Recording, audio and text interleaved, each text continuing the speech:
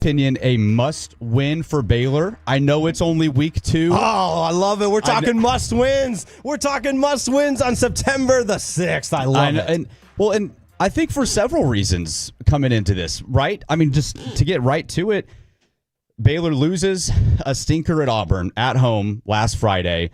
You don't want to start the season 0-2.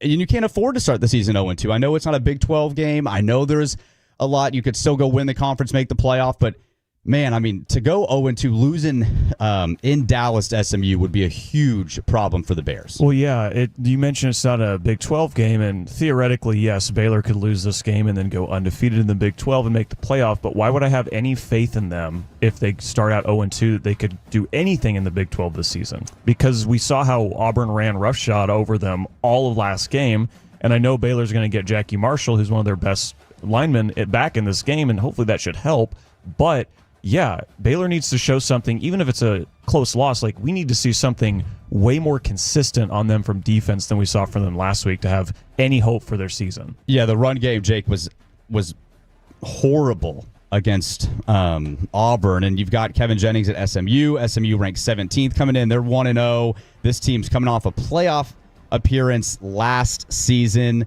Lots to be excited about if you're SMU, and if SMU's able to come out of here with a victory at home, they're going to be high on the radar again for another run in the ACC this year. No doubt about that. You guys, I mean, we're live on the fan cam this morning. Let us know where you're watching, 877-881-1053. It's Fan University, and in the most Fan University way, fellas, I had to rep my squad today because I'm all in on the Rhett Lashley Fighting Mustangs. And I know we talked about this last week, but I got the cap going on today. Carter, you got the Oklahoma polo on. I know it's a big day. We're going to talk all things Oklahoma and Michigan as well. And guys, this will be the only time I say it, but for 5 seconds, because it might be the only time they win all year, I'm repping a little Northwestern. Big win over Western Illinois in the Lakefront last night. Really intense game, 42-7, but we're feeling good this morning. And as it relates to SMU, man, I am excited to watch them go and get after it at 11 a.m. this morning. A little early kickoff. Yeah, I can't believe that isn't what you led with was Northwestern. Yeah, I know. I thought he was going there. Preston Stone, baby. Preston Stone, 3 touchdowns last night. Former SMU quarterback. That's right. You know, he bounced back from their rough start at Tulane. So, yeah, congrats to your Wildcats. It's big. It's big. But, hey, want to show some love to everybody tuning in on the Franco Injury Attorney text line as well, 877-881-1053 from the 928. And you know what? I owe this to the 928. So shout out to him. He said, Jake, we're still waiting on that Northern Arizona University Lumberjacks shout out. They stomped Utah Tech. There you go. So shout out to the Lumberjacks because you know what? At Fan University, we do not what's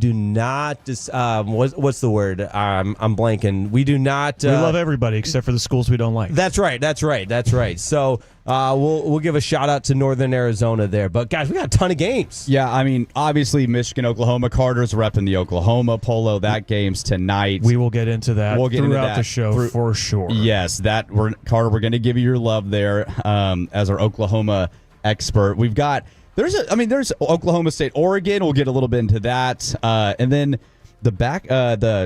what's it called? Kansas, Mizzou. The border war. That's back after 14 years of being away. That's going to be a ton of fun. One of my favorite things this week was seeing Missouri players find out that the name of this rivalry is based on history. It's not soccer. Right. Like, there's there's much more to this than just the football rivalry. There's skirmishes and actual death that happened in the 1860s that gave this rivalry its name. Right. That was fun to see. People died for this rivalry. Gen Z kids find out.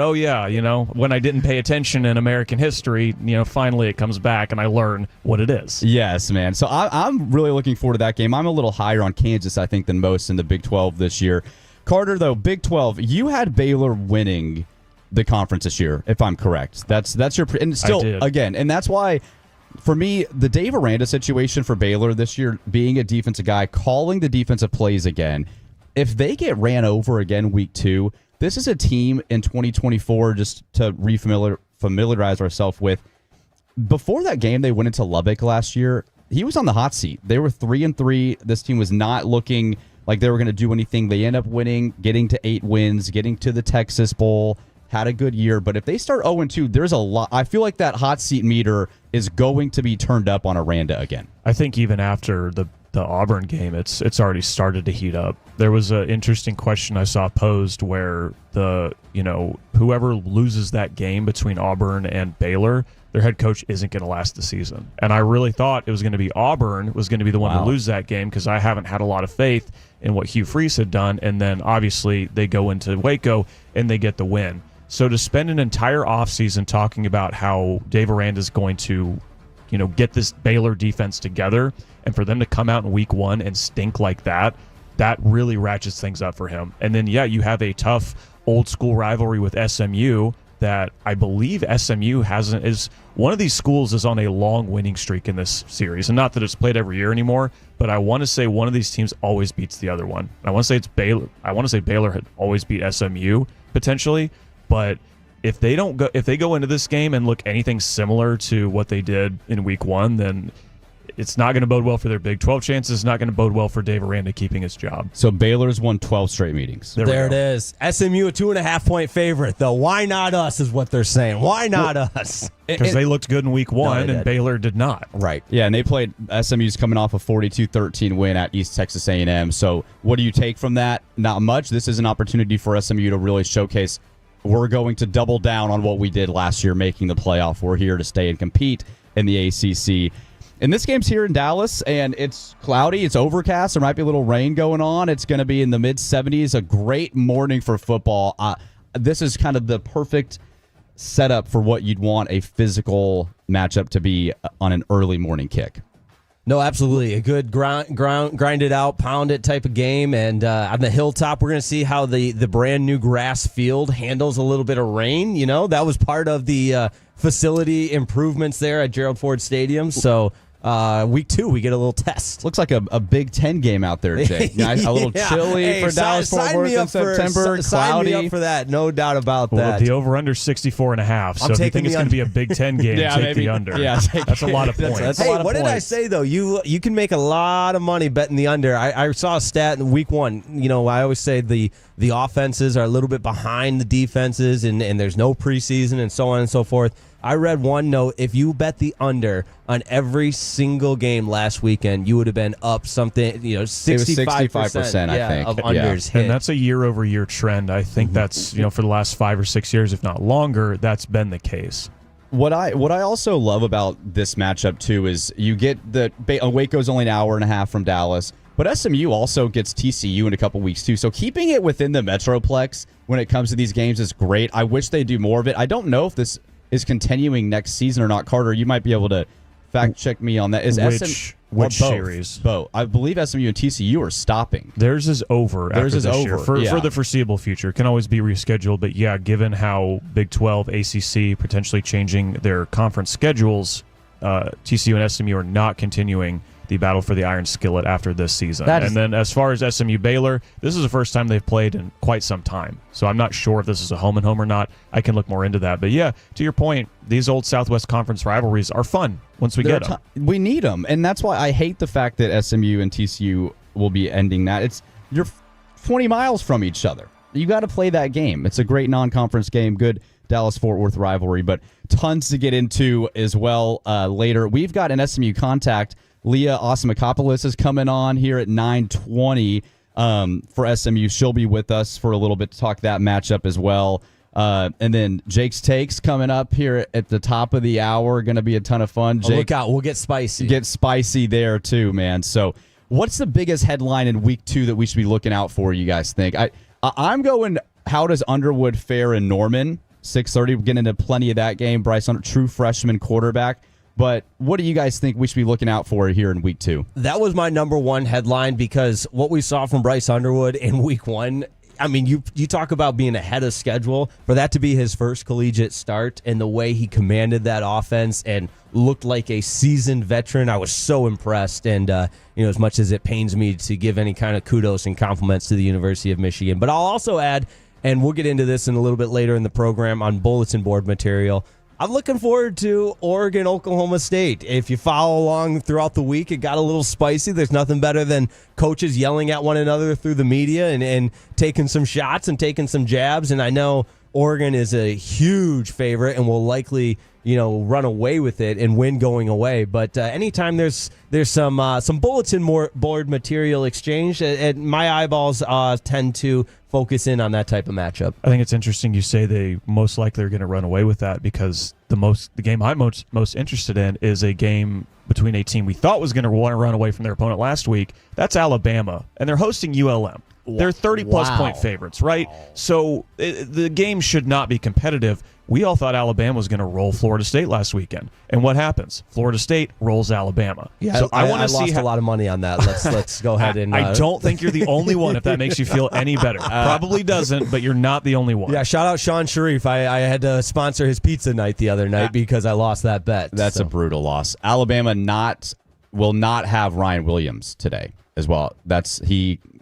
Sophomore wide receiver concussed, will not be playing this evening. So watch out for that. Maybe Louisiana Monroe has beaten Alabama before. 2007, they did knock off Alabama in Nick Saban's first year. Maybe they play maybe they knock him off again. I don't know. Put DeBoer 0-2. If DeBoer goes 0-2, I think if you're Alabama, you fire him tonight. On the spot. He doesn't on the spot. I think if you start 0-2 with the home loss to ULM, you fire him on the spot. It's going to be really interesting to see how DeBoer gets his Bama players to respond, given how all the talk for the last week has been about how soft they looked against Florida State. They got dominated on the line of scrimmage, which that is such a weird thing to say, that Alabama got dominated on the line of scrimmage, especially by a non-SEC team, not even a Big Ten team. It was Florida State coming off a 2-10 season. So I know it's ULM. They're not expected to even be much in the Sun Belt this year, but I need to see if Alabama's going to bounce back once they get into SEC play, how they go into this game, and they need to beat ULM by 55 points if I'm to have any faith in them once we get into more big games to come. Yeah, just play with a level of toughness that the University of Alabama is used to playing with. We haven't seen that much out of Kalen DeBoer. Their fan base is reeling. I mean, it feels like the end of a dynasty potentially, Jake. Yeah, and I think that reality is setting in with a lot of Alabama fans. And your wife, your beautiful wife, who I had the chance to meet last week, an Alabama alum. And it's been a rough week at home. It's been a rough week at home. Yeah, Brian, we're here for you. If you need some therapy, because I know spending some time in the state of Alabama, if and when that team does not have success, you feel it, and the passion that we talk all the time about college football, what we love so much about it, that's a big part of it. So if there's that dark cloud and morning in the Baxter home this week, and if it continues to go as poorly as it did in week one, man, just reach out. Don't be a stranger. Do not hesitate. We're here for you, brother. There won't be a Baxter home if Alabama loses tonight. I'll just say that. One other game I want to point people to is the 2:30 kick. It's Ole Miss at Kentucky. Yeah. That's a game that Ole Miss lost last year. We're talking about Ole Miss as another potential playoff contender.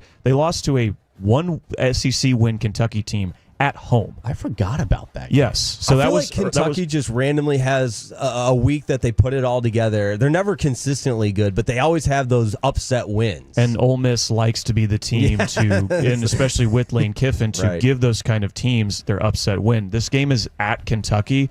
Ole Miss is ranked. Kentucky's not expected to be a lot this year. I still think it's an SEC game in week 2. I just don't think you can't go into any game, especially with what we saw from the conference last year. You can't go into any week saying, Ole Miss is going to, because they're favored by 8.5 on the road. They're not going to go in and just waltz. You don't think they are. Yeah, and Ole Miss is flying a little bit under the radar. I feel like in the SEC this year, you lose Jackson Dart. So an opportunity for them to just kind of go win a game they're supposed to win. But if they do lose this game, that almost dings their chances of probably winning the SEC with one of the weaker opponents in conference play. That's a game I didn't even know that was on the schedule. Yeah, that's our 2:30 ABC game today is Ole Miss at Kentucky, because it's Texas is our first ABC game. They host San Jose State. We'll definitely talk about them more. And then obviously Oklahoma-Michigan is our night game. Which, by the way, did you see the trailer for the E60 on Lane Kiffin that's going to drop later in September? The many different personalities of Lane Kiffin and the storyline building. And listen, as just a student of the game, I am really looking forward to just seeing how Lane Kiffin's career progressed and the twists and turns, and just seeing a deep dive on that. One other game I've got my eye on, guys, the Iowa State-Iowa rivalry, the Cy-Hawk rivalry. A lot of bragging rights in the state of Iowa there. I know they're not conference opponents, but you got Iowa State, Iowa, Fox Big Noon kickoff there. That one kicks off at 11 a.m. on Fox. And listen, there's a lot of state pride on the line. Iowa State off to a good start this season, 2-0. Could be a team that you're looking to make some noise in the Big 12. And even though obviously it's a non-conference game, a ton on the line here early on in the Cy-Hawk rivalry. Yeah, and that's a big noon kickoff game at 11 o'clock as well. I believe last year Iowa State won that game on the road on a 60-plus yard field goal. It was a pretty nutty finish to that game because that led into Iowa State having a fantastic year last year, winning 10 games for the first time in their school's history. And then they've definitely continued the momentum. Last week, Iowa State plays South Dakota, yeah, who's a good FCS program, and they just bullied them. Lost some money on that one as well. It was a tough week for me last week, guys. Got to make up for that this week. Yeah. I'm a big fan of the huge spreads, especially when it's one of those really competitive FCS schools. And I just thought, hey, they'll go in. Iowa State coming off the big win overseas, maybe a little hangover there, and it did not happen. Credit to Campbell and the Cyclones. They've looked really good in the first 2 weeks. Well, we'll get to plenty of games that Jake might be able to redeem himself money-wise. We've got Leah is it Osmakopoulos? Leah Osmakopoulos of the Dallas Morning News will join us next talking SMU Baylor right here, Fan University, 105.3 The Fan.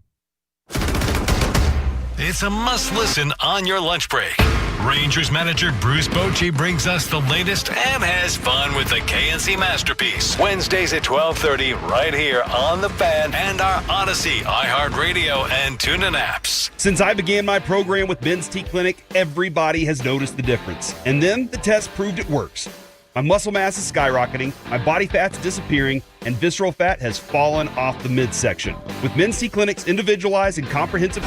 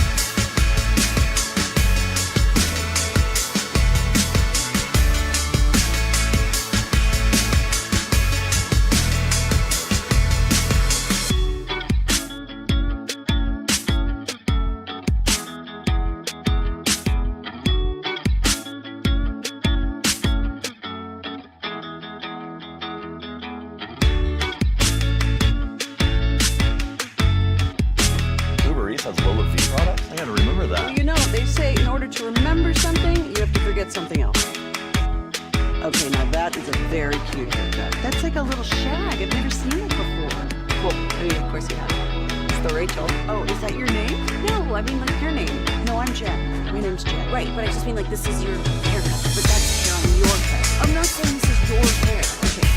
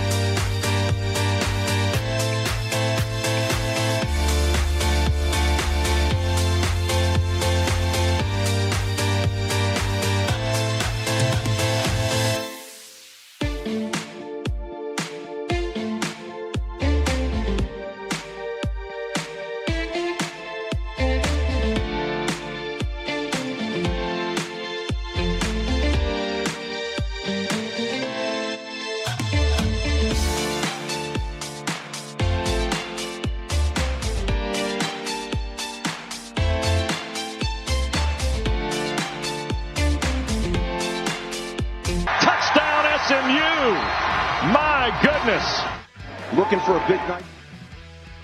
Good morning, DFW Fan University, getting you set for all the college football games, and none bigger than right here in our backyard, SMU hosting Baylor. And what better way to preview the action and get you set than to check in with SMU beat writer, and she also covers the Dallas Stars for the Dallas Morning News. We say good morning to Leah Asimakopoulos. Thanks so much for waking up early with us, although I know you're ready to go, already tweeting out some updates on this big game. Good morning. How are you, Leah? I'm great. Thanks for having me. Absolutely, absolutely. We'll start right at the very top. SMU coming off a big win, looked pretty good in week one, number one. Of course, that against East Texas A&M, totally different opponent here in the Baylor Bears. What's the week been like leading up to this game, the week of practice, and an opportunity for SMU to make quite the statement early in this season? Yeah, I think a lot of excitement. You know, this is a rivalry that has some history back to the Southwest Conference days. Anytime SMU plays another power conference school in state, there's always a lot of excitement. You know, there's going to be a lot of Baylor fans that make the trip. And I think, SMU sees it as a test. Obviously, they did win by 30 or so points last week, as they expected to. So this is going to be really the first real test for them to see how they stack up against another power conference team. And Baylor was humbled a little bit in their first game of the season against Auburn. So both teams here really need this win. And SMU and Baylor both might be without some key players to do so. So, a lot of storylines going into this one, but should be a fun one.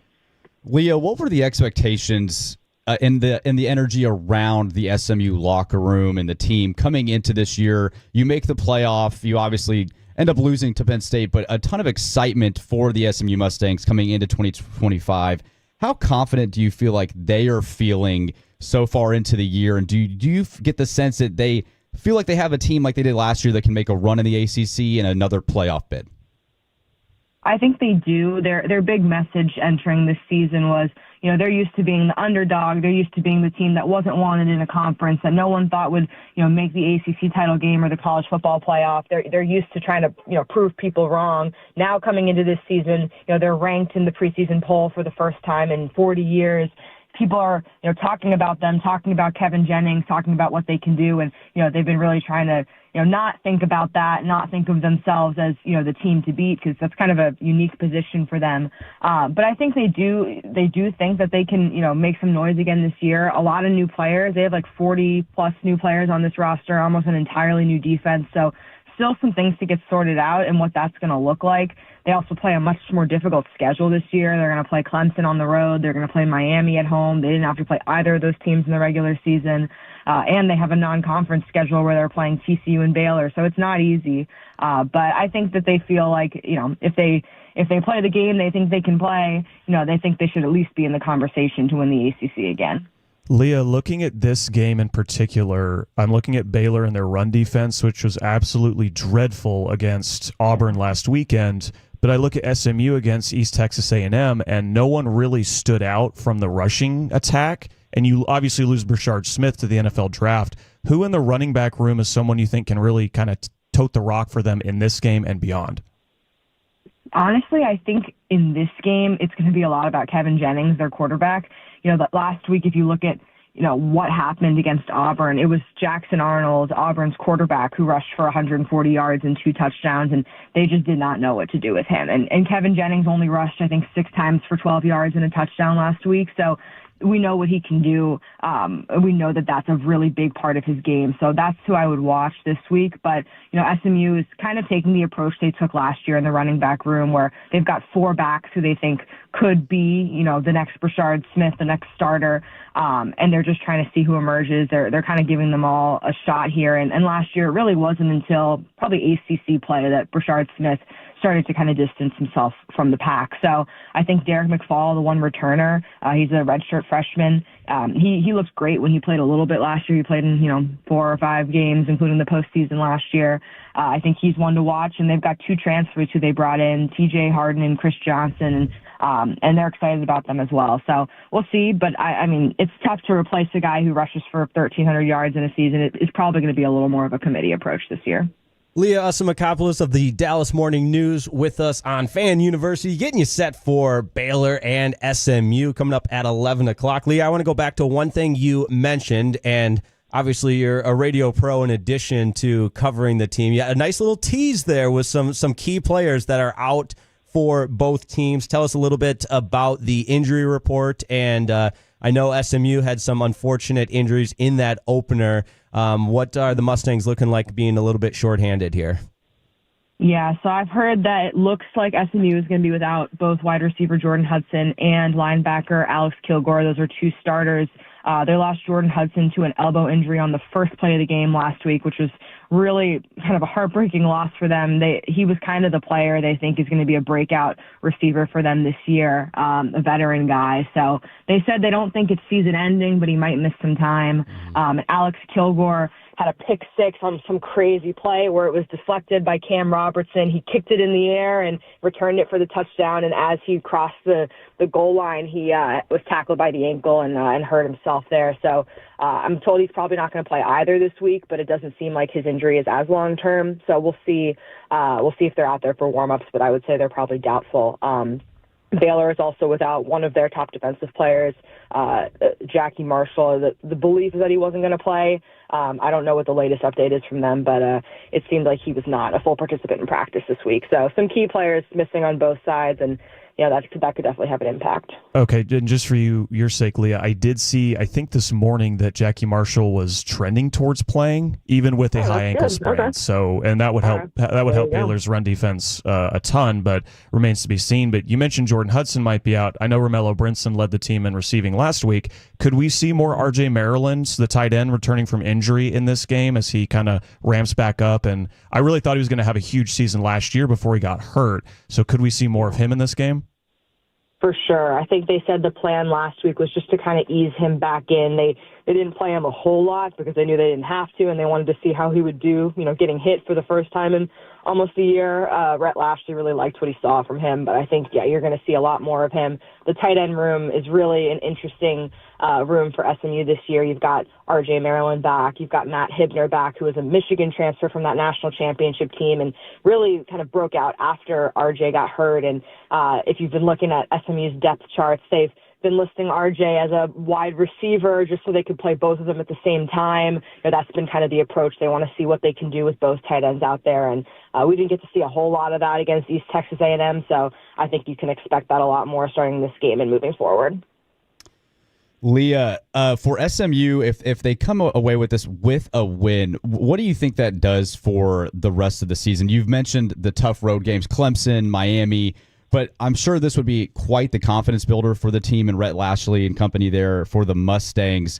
If SMU is able to win at home here at 11 a.m. in Dallas, what do you think that does for the rest of the season, setting the tone?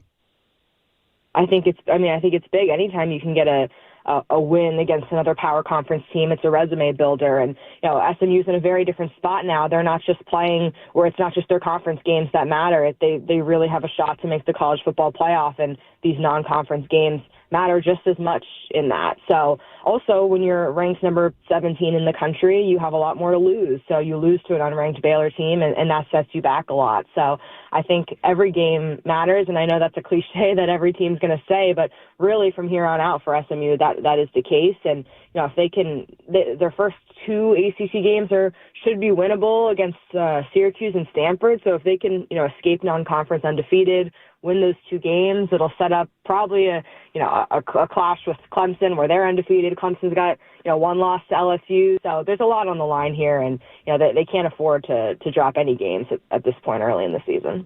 Leah, we can't thank you enough for spending some time with us this morning on Fan University. Stay dry. I assume you got a nice comfy spot in the press box, right? Yes. Weather's not a factor. No, but it's football weather. We love that. I'm ready for it. Absolutely, absolutely. And you know what? I would be totally remiss if I didn't at least mention, hey, Preston Stone last night, 3 touchdowns, right? Are we believing in the Cats? I am. I'm a Northwestern grad, That's so right. I know you are too. So we are very excited about that. I know people weren't too happy after that first game against Tulane, but I'm hoping Preston's back. So I'm rooting for my Wildcats. There you go. Have a great day. We appreciate it so much, Leah, and we'll talk to you at a later time. Thanks so much. Thanks. Have a good one.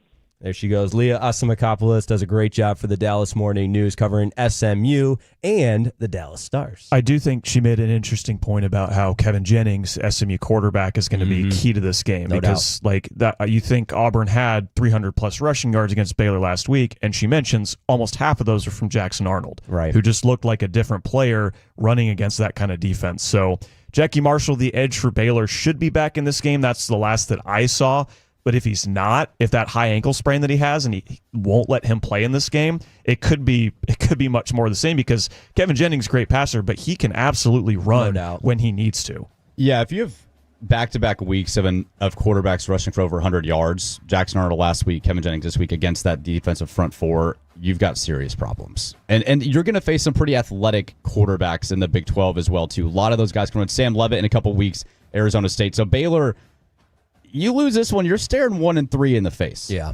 But if they do get their defense, if they have changed things, gotten it figured out over the last couple of weeks, at least to a manageable level on defense, I mean, Sawyer Robertson had 400-plus passing yards against Auburn. I do not want that to be lost. Right. We've talked a lot about how Baylor's run defense and their defense in general was not good against Auburn, but their offense, for the most part, did look pretty good. And you just can't keep getting into shootouts like that. And I talked to a Baylor guy this week who said, hey, we feel fine. Like Auburn, he said, we assume we were going to kind of split either SMU Auburn. We were going to come out of this 1-1. So I think Baylor Bear fans, if you do win this game at SMU, you're kind of where you want to be heading into, I think you've got one more non-conference game, but then into Big 12 play. So they feel comfortable with one-on-one.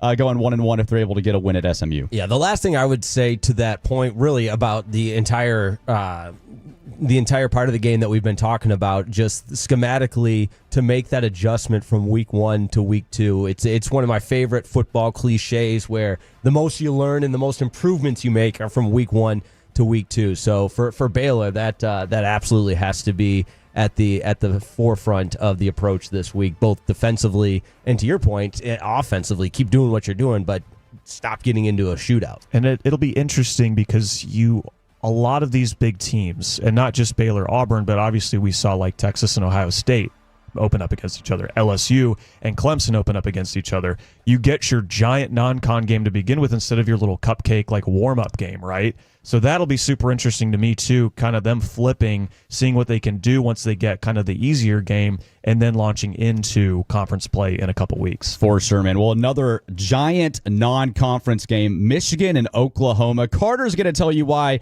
you should be backing his Oklahoma Sooners. Coming up, you are listening to Fan University on 105.3 The Fan. The IRS finally caught up with Louie. I hadn't paid my taxes.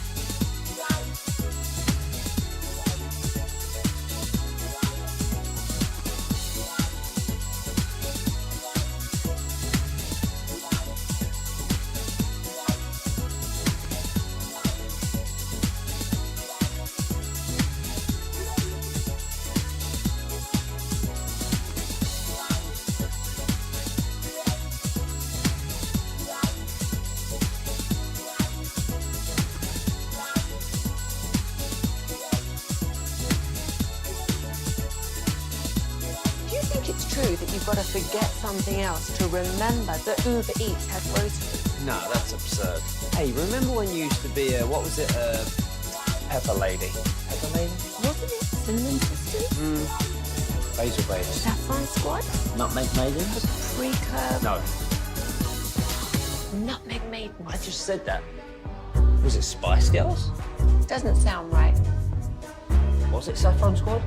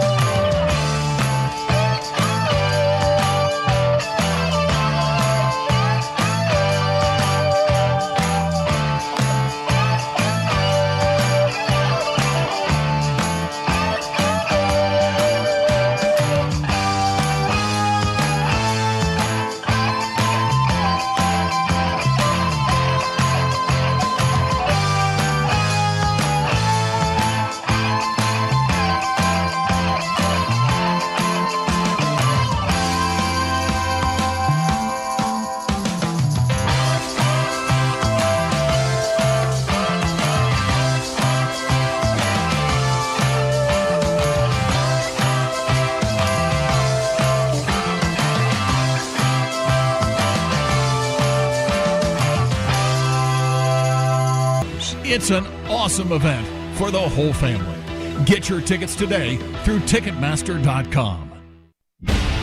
It's the Fan University, and this segment is brought to you by Classic Chevrolet. If you're in the market to upgrade your vehicle, get to Classic Chevrolet in Grapevine. Back-to-back #1 Chevy dealership in the world. They've got more new Chevys than anyone, and they're all priced to sell. Silverado, Tahoe, Blazers, Malibus, Equinox, and more. Visit ClassicChevrolet.com. This is Texas. This is Classic Chevrolet. Together, let's drive, relax, and enjoy the difference. Based on new Chevy registrations 2023 and 2024. Second and goal from the 7. Mateer going to keep it.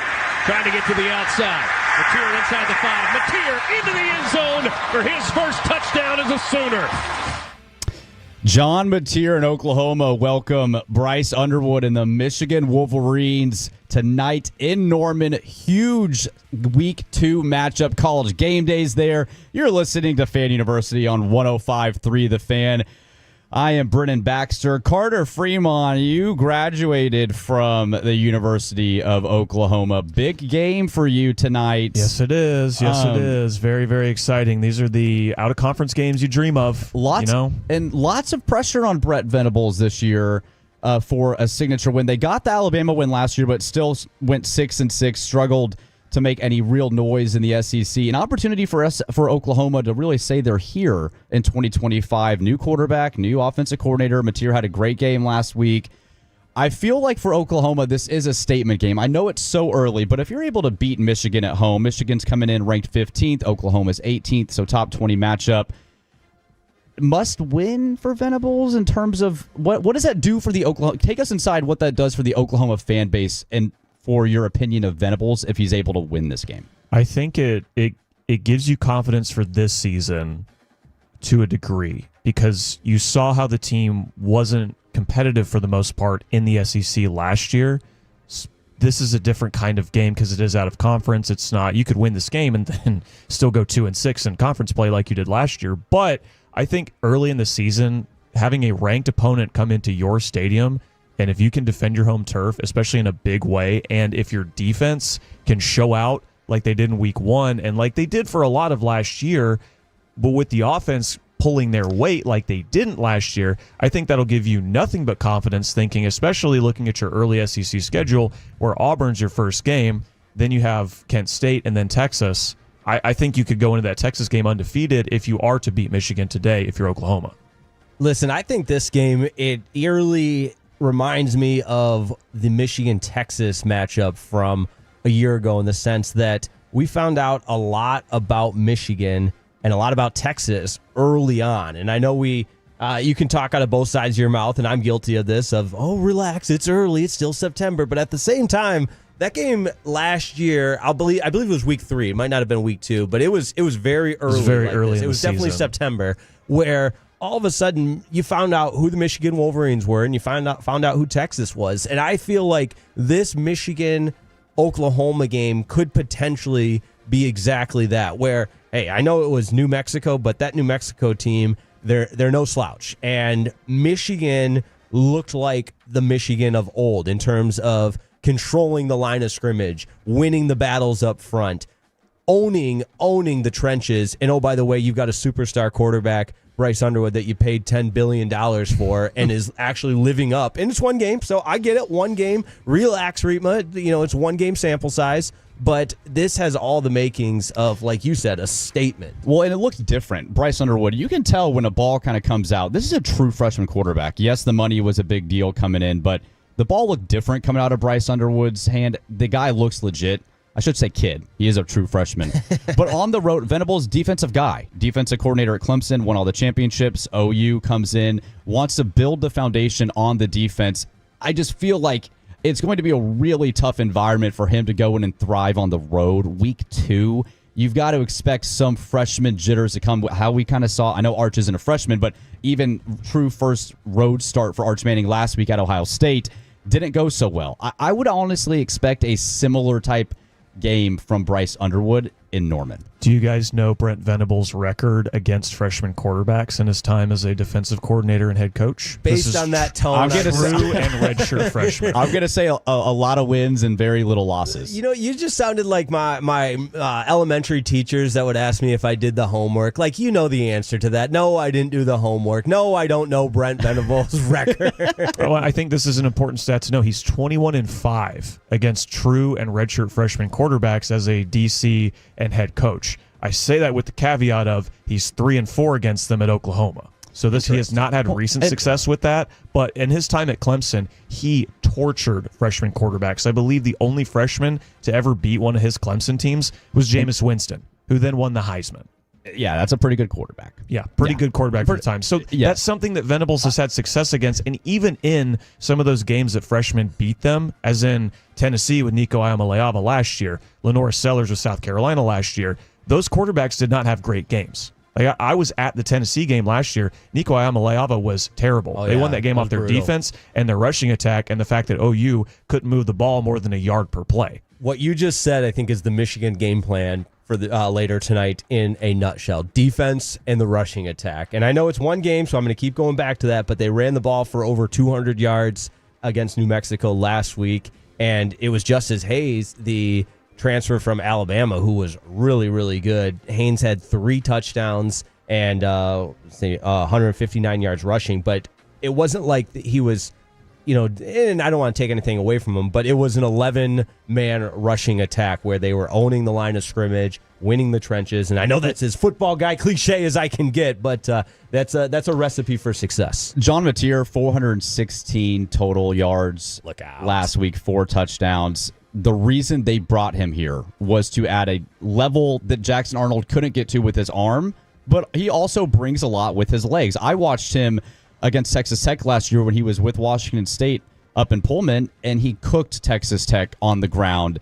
So he adds both dimensions for OU's offense. It's why he's here. I do think that level of having the ability to beat Michigan with the passing game, if this was Jackson Arnold starting, I know Jackson played great against Baylor, I'd be a lot more nervous. I'm much higher on John Mateer than I am Jackson Arnold. I think OU's receivers are finally healthy. Last year they were decimated in the receiver room. And on Michigan's side, I'm not confident in their skill players. I don't love the wide receiver room at Michigan. Bryce Underwood, freshman. I know Michigan's coming in with a good defense.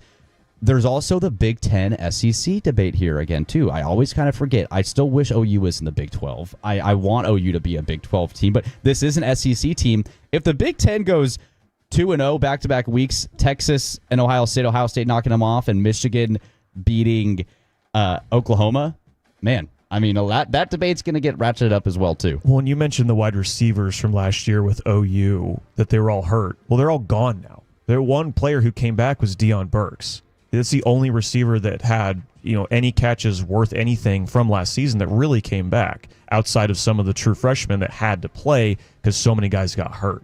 So, yes, Keontez Lewis had a great game in his first game at OU. Jaron Kanik was a linebacker last year. He's now your starting tight end. That's how light they are at tight end.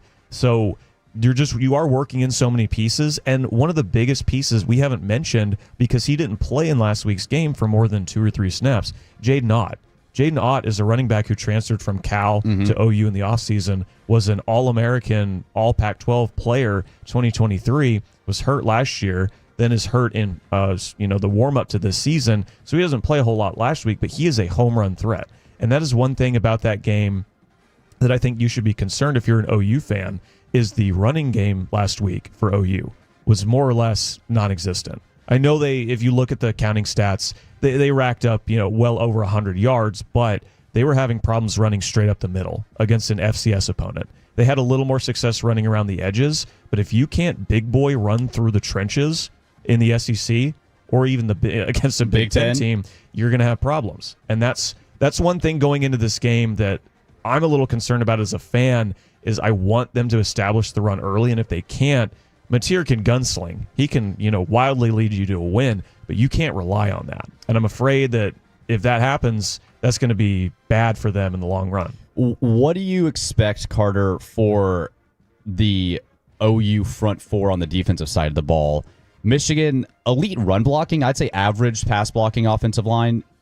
Does that Jake mentioned it's the trenches, but how much of that will impact the result of the game? Is OU going to be able to apply pressure? What's their front four look like this year? I mean, they should be where they should have all the success in the world. I think they have a top 3 defensive line in the SEC. I think that's how good it's going to be, and I think the defense could be top 3 overall by the end of the year. I think the secondary can be that good, but to the point of the defensive line, it's R. Mason Thomas, it's Jaden Jackson, it's Dominic Williams, it's dudes who have been there for a year or two in Venables' system that have gotten better and better the longer they've played in it. R. Mason Thomas got the nickname of the closer last year because the games that OU won, not that there were very many of them, but the ones that they did, R. Mason Thomas was showing up at the end, sacking the quarterback, getting turnovers, and helping them win. But this is what OU fans have been wanting for a long time, is a defense that is stout, that tackles and tackles well. And that's going to lead into the Venables really good against freshman quarterback stat. These are the guys that he's going to mix coverages, mix signals, and try and confuse the Bryce Underwood so that he has kind of a rough time in his first road start. And Jake, that was my thought too. This feels like the first defense Venables has had at OU where he's like, these are my guys. This is the unit I've wanted. This reminds him maybe of the Clemson. I might be a little off base there, but like you mentioned the front four. You said SEC. I think it might be a top 5 unit in the entire country. So I would love that. That's the guy wearing the OU shirt. You're wearing the OU polo. I'm not. But I do feel like Venables is really excited about his defense this year. And he was last year too. But when the defense plays 90 more minutes of game time than the offense, there's only so much they can do. Not a great recipe. And that's talking about John Mateer. He watching him last week, that dude can lead an offense. He can control an offense. And that's something Jackson Arnold and Malik Hawkins couldn't do last year. Michael Hawkins, excuse me. So just the fact that Mateer can slow things down, not get the offense out of sync like they were for most of last year, they can find some level of balance where the defense isn't on the field for a game and a half more than the offense is. That's going to be a recipe for success. But, I mean, to the Michigan angle, there's still a team that won a national championship 2 years ago, and Bryce Underwood looked like the real deal. He looked like he belonged last week. So it's and speaking of the Michigan angle, they'll have their head coach, Sharon Moore, because he gets to pick and choose when he's going to be suspended. So this is a big game. Why do you utilize a suspension? Why not wait till you're playing a directional school from the middle of nowhere? Don't forget, he gets the 2-1. He gets 2 games this year, and then he gets 1 next year. But the reason that he's not suspended for this game, he played at Oklahoma. Yeah. He played at OU in the mid-2000s, won a couple Big 12 titles with them. That is an interesting storyline. So it's like Josh Heupel when he came back to OU with Tennessee last year. They're like, oh, we'll have Sharon Moore come back, and then he can be suspended again. I think it's Nebraska, and I don't know who they play next week. It is Nebraska. It is a little ridiculous. Typical NCAA right there. Well, Jake, speaking of coaches and what's coming up around the corner, there has been some wild coaching conversations and press conferences. Jake's take around the corner. Jake, what can we look forward to? Oh, guys, coming up at 10 o'clock. There are a few things in life that I enjoy more than adults taking shots at one another through the media. We're going to go over some of the week's best audio. That's next on Jake's Takes here on Fan University. Take us.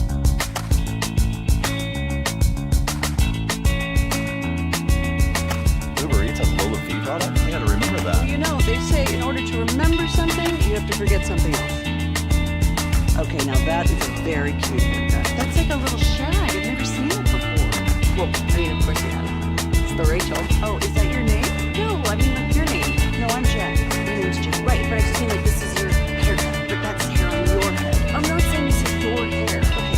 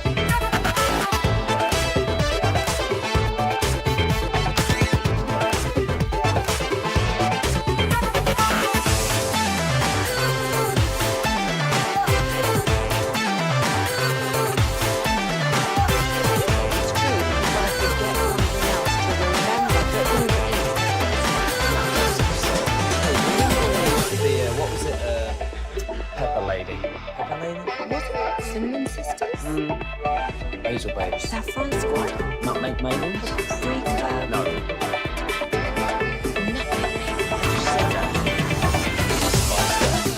Doesn't sound right. What's it saffron squad?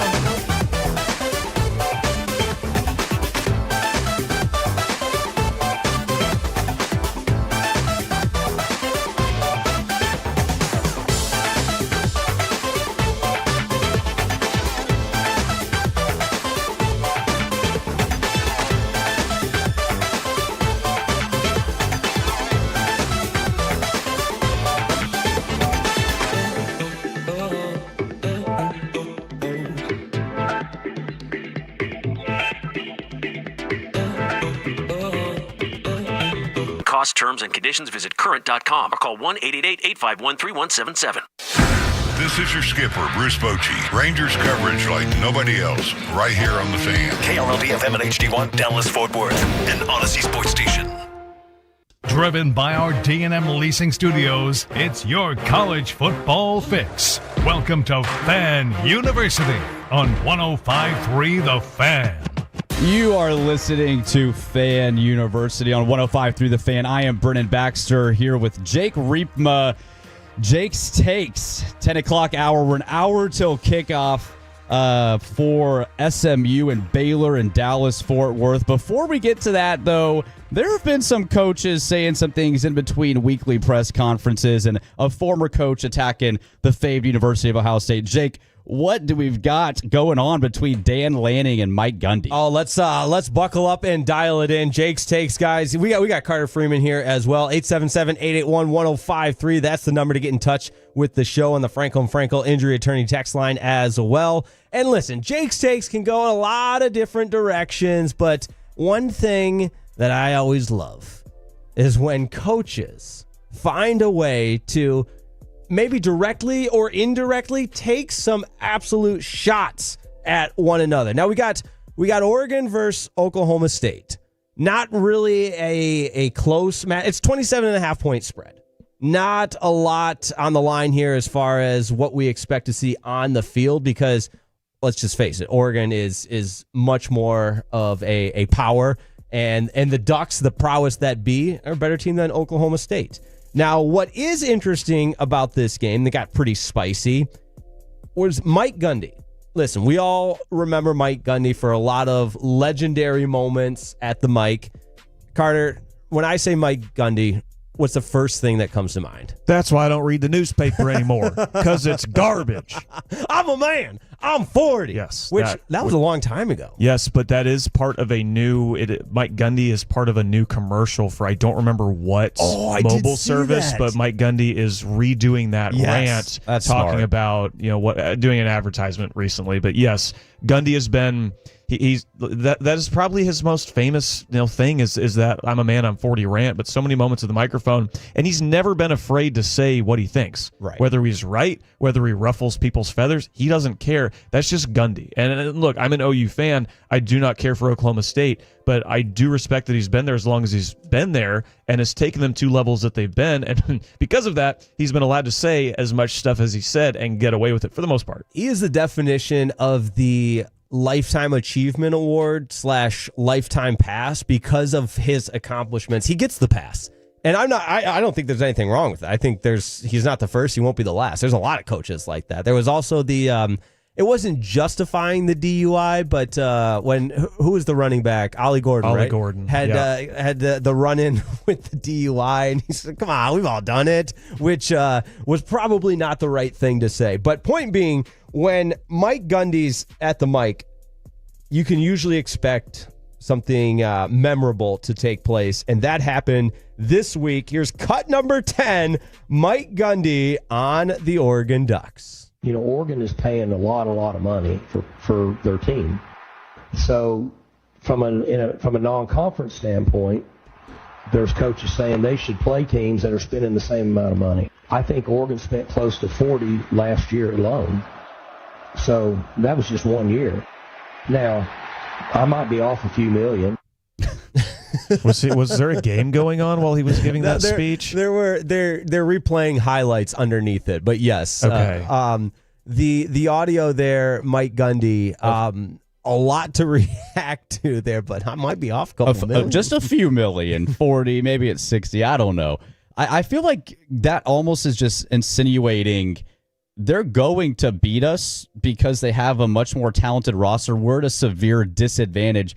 Is that the message you really want to be sending to your team before the game? Like, hey, guys, they've spent more money than us, and we're probably not going to have the talent they do. That'll be the reason why we lose. Here's the thing with that soundbite. I get what he's saying. You're quantifying the investment made, and it's almost, you could equate it to a salary cap or lack thereof in baseball. Like, what do people always say? Oh, the Dodgers, they're bought and paid for, and that's why they win. And I feel like that's the point he's insinuating, which by the logic and definition of it, he's not really wrong. But to your point, why are you saying that to your team? Why are you saying that publicly? He's made a lot of comments like that where it's really, should teams with similar budgets in NIL and in their athletic departments only play each other?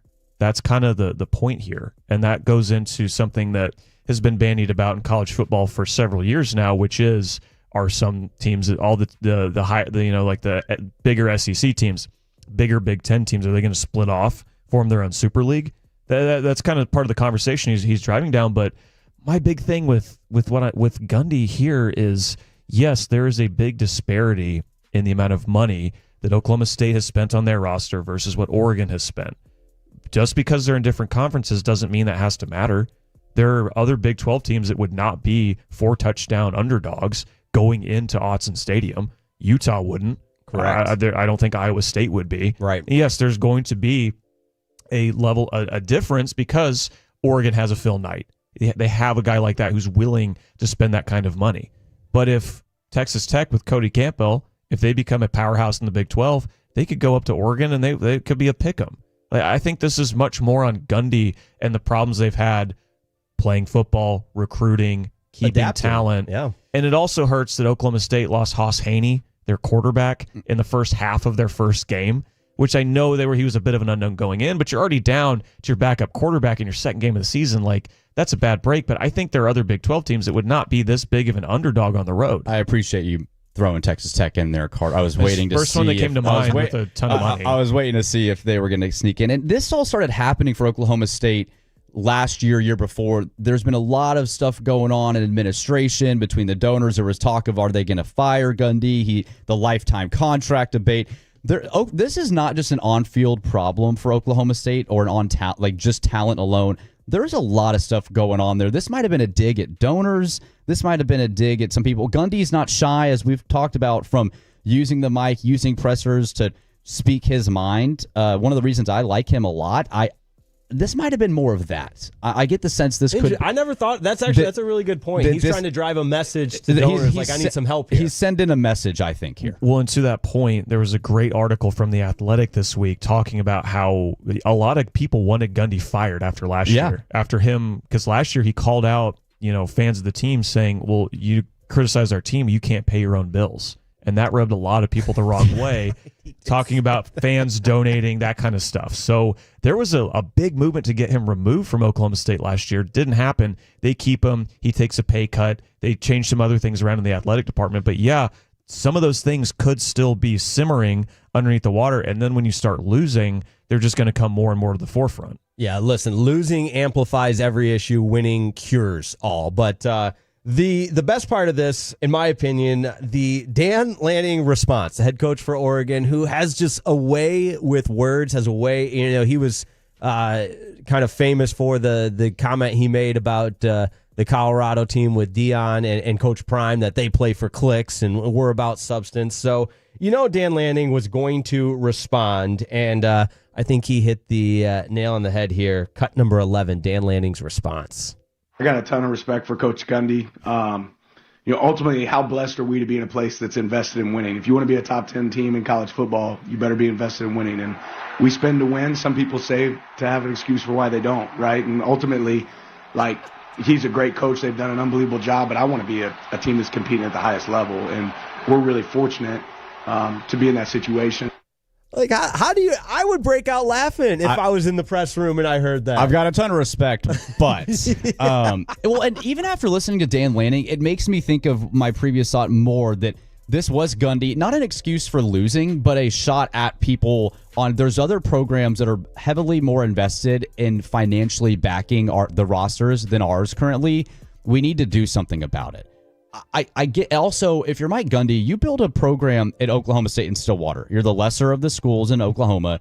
You did a phenomenal job consistently getting into the top 15, 20, perennial 9, 10 win seasons. And you did that through the traditional avenues of building a program, and now that's gone.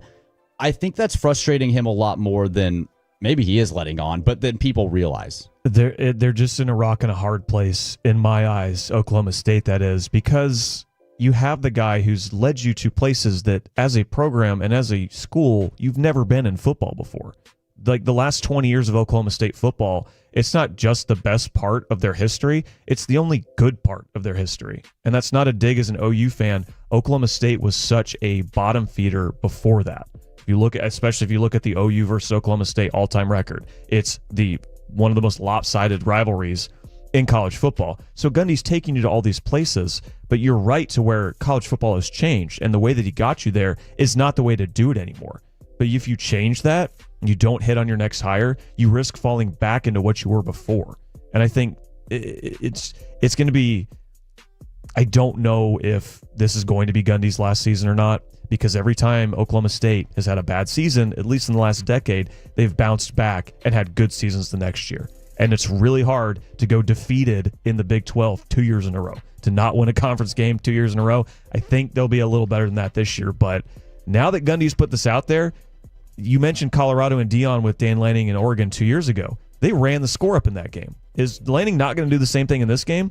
Like, you baited the beast. Now he's going to attack. Yeah, he absolutely will. And that's why, I think we've covered the Oklahoma State angle very well here. But the Oregon angle, to Lanning's point, they're invested in winning, and that's all you can ask for as a coach. But just because you have the resources doesn't mean the product out on the field becomes a perennial power and a consistent conference champion contender. What Dan Lanning has built at Oregon deserves a ton of credit, because, this is a guy that I still think at some point will be a coach in the NFL before it's all said and done, and had a lot of interest. And aside from just motivating his guys, the talent on the field and everything else, it just seems like the Oregon program is in a really, really good spot.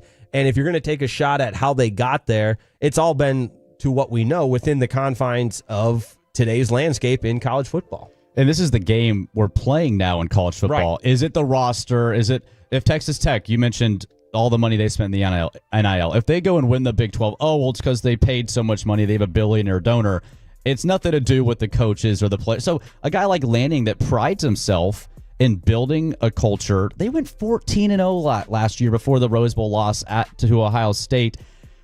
It's going to peeve these guys, man. They're going to want to say, hey, I'm still a good football coach. It's not because I've got Phil Knight. Certainly it helps and we're invested in winning, but X's and O's still matter. Coaching the guys still matter. And I think that's Lanning's frustration here. Yeah. And to that point, I think he's going to showcase it today, because any chance Dan Lanning in his history has gotten when something like this has happened, Dan Lanning is going to score as much as he possibly can. And look, in modern college football, I don't think you can go into any game and say, for sure, this is going to be a blowout when it comes to power conference teams playing each other. We saw that with Alabama and Florida State last week. But this has just bloodbath. I like the Ducks minus 27.5. I like them to win by 35. Sure. I see it at 28.5 here. So, that number could still be rising at this point. But yeah, this is 2:30 on CBS. You might want to tune in and just see how ugly that thing could get. Absolutely. It's Fan University right here on 105.3 The Fan. We thank you for tuning in. It's Jake's Takes. And from some current coaches to a legendary past coach. Obviously, one of the biggest stories in college football in week 1, Ohio State defending the shoe, getting the win over Texas. But that wasn't enough to impress one Lou Holtz, because the Lou Holtz Ryan Day rivalry, guys, it lives on. This is cut number 12, Lou Holtz on Ohio State. But you remember me telling you that I don't think Ohio State's a great football team. I know the schedule is very, very good, but when you're at home and you're outgained by well over 100 yards, you just can't look at it and say, okay, we're great. We won the game. Everybody look, yeah, they are 1-0. And that's the objective they had going into that game. But they're not a great football team. I would not be overwhelmed about facing Ohio State. I got to tell you, I don't think they're a great football team. They put their pants on the same way we do. I need a Ryan Day. I'd like to know where Lou Holtz is right now. So bad. Does Lou Holtz hate Ohio State more than political parties hate each other? It seems like the most hated, enemy of a guy that you just... Why? I mean, I know Lou Holtz is a Notre Dame guy, but... Ryan Day, listen, I could get on board with some Ryan Day hate. Not the right guy to ask, I guess. Yeah, he shut me up. I was so out on Ohio State after they lost to Michigan, then they run the table and win the national championship. They're coming off a national championship and beating the number one team in the country. You can say whether Texas was deserved of that ranking or not, but they were number one coming in. The hate just doesn't make sense. It's not. This is not the place to say this team is not a very good football team. I don't know what you're talking about, Brendan. This is college football. It's all about hate. That's right. The hate is perfectly placed. And don't forget who Ohio State beat in the national championship game last year. Yes. It was Notre Dame. There's probably some bitterness there, but to his credit, I did not realize Texas outgained Ohio State by over 100 yards. Yeah, Lou's just speaking the truth. There's nothing but facts, and I knew that the same way we do. I knew that Texas had a much better day running the football than Ohio State did. I did not realize that they had that much better day. They almost outrushed them by 100 yards, but yeah, I mean, Ohio State did have some struggles. They were breaking in the same thing that Texas was, a new quarterback, and he got the home start, and that ended up being a better thing for him. But he did not have the best game as well, so that'll be a storyline to watch if they go on the road. I'm not sure what their toughest road game will be, but, well, they do play Michigan this year, but that's at the end of the season. But that'll be something to watch, too, is Julian Sain in Ohio State. What's his first road start going to be like? Arches was tough. Is Julian Sain's going to be the same thing? Good question, which I should add just some context here as we wrap it up. Jake's takes on Fan University here on 105.3 The Fan. Lou Holtz did, and this is part of the tweet, but the audio is just, anytime you got Lou Holtz audio, we got to have that. But the tweet Lou Holtz put out said, I wrote Ryan Day a congratulatory letter after the national championship, but never heard back. That's his choice. He's a good coach, a good recruiter, and his record speaks for itself, but let's not get carried away. The Big Ten doesn't have many great teams this year. I don't disagree. I think there's three great teams in the Big Ten. It's Ohio State, it's Oregon, and it's Penn State. Someone can jump up from that beneath them and join them potentially. Michigan could maybe do that if they beat OU today. Yeah, Michigan's got an opportunity. But I'm not totally against that idea where, yes, they're not going to play the best teams, but Ohio State did play Texas to begin the season. I mean, don't say that Ohio State's not out here scheduling tough teams. That's a good point. Well, we're going to get back to the Michigan-Oklahoma game here coming up. Eddie Redassovich is coming up from Suter Scoop on 3. You're listening to 105.3 The Fan. Our goal is to have you winning every sports...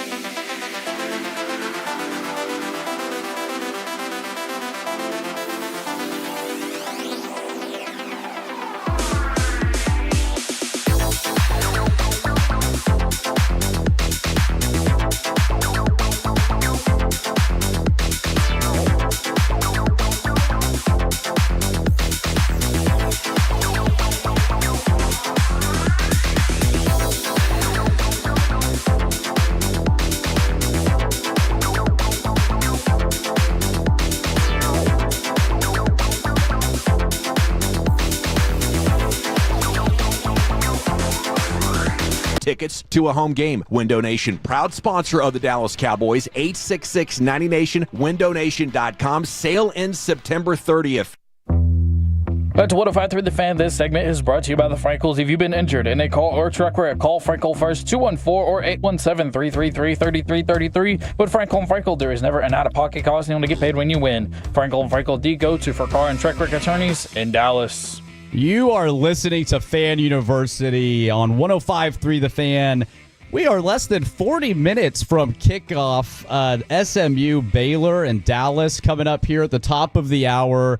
We've got the Cy-Hawk rivalry, Iowa State. And then there's a game at 6:30 tonight. Michigan at Oklahoma. We've been covering it most of the morning. Wanted to get back to that game. Carter, for Oklahoma, we've talked a lot about this so far this morning. What's the excitement level for OU grads and alumni right now for this game? I'm super excited. I was hoping to get up to Norman for this game. Wasn't able to, so I'll be watching it here in Dallas with my buds. But these are the big kind of out-of-conference games you dream of, right? Like, you schedule these 10 years in advance. And then if you're a sicko like me, you look at the schedule thinking, trying to plan, I want to be at this game, or I want to go to this place or that place, wherever, what may have you. But yes, this is super exciting. And I'm trying to think of the last big out-of-conference game that happened in Norman.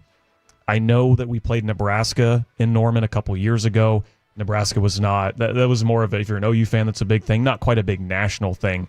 So I'm thinking maybe back to Ohio State when we hosted them in 2016. Like, it's been a minute since I think a big-time game like this has happened in Norman.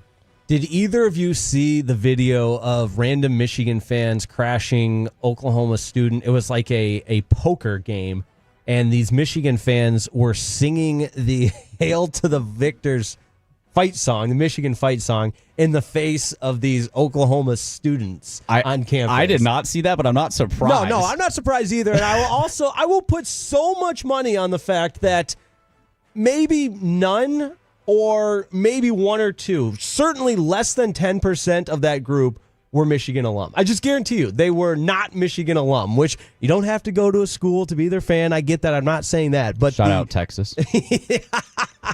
Listen, I'm not trying to get anybody upset here, but I just was like, man, that's, and to Carter, what Carter and I talk about all the time, and Brennan, you as well, that we love the hate. That's part of what makes college football so great. But, to roll into enemy territory on campus and just be singing the fight song in the opponent's fan base's face, and we saw the scuffle between the fan at LSU and Clemson. We've seen lots of different where it boils over to the next level. Fortunately, this one did not. So, a couple of fan texts to get in here at 877-881-1053 from the 469. Oklahoma is getting their bleep kicked. Whoa. Sorry, Carter. There you go. That one addressed you by name from the 469. Let the hate flow through you, Jake. That's from my guy, Kid Muse, which I got to be careful. I'm not a hater on most things in life, but,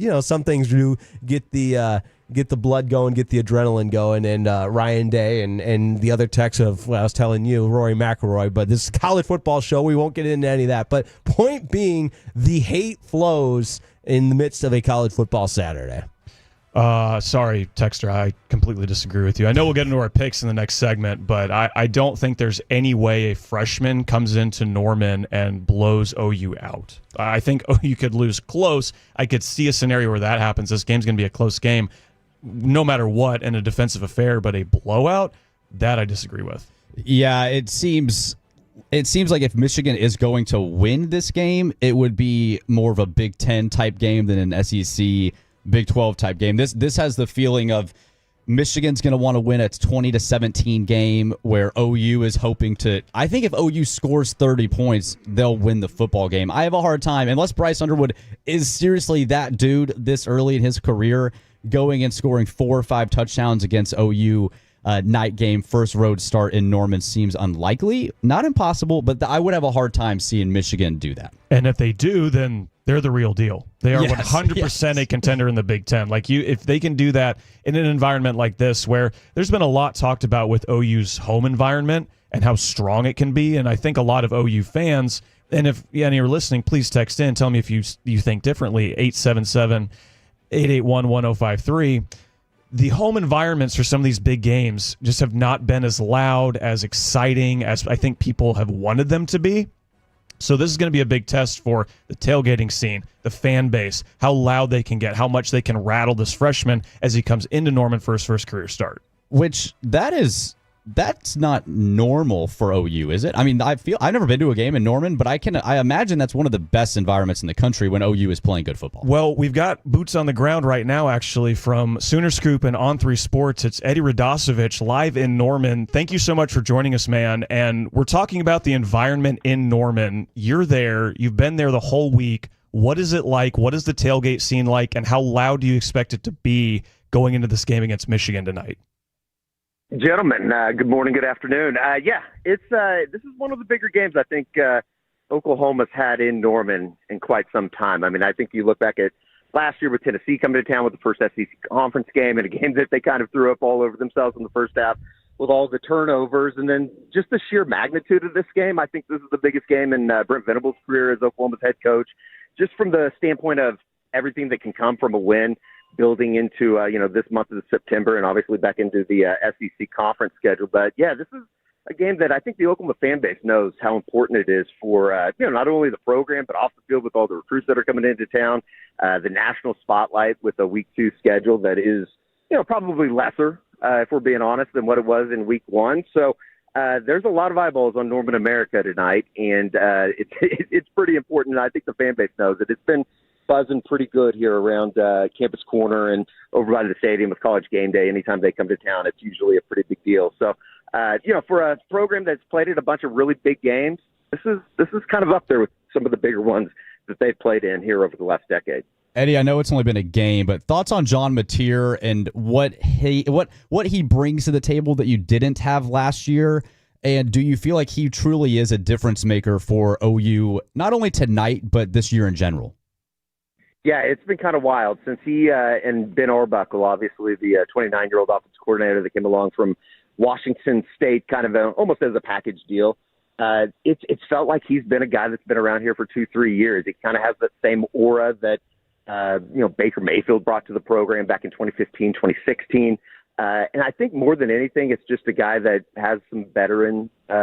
He's played a bunch of college football in the grand scheme of things compared to what they saw a year ago. And, for a fan base, I think that was so beaten down by an offense last year that was one of the worst in the modern era of the University of Oklahoma. I think he just offers hope. And I think that that's kind of the biggest thing. And then obviously the way that he kind of infatuated himself within the locker room with his teammates, it just kind of seems like he's one of those veteran guys. I thought he played great last week. I think, for the first time in a while, Oklahoma saw an offense that can move the football down the field, 392, breaking Baker Mayfield's 388 in the career debut with Oklahoma. So it's a big one tonight. I think that, we learned a little bit. We were able to see it a little bit last week with Illinois State, but this is kind of the first real true big test for Oklahoma and the offense and Arbuckle and Mateer. And, I think that it's going to be rather important to see Oklahoma's offensive line take a step in the right direction. But, yeah, it's been kind of night and day compared to what it was a year ago with, just kind of the just awful offensive football. There's no other way to put it. 100%. It was as bad in the Power 4 as it got last year. Watching that was not fun. But one thing that should be fun, and you mentioned the offensive line, I kind of want to get into that. OU had a tough time running the ball against an FCS opponent last week. I know Torrey Blaylock had some good runs, but Javonte Barnes looked slow. What about Jaden Ott? Jaden Ott was a big name they brought in. I know he was hurt leading up to the season, didn't play a whole lot in that game. What do you expect him, what kind of level of touches do you expect him to get in this game, where I think OU needs to establish running the ball early if they're going to win this game? No doubt. I 100% agree. I think that from an offensive line standpoint, first off, they should get Michael Susi back and available this week. They should have Heath Ozida available this week. They should have Derek Simmons back available this week. Those are 3 guys that could start. It's kind of unique in that Michael Susi being a true freshman, he could be starting his first game, his first career action against Michigan today, which would be quite fascinating. I think that, he obviously was part of an offensive line group that came in with I think that the tab is maybe the best offensive line group that Bill Beatable had brought in that 2025 recruiting class. So starting there, you feel a little bit better about the offensive line situation. I thought they were pretty good in pass pro. And then the Jay Knott thing, guys, if he doesn't play today, there were so many question marks. He missed a little bit of time during the preseason with an AC joint injury in his shoulder. It was kind of surprising just how little he played a week ago. I know, they were trying to be a little bit cautious with him. If he doesn't play today and isn't a big part of this offense, there might be an insurrection like January 6th in Norman on Monday morning, particularly in DeMarco Murray's running back room. So I think that there's a lot of people that feel like he's going to play. I know that he's going to, or he was a big part of the game plan going throughout the week through practice. The interesting part is going to be Torrey Blaylock. He had a shoulder injury at the end of the game last week, in the third quarter, really. He didn't practice on Monday and Tuesday. It sounded like he practiced a little bit at the end of the week. So I think that there's a little bit of a question mark with if they're going to have the true freshman running back who was pretty good last week in a run game that wasn't very good. So it's going to be fascinating to see how they put Jaden Knott into the backfield, because he was a guy that, Jim Nagy in the front office kind of identified even before he got out of, or before he went into the portal, and then he was only in there for about 24 hours and ended up in Norman. So there's a lot of excitement around him. He's been really good through the preseason when he's been able to practice, and I would expect him to, be a big part of this game plan moving forward into tonight's game. Eddie, we appreciate you being on Fan University with us, and I got to level with you. I am from Michigan, covered the Michigan Wolverines for a while. I come in peace. I just would love your perspective, because you talk about aura and hype and everything, and if you talk to the opponent today, they would tell you, there's not a more fascinating and exciting player in college football than Bryce Underwood. And obviously, it's a one-game sample size, but from the Oklahoma perspective, as a game planning, and Carter has told us at lengths about how good Brent Venables has been against freshman quarterbacks, and the numbers speak from themselves. But from the pulse there in Norman, with this big brand like Michigan coming in with a star quarterback that they paid $1 billion for, what's the conversation been like around this Michigan team? Yeah, I mean, it's fascinating, because I think that, obviously Bryce Underwood's going to be fantastic when it's all said and done. And making his first career road start, I would imagine that Oklahoma, and as you said, Brent Venables historically has been really good against freshman quarterbacks. I think the number's 21-5. That kind of comes with an addendum, though, right? I mean, at Clemson and at Oklahoma, when he would play some of these freshman quarterbacks, he's only 4-3 during this current stint. They had really good offenses that could push, the ball down the field and be the difference in the game. Obviously, the defense is really good, but I think that they're going to want to hit him early and often. And, I think that they feel like they have a pretty good matchup with Oklahoma secondary versus Michigan's wide receivers, which makes it even more interesting how much Michigan and Chip Lindsey is going to ask Bryce Underwood to do today. I don't know if he's going to throw the ball 31 times. In fact, I would be a little bit surprised if he did, like he did last week up at Ann Arbor in his debut. But, I think the thing everybody's been saying around Norman this week is get him this year, because it's going to be much, much tougher next year when Oklahoma goes up to Ann Arbor. So I'm excited. I think just from a, college football fan standpoint, anytime that you can get the blue blood programs on the field early in a season, it's a good thing. And, it kind of reminds me of when Notre Dame, the Ohio States of the world have come to town, that you just feel the big game kind of, it's not necessarily a narrative. You just feel it in the atmosphere. It's a massive, massive college football game. And I think anybody that subscribes to the sport kind of appreciates it on a level of, just loving the world of college football. So I'm excited. I'm excited to see this kid in person. I've obviously seen him on tape and saw him in high school, even before he committed to Michigan, but very, very interested to see how Oklahoma goes about defending him. And, for both teams, I think that the tackle position on both sides of the ball is going to be attacked and attacked often. So who's going to win that? Is it going to be a TJ guy, or is it going to be an R. Mason Thomas?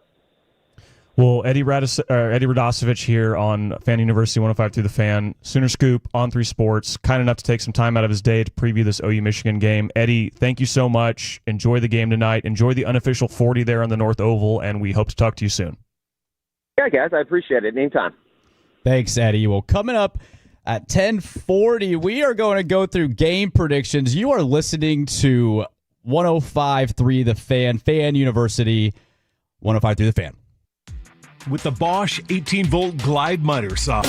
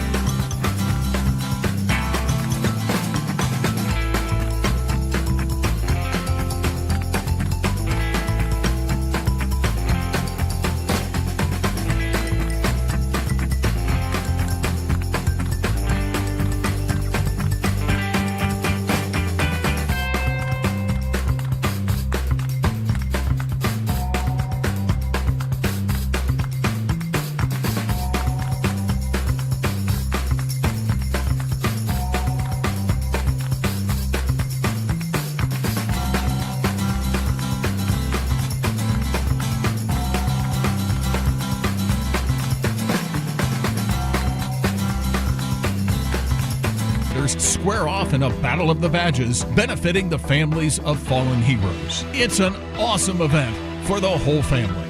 Get your tickets today through Ticketmaster.com.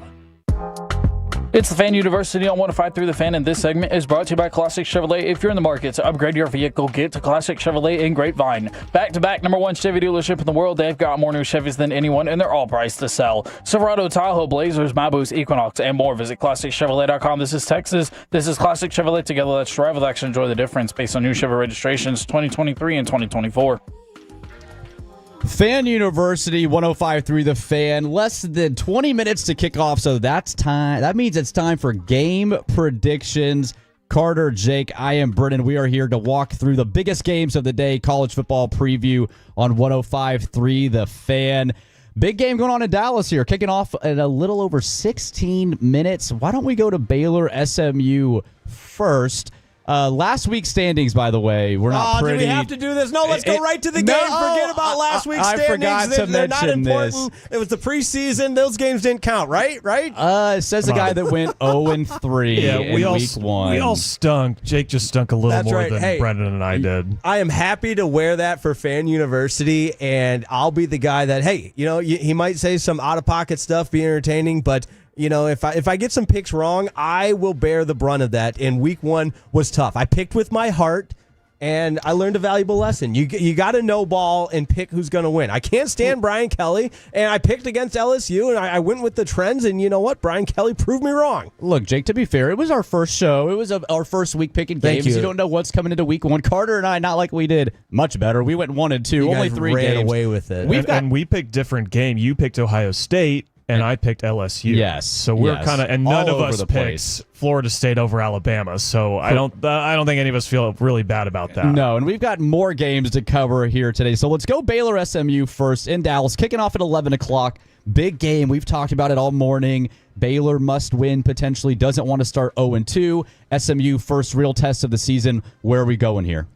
Oh, I'm going with the Mustangs, the Pony Express. I've got Rhett Lashley, I believe, in the SMU Mustangs. Kevin Jennings going to run wild on that Baylor defense that struggled stopping the run in week 1, in particular, a running quarterback. They're at home.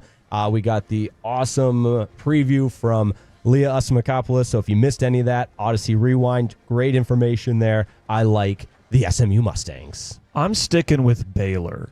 I know that they had a tough week in week 1, but they are still they were my preseason pick to win the Big 12. I'm not completely out on them. I think if they've had a week to figure things out on defense, I don't think it's going to be as ugly on the defensive side of the ball as it was for them in week 1. And like we mentioned earlier, Sawyer Robertson had a great day passing the ball against Auburn. Trigg, their tight end, is a freaking star. They still have their leading rusher, Washington, coming back. Their other receivers are good too. I think they're going to get things figured out. I think they're going to, they're going to get their split, right? Auburn and SMU, tough 2 games to start the season. They're going to split them, go 1-1. I think Baylor's going to get a big win in Dallas today. Give me the Bears. Okay. I'm going SMU as well. So we've got Carter's got the chance to gain one on Jake and I here. It's good for us to have. We don't want all, because it's like on game day, whenever they all pick the same team, they lose, right? Yes, whenever it's a clean sweep. The graphic there. And guess what? We were clean sweep with Alabama last week. Guess who lost? Great. That's right. That's right. So fast, my friends. Yeah, exactly. There we go. It was on a lot of people's bulletin board material, too. So we basically helped Ohio State, I think. Yes. Yeah. I didn't see a tweet about us and our picks, but that's good. That's good. We're not. So also, one thing real quick, though, we need to specify if we're picking outright or against the spread. This line is only 2.5, so I feel confident just taking SMU on the money line. Maybe they win by 1, but I just want credit if SMU wins regardless. Yeah, fair. I'm just going outright. I think Baylor's going to win. Okay, I'm going outright SMU. You're the betting guy. I don't know the money lines as well. I just like to see what's the final score at the end of the game. That's what matters to me. That's right. See, you're pulling the Ryan Clark here. You're looking at it like an athlete, win or lose, and I'm like the Peter Schrager here. Well, hold on, I didn't play, and let me get into the money line and spreads and everything. So I just think it's important to note that. No, great. It's great to note it. Okay, Oklahoma State, Oregon, another game we've talked about. We had the audio clips earlier of the Gundy Lanning back and forth. I mean, this game could get ugly pretty quick. I'm taking Oregon. outright, whatever the line is. I don't care. I think Oregon is going. Hold on. So let me get your terminology straight. If you're taking Oregon outright, or you're taking them to cover the 27.5. Give me because I think that is important here. Okay, that's good to know. The 27.5, Oregon wins by 30 plus points today. Give me the Ducks to win and cover. Dan Lanning, who we talked about at length, will make a statement. The X's and O's are great, but the Jimmies and Joes are more important, and the Oregon Ducks have the Jimmies and Joes. I think the only thing you can have hope for if you're an Oklahoma State fan is that Oregon is their quarterback, Dante Moore. This is his second start at Oregon. He sat for a year last year, and he had some experience playing UCLA 2 years ago, but I think your only hope is that he struggles against a team that maybe he's not used to seeing. There's a lot of new faces on this Oklahoma State team. They turned over a ton of the roster, and I know they've had a week to prepare, however long to prepare they have, but I think that's the only thing you can rest your laurels on because Oregon is more talented. Oregon is going to probably be better coached, and I just think top to bottom, Oregon is a better team. So I'm going Oregon, and we have a clean sweep, so that means congratulations, Oklahoma State. You're probably going to pull the upset off. Well, they'll probably cover. Maybe they'll cover. I just there's no way I see, and we can mark this for if and when it comes true. But Oregon can sleepwalk through this one, and they're not going to. Mike Gundy awoke the sleeping giant. I am not as concerned, I guess, with like the pregame hype here. I just think it's a bloodbath early. And so I don't know. Sleeping Giants, I think Oregon's just the better team. This team, again, losing Dylan Gabriel, went 14-0 last year until the loss at Ohio State. I have the Ducks in the playoff. I have them winning the Big Ten. So give me Oregon to cover, to outright, whatever you call it, Jake. Oregon by 30. They're going to score a lot more. They're going to score a lot more. Okay, let's stay with the Big 12, Arizona State versus Mississippi State. This game was interesting last year. Arizona State, their first real test of the year. Mississippi State, tons of question marks in the SEC, trying to recover here. So at home, Mississippi State, any chance for them to pull off an upset? Listen, the Arizona State Sun Devils couldn't be better prepared for this moment because you know what? They practice with 2 cowbells ringing in the quarterback's ear, so they are ready to go. I don't know if you guys saw that clip or not, but only 2. There was just there's going to be 60,000 today. It might need a little more. Dan, and look, I love Kenny Dillingham. I really do, and I said that last week. If you're with us on the inaugural episode of Fan University, but I would buy whatever he's selling because he's just such a great motivator. He represents what I believe is the winning model to have in a head coach. He's young, he's charismatic, he's fiery, and all that's important, but he also understands the X's and O's, how to get his players in position in favorable matchups. That's how Arizona State was so successful last year in going all the way to the college football playoff and really having a better chance to beat Texas and that game going down to the wire. But that's all in the past. I think this Arizona State team is focused. They're ready to go. There's veteran leadership going on the road. They're prepared by listening to a couple of cowbells. Give me Arizona State to win and cover the 6.5. Whenever Arizona State and Mississippi State played last year, early in the season, we didn't know Arizona State was what they were going to be, right? Now we do, and I think that makes a big difference, especially because Arizona State's on the road in this game. I think if that's not the case, things could be a lot different, but Arizona State knows they're a good team. They know what they're about this year. Mississippi State still struggling to figure things out under Jeff Lebby. Give me the Sun Devils. Sun Devils as well. Another 3-0 there. So back Get the graphic ready. Get the graphic. Get the graphic ready. Okay, the Cyhawk matchup in Iowa. 11 o'clock kickoff coming right up at 11 on Fox. Iowa versus Iowa State. Man. I am such a Matt Campbell believer with the Cyclones. He has built such a stable program there in Ames. I like Iowa State at home here. I think Iowa State coming off a blowout to Arizona State that we just talked about last year in the Big 12, but championship, 10 wins last year, returned Rocco Becht. I think Rocco Becht's one of the best gamers in college football. Give me Iowa State in this matchup. I don't think Iowa's going to score enough points. They still have not figured out their offense. I believe, and Carter, you're the encyclopedia. You can correct me if I'm wrong here, but I think Kirk Ferentz needs just one more win to pass Woody Hayes for the most wins by a Big Ten head coach all time. He's somewhere close, and for it's sure. and that is a lifetime achievement award because he's been there forever. 27th season. I think Woody Hayes did it in less than 27 for sure. But the model of longevity, I would say consistency mostly, but obviously Ferentz, a name that's been around forever, and through the ups and downs, the trials, the Iowa Hawkeyes are at least going to show up for this game, and they're showing some of the past matchups between Iowa and Iowa State on Fox Big Noon Kickoff right now, and the games are usually close. That's one thing that we can count on with this, and with it being a 2.5-point spread, I like Iowa to pull the upset on the road. I'm also going to go with the Hawkeyes. I think Iowa State's had a hot start to this season, and I like Rocco Becht. I think he's not being talked enough. He's not being talked about enough when it comes to Heisman talk early in the season. We'll get into that a little bit later. That's how good he's been. Yeah. I do think he's been really good, but this just seems like the perfect spot for an upset. This seems like a spot where Iowa's defense is just top to bottom going to figure out a way to lock Iowa State up. This will be the first game where Rocco Becht struggles without his top two receivers from last year. Give me this is going to be what, a 12 to 8 kind of game. We're definitely if there's not a safety in this game, I'm going to be very disappointed. Okay. Give me Iowa on the road, getting a big upset over Iowa State.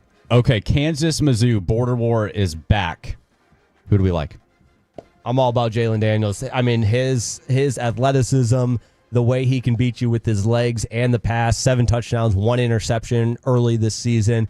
Shout out to Fred Davis and the Fighting Kansas Jayhawks. I like him. I'm also going Kansas. This is at Missouri, correct? I believe this game is at Missouri. Yep, 2:30. That could tip things in Mizzou's favor, but I just think there's more unknown with Missouri at this point. I know what I've seen with Kansas more. Jalen Daniels is healthy for once, so if he's healthy in this game, I think the Jayhawks will win. I like Kansas too. I'm higher than them than most people, I think, when it comes to their Big 12 chances. Okay, the big one. Last one, Michigan, Oklahoma. Carter, who you got? What shirt do I have on? You've got an Oklahoma Sooners I feel like the game day picker, right? You think I'm going to go against, like the celebrity picker. You think I'm going to go against my team? No. Even outside of being a fan, I do not think Bryce Underwood and Michigan are going to walk into Norman and come away with a win. I think OU's defense is on point this year. I think their offense is at the bare minimum functional. That is going to get them through this game. It's going to be a gritty game. Give me OU. Give me them. What is it? 5.5. 5.5. Give me OU 5.5. I think they'll win by 10. Give me 27-17 Oklahoma over Michigan.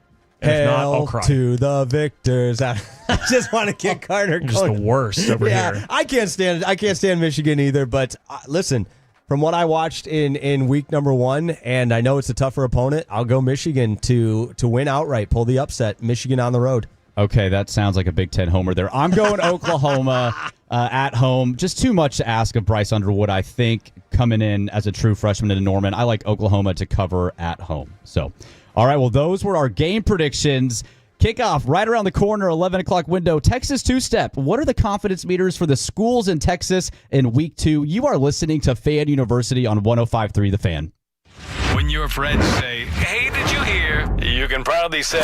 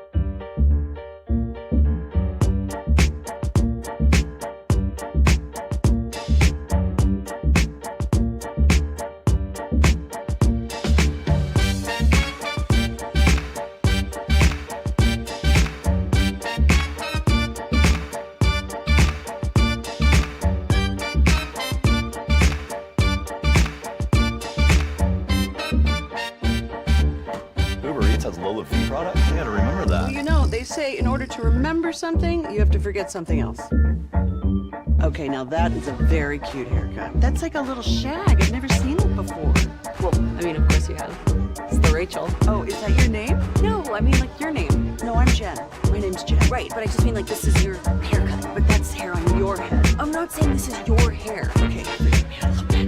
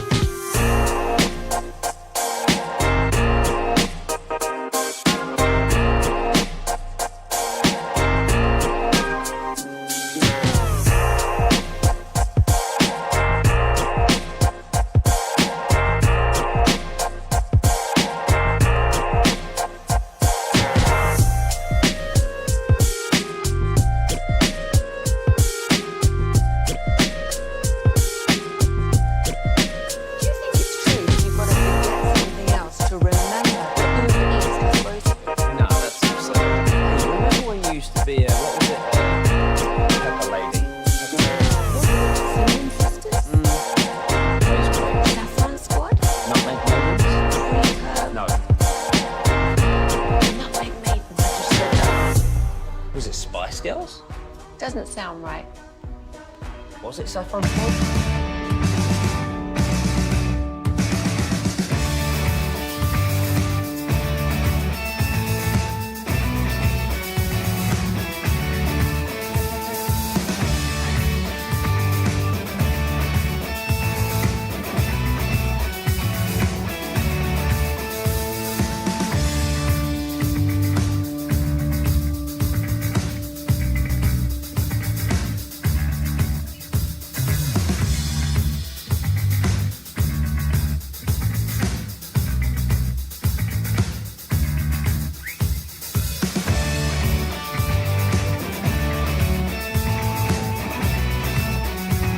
That rundown. I just typed that in real quick. I know we had some Tolos text in at 877-881-1053. We got to give the Texans some love. So lots of games kicking off. Hope you guys are enjoying your Saturday morning. Thank you for being here with us on 105.3 The Fan University. All right, let's start with Texas and Arch Manning. Confidence meter. They get a couple games at home to right the ship after the loss to Ohio State. We covered it a lot last week. Before the game, got to watch it and see what transpired was pretty surprising. If I'm a Texas fan, I'm not too worried about my new quarterback starting his first real road game against the defending national champions in the shoe. I think Texas, if you're looking at a confidence meter of it was probably 10 going into the year as number one, I still think you're around at 8 or 9. I don't think there's reason to think, man, we're really going to struggle in the SEC now. I'm still an Arch Manning believer as well, too. I know a lot of things looked rough, but Matt Patricia was an NFL defensive coordinator for a long time. He's there at Ohio State. Tough game plan. One of the best defenses in the country. Maybe we shouldn't have been as surprised with the Arch Manning below average game. No, and if his last name isn't Manning, I think we talk about him a lot differently, but that is his last name, so he gets the insane amount of hype. The Texas did outgain Ohio State by over 100 yards in that game. I do think that's kind of important to remember is how well Texas's defense played to keep them in that game and turn it into what could have been a winnable game for the Longhorns. Now, as far as Arch Manning goes, he's going to play San Jose State today. He'll get UTEP and then Sam Houston after that. So 3 smaller programs that you would expect Texas to beat by a lot. Those are the teams that he looked really good against last year when he got to play. It was against UTSA, it was against ULM, and it was against Mississippi State, who I know, Power 4 team, but they were not a good Power 4 team last year. I think it's going to be a while before we get to see Arch Manning in another scenario like this Ohio State one to really get confidence in him once the SEC schedule starts. Because I do expect Texas to win big today, and I expect Arch to look good and the defense to look good and all of that. I just need to see it again when they go on the road to Florida, when they play Oklahoma. And hopefully for Arch and the Longhorns and all the Longhorn fans, these are the games that get them the hype, the confidence that they need. So my confidence level in them is still high, but I think there's an asterisk on it because of what I saw last week. I need to see him succeed in an environment like that before I'm really like, yes, Texas is a 10. So I think I'd put my confidence level in them. I'll put it at an 8. Okay. I think 8's fair. I feel like 8 is right there where you're not giving up on Texas because of a loss to Ohio State, Jake. No, absolutely not. And I don't really have much to add. I think Carter nailed it. We wouldn't talk about Arch Manning the way we do if his last name wasn't Manning, but at the same time, you're gonna have skeptics out there that want to point and pick at each part of his game when it goes as poorly as it did, and they're right to do that. However, we're not going to really have anything to add until Texas goes to the Swamp and takes on Florida, because there's nothing that Arch can do, and Texas for that matter, aside from the disaster happening that would change anyone's mind for the next 3 weeks. It's just win the game, move on to the next one, win the game, move on to the next one. So I think the confidence meter stays the same from now until when Texas plays Florida, which I'm in the same boat. It's 8, 8.5, 9, right up there. Okay, yeah, the defense was dominant against Ohio State. Yeah. Like I do not think that should be lost. Yeah. Like they were Holtz. Fantastic. It's Lou Holtz. Lou knows, man. Might be the second favorite Ohio team. State's that good of a team. He might like whoever is playing Ohio State more than he likes Notre Dame. For at sure. This point, I think that's true. All right, let's get to a team that did not have any problems in week 1. They're off this week. TCU Horned Frogs. A lot of talk on the Bill Belichick game in North Carolina. They completely embarrassed North Carolina and Bill Belichick, 48-14 win. They're in Chapel Hill. Off this week, they get versus Abilene Christian before that key matchup with SMU at home on September 20th. Josh Hoover looked really good. Yeah. And TCU was a team that came into the Big 12. There were probably 7 or 8 teams, in my opinion, that you thought could come in and win this conference. TCU was one of them. All they did was show me that they were ready to play. They were physical. Now, whether that's more of North Carolina not being any good or TCU having a lot of guys and having one of the best quarterbacks in the Big 12 conference is up for debate. But reason to be excited about TCU in 2025. I'll start. I think TCU was one of the least talked about 9-win teams from last year, and maybe that's just even being here in DFW, I just feel like they didn't get the love and respect that they deserved. And obviously, you compound that when you're going against Bill Belichick in his first collegiate start. But Sonny Dykes' comments post-game, I think, were pretty well representative and embody who this TCU team is. Look, they're going to show up. They're going to be hard-nosed, blue-collar, and they don't care about the flash and razzle-dazzle, and they took all of the disrespect personally and spoke with their pads on the field, and you can't ask for much more. And to your point with Hoover, I'm a believer in what we saw from him. He was on time, on the money, and there's no reason not to believe that this TCU team can't not only match the 9 wins from last year, but even exceed them and start to really make some noise.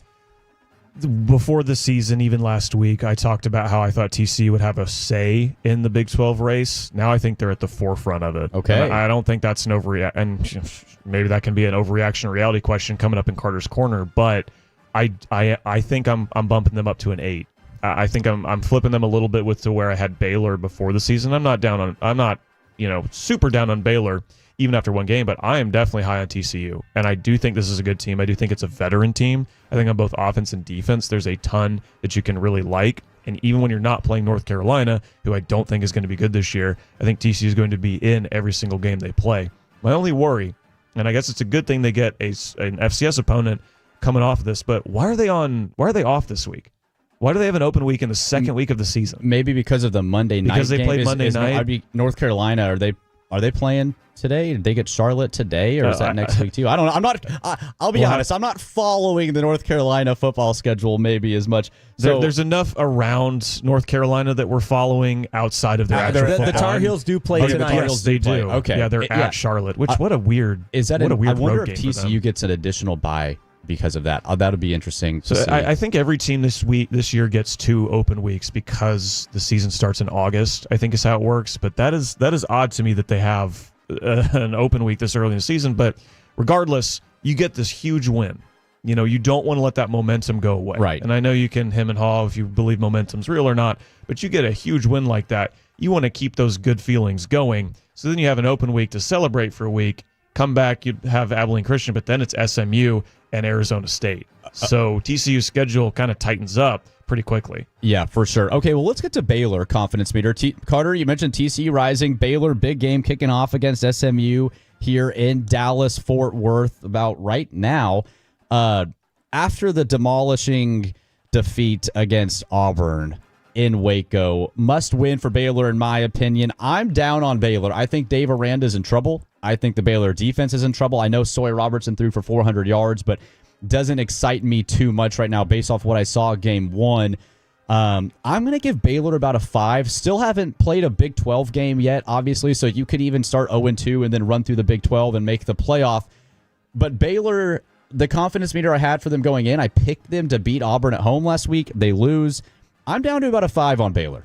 I'm also down on Baylor, and I think it's more of a product of the schedule because I'm high on SMU, and to your point, all the sample size we have to go off of. The only other game, which obviously Baylor and SMU kicking off in just a second here, but they did not do anything in that opening week to exude confidence, and you can really, as the season unfolds in early September here, go off of what you see, and I just am much higher on many other teams in the great state of Texas than I am on Baylor. So and even the Big 12, with as wide open as it is, other Big 12 teams made significantly better statements early on, Iowa State being one of them. I mean, heck, you can even throw in, obviously, we just talked about TCU and everything, so I'm down on Baylor. I might have just dropped some points on Baylor because the SMU first play from scrimmage, a nutty bouncing pass from Kevin Jennings that is caught and turned into a touchdown for SMU. So one play, 75 yards, 12 seconds. Mustangs are up 7-0 on Baylor. Like I've been saying, I think, look at last year with Baylor. They have a slow start. We're talking to how Aranda's probably going to get fired, right? They figure things out. I think the leash isn't as long as it was going to be last year because of the slow starts that they've had and kind of how poor they've been over the last couple seasons. But I think if their defense can get healthy, and I think after a week they're not going to be as bad defensively as they were against Auburn. I don't think they will be, at least. We'll find out. But one fluky play is not going to change my mind completely. We still have to see them on offense, but I think once you get into the nitty-gritty, I think Baylor's still going to be if not a Big 12 title contender like I thought they were going to be, I still think they're going to be a competitive team. I'll put them at about a 6. Okay, so it's dropped a little bit for you. Okay, well, let's stay with SMU. I mean, we're watching the game. It's here, 7-0 SMU. But so kind of don't want to bring bias into what's currently happening. No, but of course, recency bias as in the last 30 seconds. Yeah, it's in literally live time here. I'm not super high on SMU within the ACC play. I think their schedule... Leah mentioned it earlier when we had her on. It's difficult this year. Miami, Clemson. I mean, I want SMU to do well. I think it's great for college football. I thought their run last year was phenomenal. Absolutely. I'm going to give it about a 6, though. I'm not high on the confidence in this team is going to potentially win the ACC.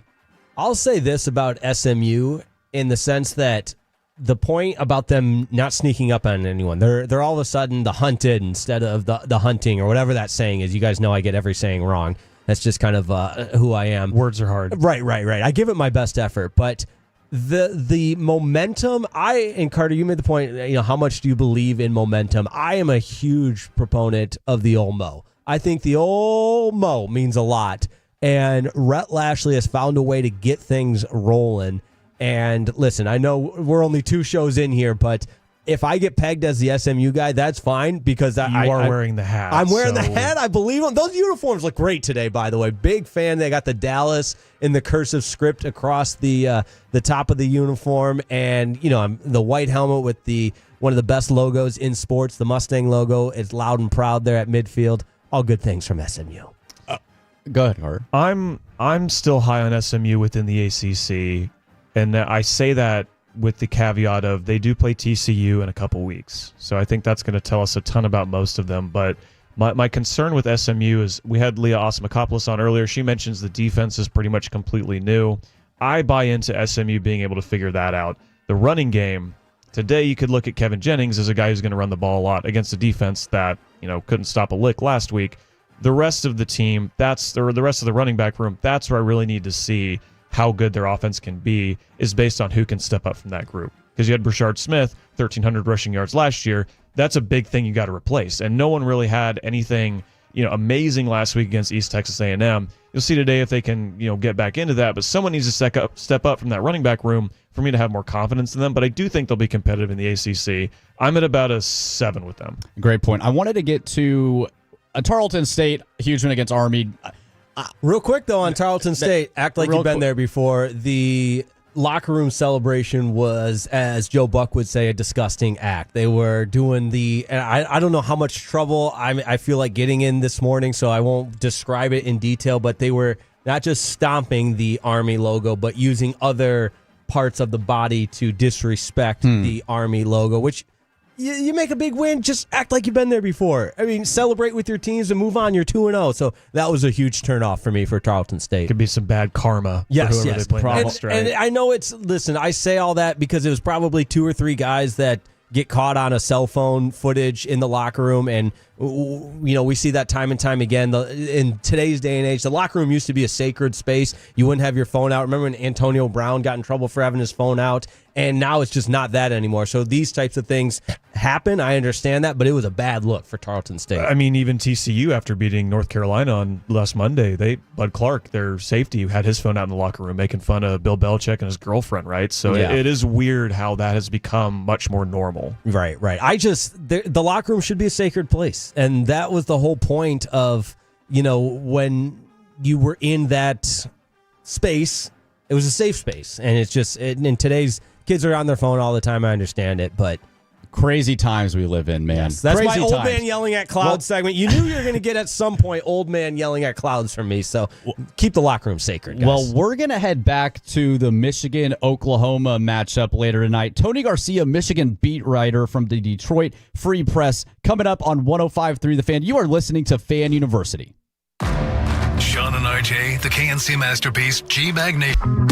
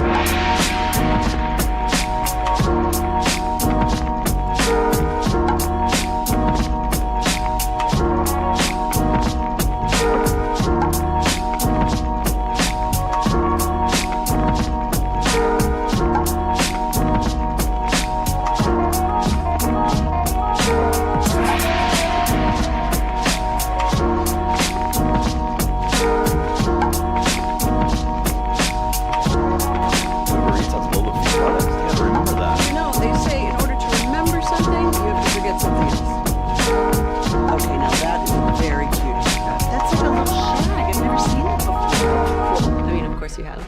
It's the Rachel. Oh, is your name? No, I'm Jen. Right, but I just mean like this is your haircut, but that's hair on your head. I'm not saying this is your hair.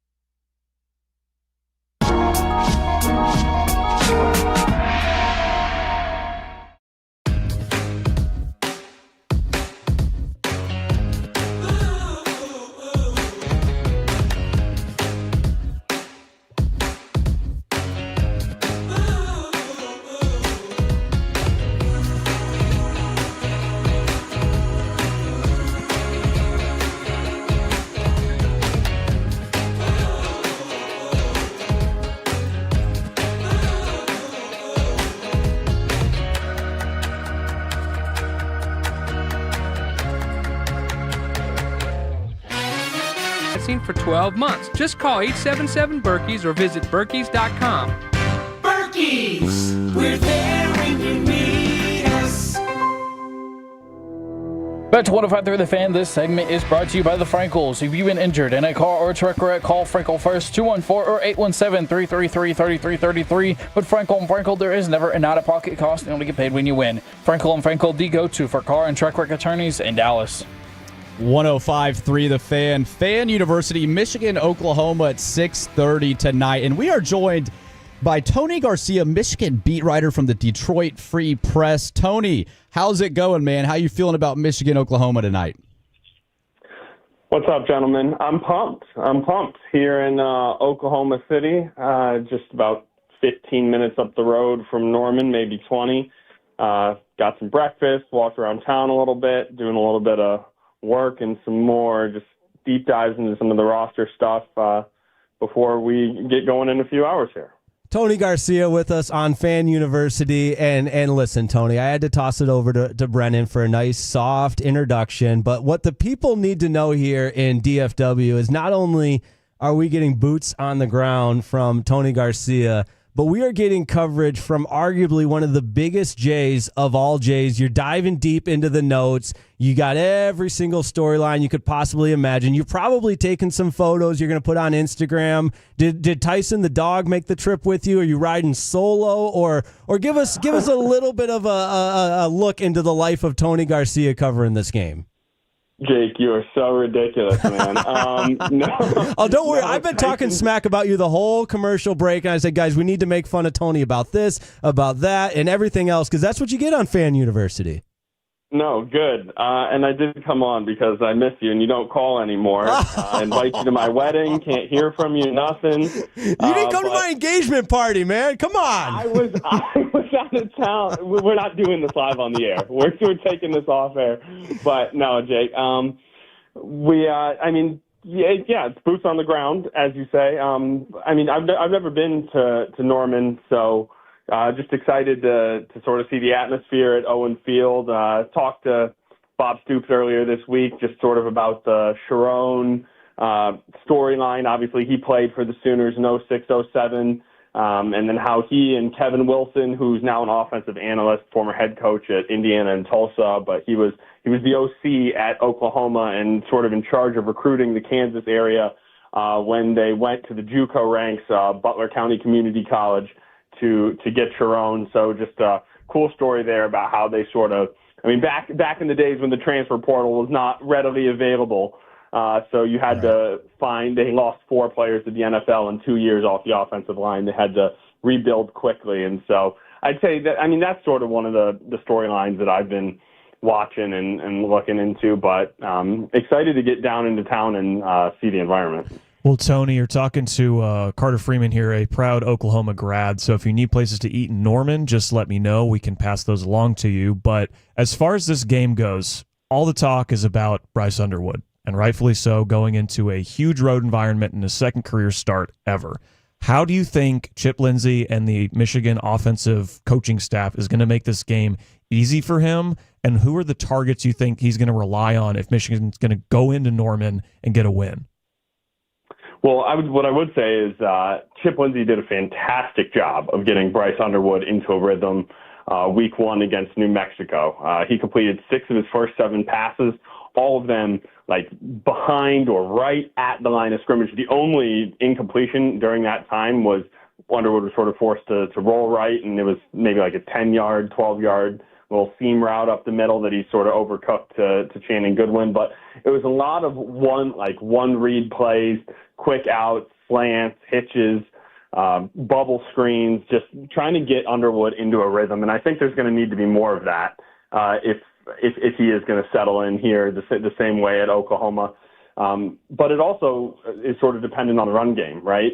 Justice Haynes was really great in the first week with 2 55-plus yard rushes, one for a touchdown, one where he was tackled inside the one and then scored a touchdown on the next play.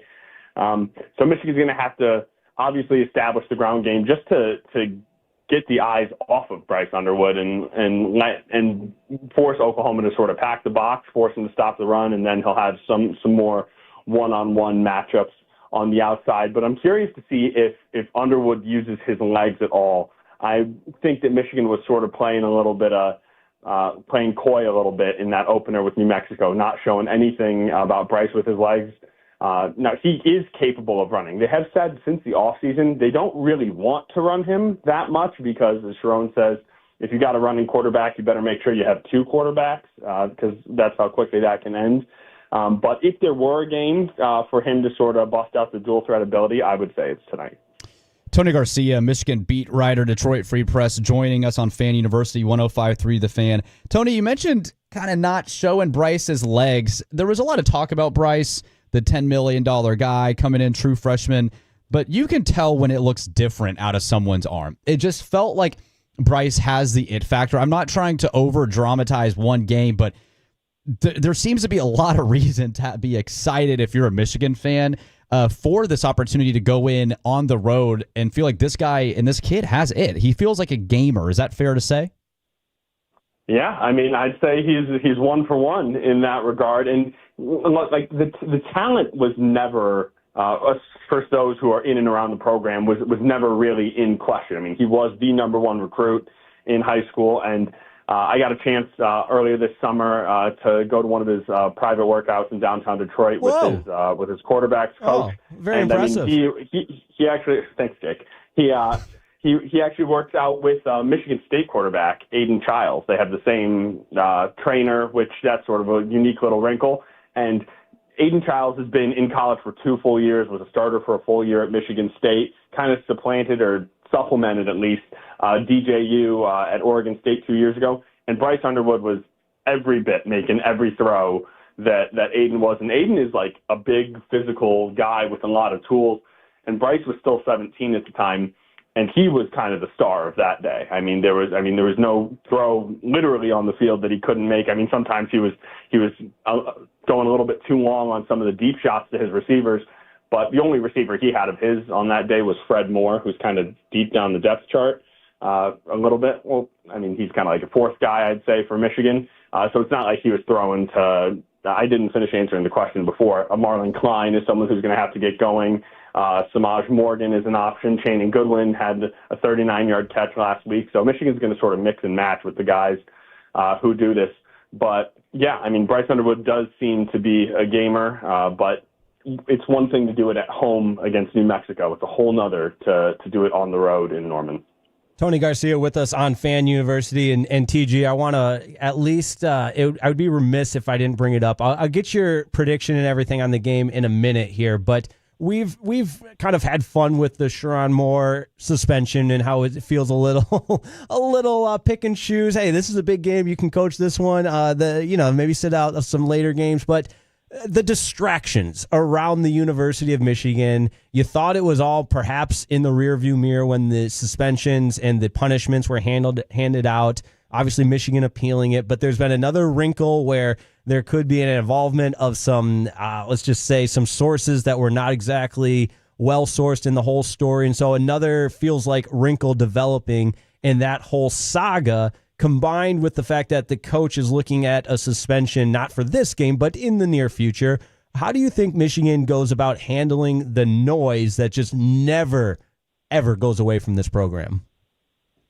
Yeah, I mean, I think it's really that last line that's the key. The noise never goes away. And so most of these players who've been in Ann Arbor for the last 1, 2, 3 years, it's kind of all they know. I mean, I think it was Gio Al-Hadi and TJ Guy both sort of said some similar things the past week or two. They're like, as long as I've been here, it's always been something, right? And I mean, I don't think they were sort of hating on their program in that way. They were saying that, like, there is just always something going on. Something is in the storyline. Either Jim Harbaugh's leaving for the NFL, or there's recruiting violations that people are looking into, or there's the sign stealing that people are looking into, or Jim Harbaugh's getting suspended by the Big Ten, then he's getting suspended by Michigan. Now Sharon is going to serve his second suspension. He's a multiple-time offender, right? And so they've gotten really good, right, wrong, or indifferent, at just sort of blocking out the noise. I mean, nobody, I would argue that I don't know a program in America that is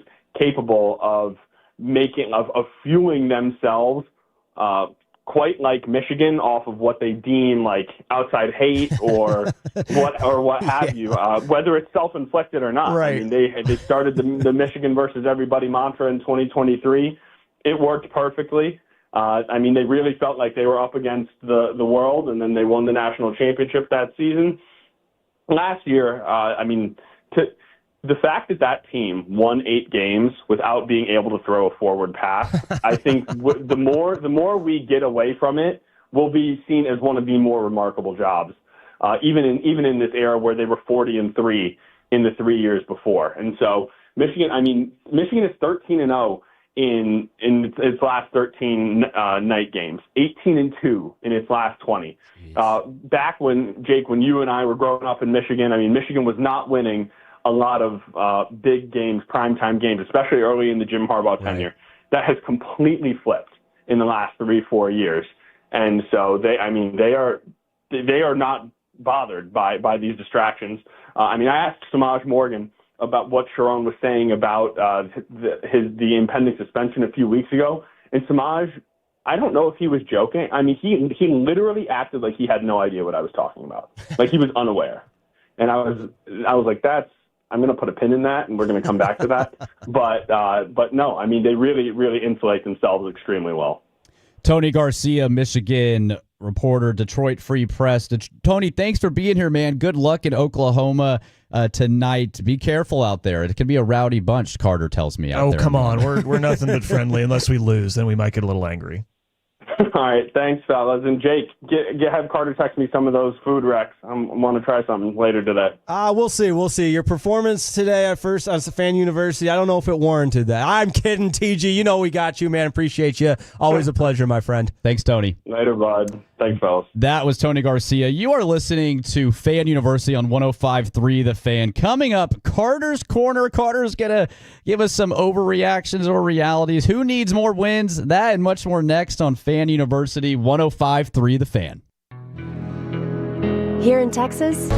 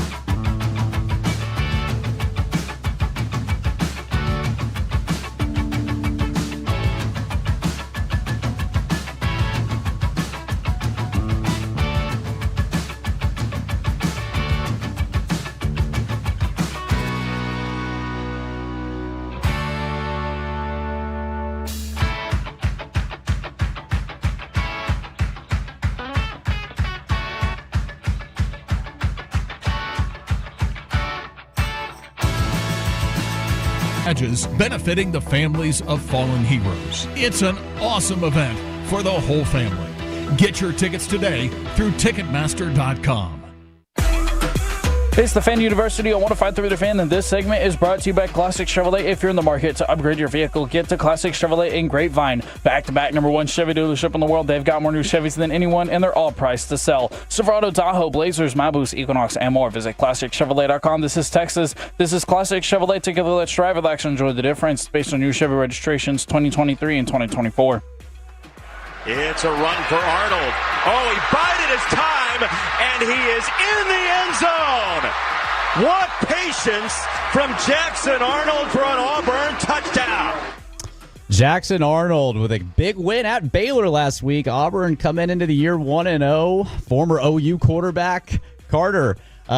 Missing Jackson Arnold at all? Not one bit. Not one bit. You're listening to Fan University on 105.3 The Fan. Make sure to shoot us some text, 877-881-1053. Our Frankel and Frankel text line there. It is time for Carter's Corner.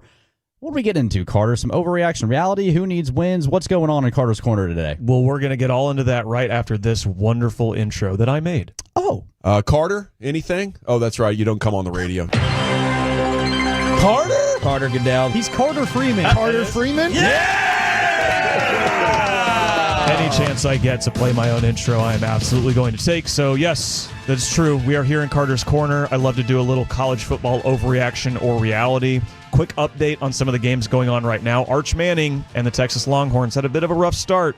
83-yard touchdown pass for Arch. Okay. Just went down. So they're up 7-0 in San Jose State. Maybe that touchdown pass for Arch can get him kind of in a roll. Texas Tech is up 21-0 on hapless Kent State. Kent State did get a win last week. I do want to shout them out. They were on a 21-game losing streak. They beat FCS Merrimack. For whatever that's worth, look, a win is a win. Okay? No doubt. And we're not doing a deep dive. I'm not hijacking your segment, but Kent State went to a MAC championship and then in 2022, I believe, and then just didn't win a game. Yeah. Crazy. Totally fell. I know their coach left and they had some other things go along. And their coach left. They got fired, I think, in March or May of this year. They're in a very tough spot. So tough spot against Texas Tech right now, down 21-0. SMU's up 10-0 on Baylor. Baylor's about to get the ball back, but SMU had that touchdown on the first play of the game. Baylor's gone for it a couple times on fourth down, converted one, did not convert the other. So early in those games, but we'll keep an eye on all the other Texas teams and other games going on. But I wanted to step outside the state of Texas for my first overreaction or reality question, because we played the highlight. Jackson Arnold had a great game in Auburn for Auburn at Baylor last week. The other big school in the state of Alabama, that being Alabama, did not have a good game. They are 0-1. They lost their first season opener since 2001, when, Brendan, I believe you were 2 years old? I was 5 in You're 2000. 5. Okay. I'm not that young. Shortchanged you a little bit. Now, my question is, saw Auburn have a great game, saw Alabama have a bad game. Overreaction or reality, my friends. Auburn is going to finish with more wins this year than Alabama. Oof. You want me to start it, You Brennan? start. All right, You start. listen. I already am in the hole from believing in Alabama, and that was a live bet with one Sean Sharif. I said Alabama was down 7. I said, oh, they'll come back and win this, no problem. We put some pizza on the line, and if you saw his Instagram story, I owed him some pizza last night. But that being said, I'm just going to continue to die on the Alabama hill because I believe in Kalen DeBoer. He's won everywhere he's gone. Now, totally different animal winning at Alabama than winning at Washington and where he's been in the past. Boise State, right? Kalen DeBoer? Or am I making that Fresno up? State. Fresno State. Yes. And that being said, he has to figure out a way to win in the SEC. And it's an uphill battle, especially given how the season has started. But I'm not going to overreact in this perfect overreaction or reality segment and say that Alabama, the bottom's falling out with Alabama. I think he can right the ship just fine. Looking at Auburn's schedule, at Oklahoma on the 20th, at A&M the next week, versus Georgia the next week, at Arkansas, and then versus Alabama to end the year. I think there's 4 losses there. So at least. So I'm going to say Alabama will still finish the year with more wins than Auburn, but it might be close. Alabama 9-3, Auburn 8-4. would be my prediction today. I don't think this is a complete overreaction, and this is more of I have Alabama concerns than I have Auburn love. Because to your point, Auburn does have a tougher schedule, and if they're going to lose a game to a team that they're more talented than, that's what they did last year. I know they beat Baylor, and maybe Baylor's not as good as I thought they were going to be. We thought they were going to be coming into this season. Auburn's going to lose to a game or lose to a team less talented than them. That's going to happen. What I saw with Alabama, how they just got pushed around for most of that game after their opening drive, that I have major concerns there. And you're already, like, I know Ryan Williams is out today. You just don't want that to be a lingering injury. And, how much is that going to affect them if their best players are going to miss games, right? So my concern is Alabama, under DeBoer, has let teams less talented than them stay in games. Alabama's played with their food. And I saw a thing from Shahan Jayaraja, CBS Sports, earlier this week, talking about, remember that Ryan Williams amazing touchdown against Georgia last year, where Alabama's down, Ryan Williams catches the ball, runs it in, they go ahead. It's this crazy thing. That might have been a bad thing for Alabama, because I think in that Georgia game, you saw a lot of things with Kalen DeBoer get exposed that got wiped away because of one crazy play. But then against Oklahoma last year, against Florida State this year, there are things with Alabama under DeBoer that not only would they have never happened under Nick Saban, I don't think they would have happened under guys that have coached in the SEC before. Yeah, and that's a great point. What Alabama was built on under Nick Saban was toughness. It was, we are going to stay in games. We're going to play smart football, and we're going to play disciplined football. And you haven't seen that, but it was just an edge to them. They knew they were champions. They practiced like champions, and Nick Saban was hard on them. That's not DeBoer's personality. DeBoer is not going to get in there and get in someone's face and yell at them the way that Nick would. And I think that Alabama may be losing their identity a little bit in that change. Some of the guys that returned, DeBoer brings in a new staff. It's been weird. It was never going to be easy to fully replace Nick Saban. No one was going to do that well. It's hard to replace a legend. Not a lot of people want to even be put in that position. DeBoer did. Is it too early to tell? I don't know. To your point, we've seen the 4 losses, the Vanderbilt game, the Michigan game, and this year, the Florida State game. It's not the same Alabama that we saw. In any profession, but especially in coaching, it is tough to follow a legend. You don't want to be the one that follows a legend. And I think Kalen DeBoer is experiencing that right now. One quick fan text that came in here from the 214. Aren't these mostly Nick Saban's boys playing for Alabama right now? He has to take some of this heat, too. Maybe he left because he knew something. Nick Saban was very vocal about why he left. It was the state of college football. It was guys only caring about how much money they were gonna make in NIL, and he saw the writing on the wall, more of a systematic college football problem than an Alabama problem. But to that point, Kalen DeBoer has not shown the ability to step in right away and win in this current climate. And you mentioned, following a legend. Well, Bob Stoops retires. Lincoln Riley has immediate success at Oklahoma for several years.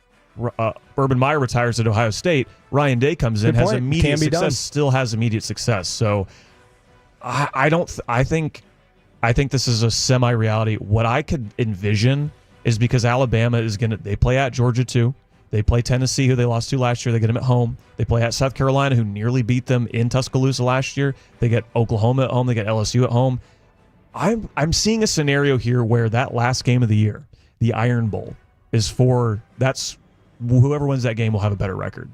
I think they could both come in 6-5, 7-4, and then whoever wins that game could have the better record. If Alabama comes into the Iron Bowl 6-5, I have serious concerns, man. Everything that we've talked about, everything I've seen, and looking at their schedule, I have concerns. Okay, let's play this out. If Alabama comes in at 6-5, I mean, you're not I think you're looking. You're looking at interim head coach Nick Saban at that point is what you're looking at, which would be a really weird thing to say. But Bob Stoops has done it at Oklahoma before, so why not have it happen there?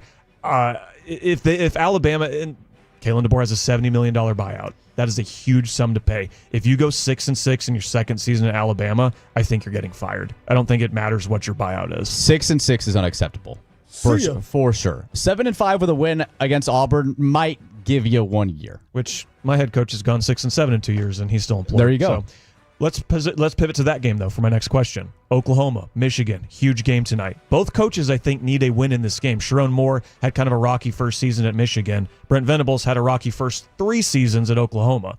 overreaction reality. Oklahoma needs this win more than Michigan needs it.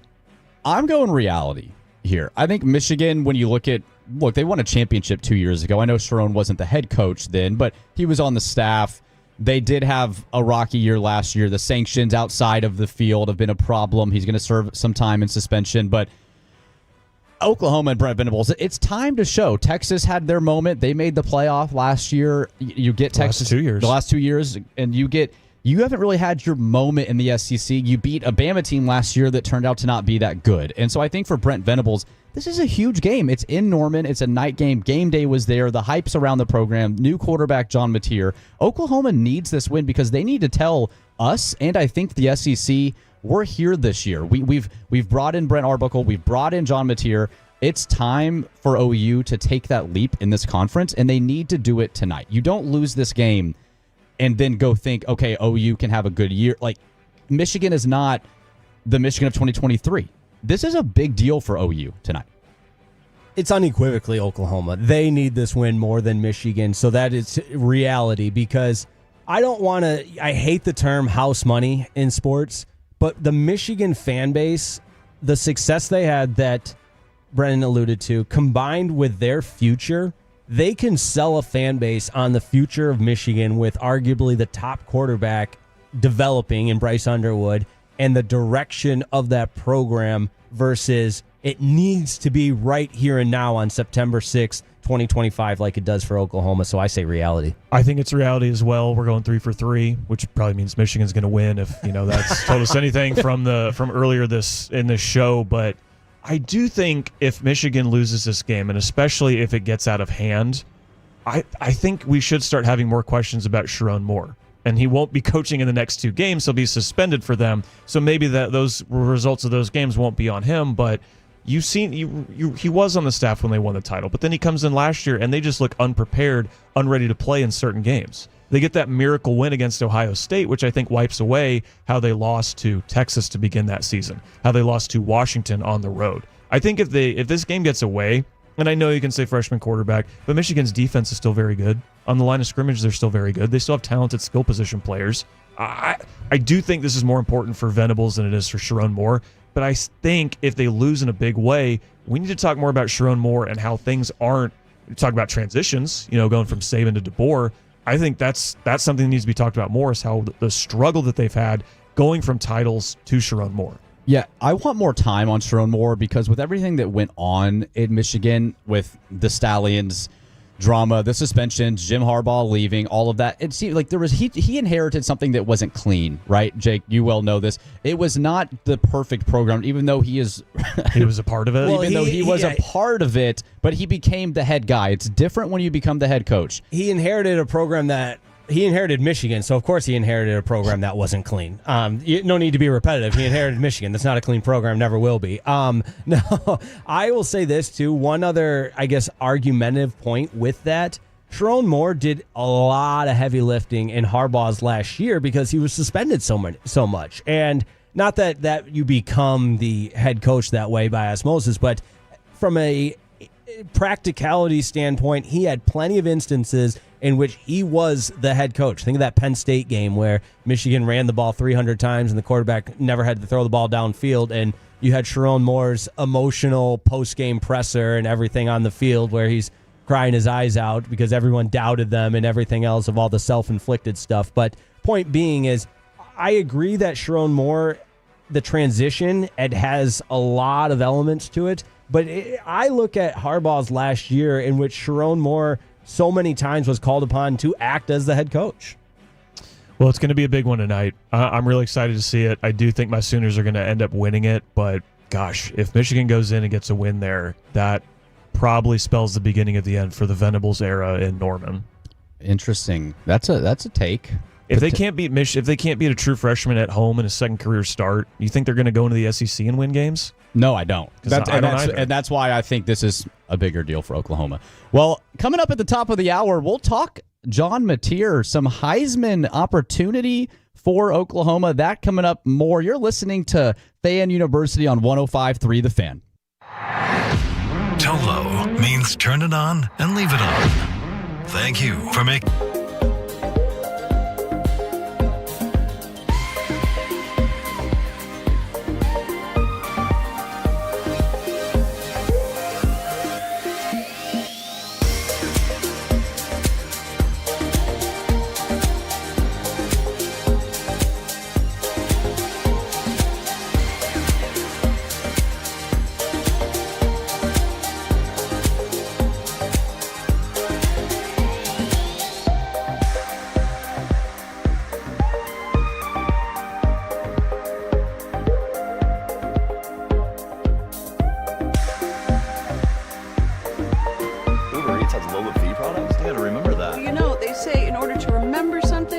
forget something else. Okay, now that's a very cute haircut. That's like a little shag. I've never seen it before. Well, I mean, of course you have. It's the Rachel. Oh, is that your name? No, I mean, what's your name? No, I'm Jen. My name's Jen. Right, but I just mean like this is your haircut, but that's hair on your head. I'm not saying this is your hair. Okay.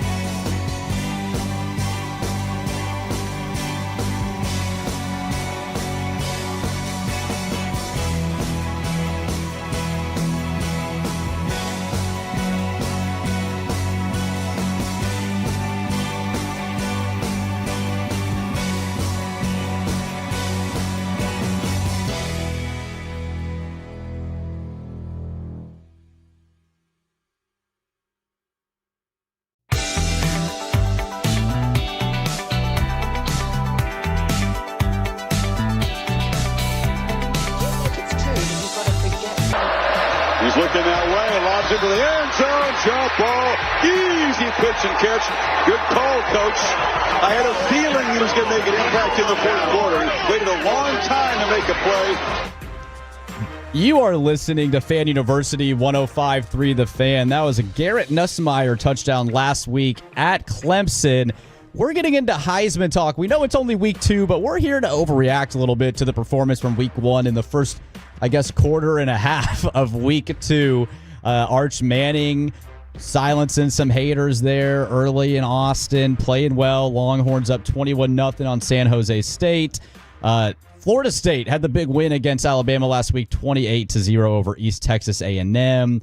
If you're looking a little more nationally, you've got Illinois, 11th ranked team in the country, beating Duke 7-3, and then SMU here in DFW has a 10-7 lead early in the second quarter against Baylor. So we were just talking about John Mateer, what he could potentially bring to OU's offense. Garrett Nussmeier at LSU came in with a lot of Heisman hype. Arch Manning came in with a ton of Heisman hype. So after week 1, those shifted a little bit. Lenora Sellers for South Carolina had a good win against Virginia Tech. Athletic guy, could have some potential.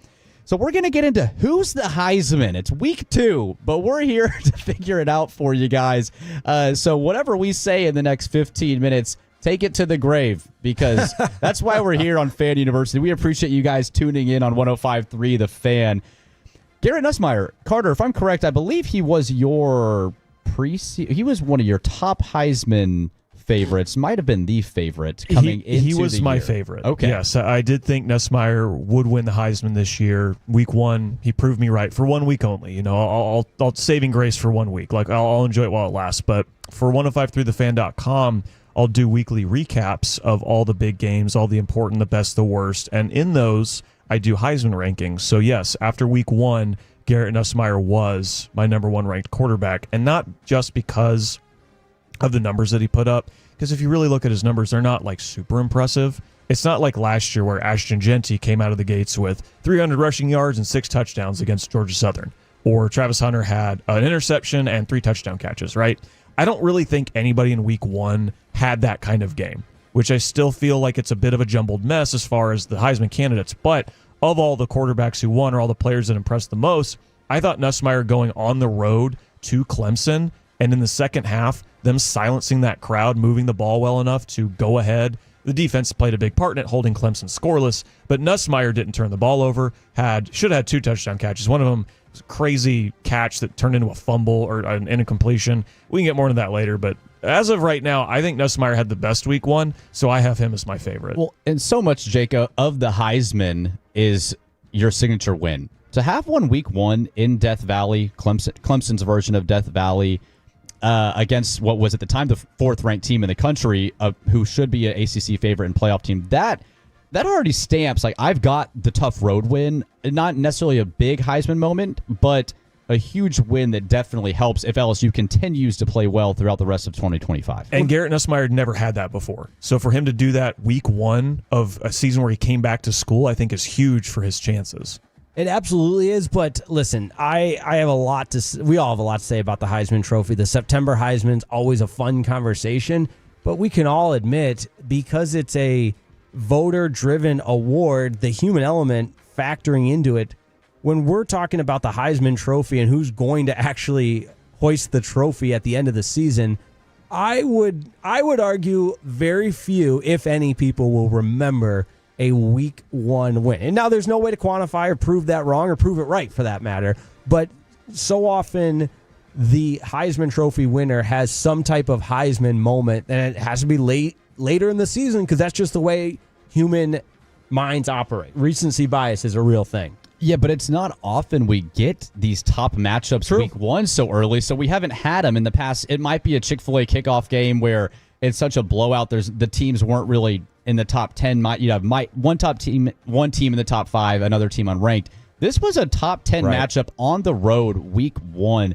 That's new to college football in this modern era. So I don't know. I think I'll remember that win. Yeah, and Jake, I'll disagree with you, because I think that these early games are really important. Because I just think back to, remember, did anyone know who Lamar Jackson was before he won the Heisman? What did he do early in that season? They beat Florida State by 500 points. The next year, Baker Mayfield goes on the road to Ohio State, beats them in the second week of the season. That leads him into the national conversation, has a great season afterwards, wins the Heisman. I guess I will meet you halfway in the point that, not to negate the early games, and I know I said people aren't going to remember it, that's assuming and implying that there's big moments that happen as the season progresses. Nobody's looking back in September and saying he's winning the Heisman Trophy because of that week 1. Now, if LSU goes on and continues to be what we think they're going to be, there's going to be ample opportunities for plenty more moments, and I would argue that's why, if and when, that's why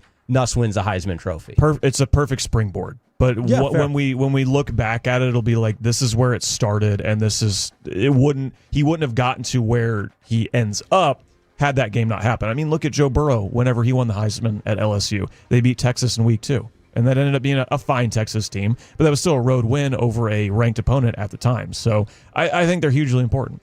Yeah, and you're looking at a team in LSU that's got a pretty tough SEC schedule. So if they go 7-5, 8-4, yeah, we're not going to be talking about Nussmeier winning the Heisman. But Jaden Daniels did win it, and LSU went 8-4, but he put up insane video numbers. game if you have 2 or 3 or 4 losses, you have to put up video game numbers. You have to do stuff that has never been seen before in the sport. Travis Hunter, Ashton Jeanty, had he won it, right? Like, you have to do things the sport has never seen before to win it. So we have seen it before. Lamar Jackson, Jaden Daniels, it has happened. Yes, you're listening to Fan University 105.3 The Fan. SMU just goes up 17-7 on Baylor. Texas looks like they are about to 28-0, about to just scored over San Jose State, and then Texas Tech's up 31-0 in the second quarter. The Kent State Golden Flashes are on the move, though. They're on the right side of the 50. Be careful. So might get some points there. The biggest game we've been talking about all day, I want to get to John Mateer. This is another game, week 2, again, early. Who's the Heisman? It's early, but John Mateer has a chance tonight in Norman to make a statement against Michigan. Oh, absolutely. I put a big Venmo bet on John Mateer to win the... Oh, are we still... We haven't brought that up yet. Did you title it Sports Gambling? Yeah. OU versus Sports Michigan? Gambling, John Mateer, Heisman. No, I think this John Mateer conversation, because it would be so welcoming for OU to have a prolific offense, I think that factors into it as well, where you have a big brand that has been down offensively for a while, and all of a sudden you're the guy that brings them back to prominence, and you do it on the back of a quarterback that's making plays. I think that's a huge factor to all this as well. And it's a school that's had the history with the quarterbacks, right? I like a big brand. I think everything that does play into it. And Jake, as you mentioned, that Kent State's moving the ball, they immediately fumble, and Texas Tech runs it back for a touchdown. You're kidding It was a tip. 30 It was a tip pick 6, actually. 37-0 with halfway through the second quarter. That's how much Tortilla Texas on the Tech field. is up. Tortilla just was thrown on the field. 15-yard penalty. Be careful. Poor Kent State. But yeah, I didn't have Mateer high in my rankings after week 1 just because of the team he played. And it was very impressive. John Mateer comes in, breaks Baker Mayfield's Oklahoma quarterback debut passing record, 392 yards. Super impressive. I don't want to take that away from him. It's going to be a game like this where I'm finally like, okay, he can do this in the big moments, under the lights, against a huge team. Like, that's where I would look to that. Because there were some other players from week 1 that I valued their performance a little more. Devin Dampier with Utah. Mm-hmm. I know UCLA's not. We don't expect them to be much. And with Nico Iamaleava last week, they looked awful. Horrible. But they looked just as bad as Utah looked good. And Devin Dampier, their quarterback, was a huge reason why. Utah has got to be, like, they could write a book on how to just be really solid and consistent in the most quiet way possible. I just feel like it's almost like part of their brand at this point, which we do have a good text here. I want to read here at 877-881-1053. How about a little love from the 469? A little Josh Hoover Heisman candidacy. I like it. I think he definitely announced himself. I mean, you get the primetime game, right, in a game where they're not talking about you, and you turn yourself into the storyline with how well you played. I think that'll be a huge thing. I feel like it's going to be hard for a Big 12 quarterback to win the Heisman, just because of what you mentioned. It was a primetime game, but it was against North Carolina, who looks to be very poor this year under Bill Belichick. Overreaction or reality? Let's get to that next week on Carter's Corner. You would have to go bonkers if you're Josh Hoover, because even if a Nussmeier or a Mateer or a Lenoris Sellers or Arch Manning, if they might put up less numbers than Josh Hoover, but go 11-1, win the SEC, win the Big Ten, might have a 30 touchdowns, 4 picks type, compared to Josh Hoover, maybe 40 touchdowns responsible. I just have a hard time seeing a Big 12 quarterback getting... I know Travis Hunter won, but he wasn't a quarterback from the Big 12. So that would be hard, I think, unless TCU goes like 12-0. Well, remember our debate from last week of why Travis Hunter won the Heisman, because he's such a great athlete. He won as an athlete, not as a wide receiver. Yeah, which wide receiver and defensive back. Yes. But I said Devontae Smith was the last wide receiver to win the Heisman. Travis Hunter played wide receiver. But he also played corner. He did, but it's going to be a year-long debate here. That's right. It's not a debate. And we're in studio now, so we can really bring the boxing gloves. We don't have the fisticuffs. The remote crowd we have to be on our best behavior for. But I want to throw a name out there. You talk about conference alignment here, where you wouldn't expect a quarterback from the ACC to be mentioned, but this is a throwback because of his time at Georgia. Carson Beck looked pretty good in a standalone game. Yeah, he willed his team to victory. We really haven't mentioned that game at all today, but yes, I was not high on Miami going into this season, and what they did to big boy Notre Dame in that game, had home field advantage, made full use of it. The most impressive thing they did was they turned the middle 8, the final 4 minutes of the second quarter and the first 4 minutes of the third, they turned that in the middle 16.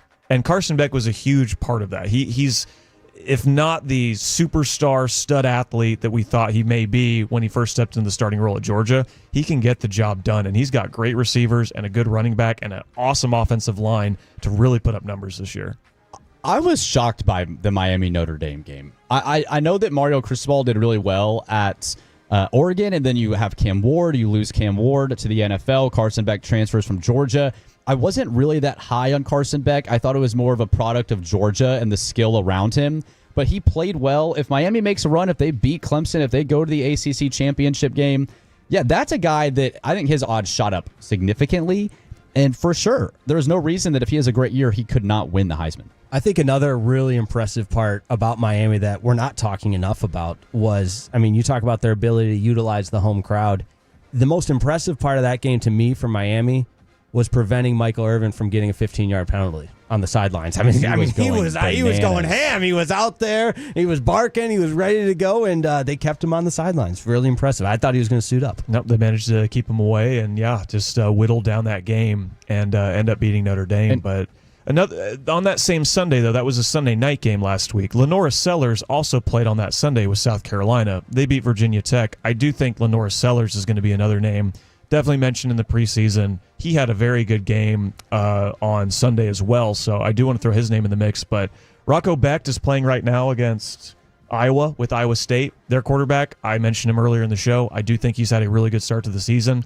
Thomas Castellanos, TikTok Tommy, Florida State. Haven't brought him up either. You got to give him major props, and I think he immediately shot himself into the conversation by what he did, not only just beating Alabama, but, I mean, controlling that game pretty well. I think with TikTok Tommy, unfortunately, because of today's landscape, and I keep trying to get into the brains of Heisman voters, which is just a scary thing. I don't know why I'm doing that.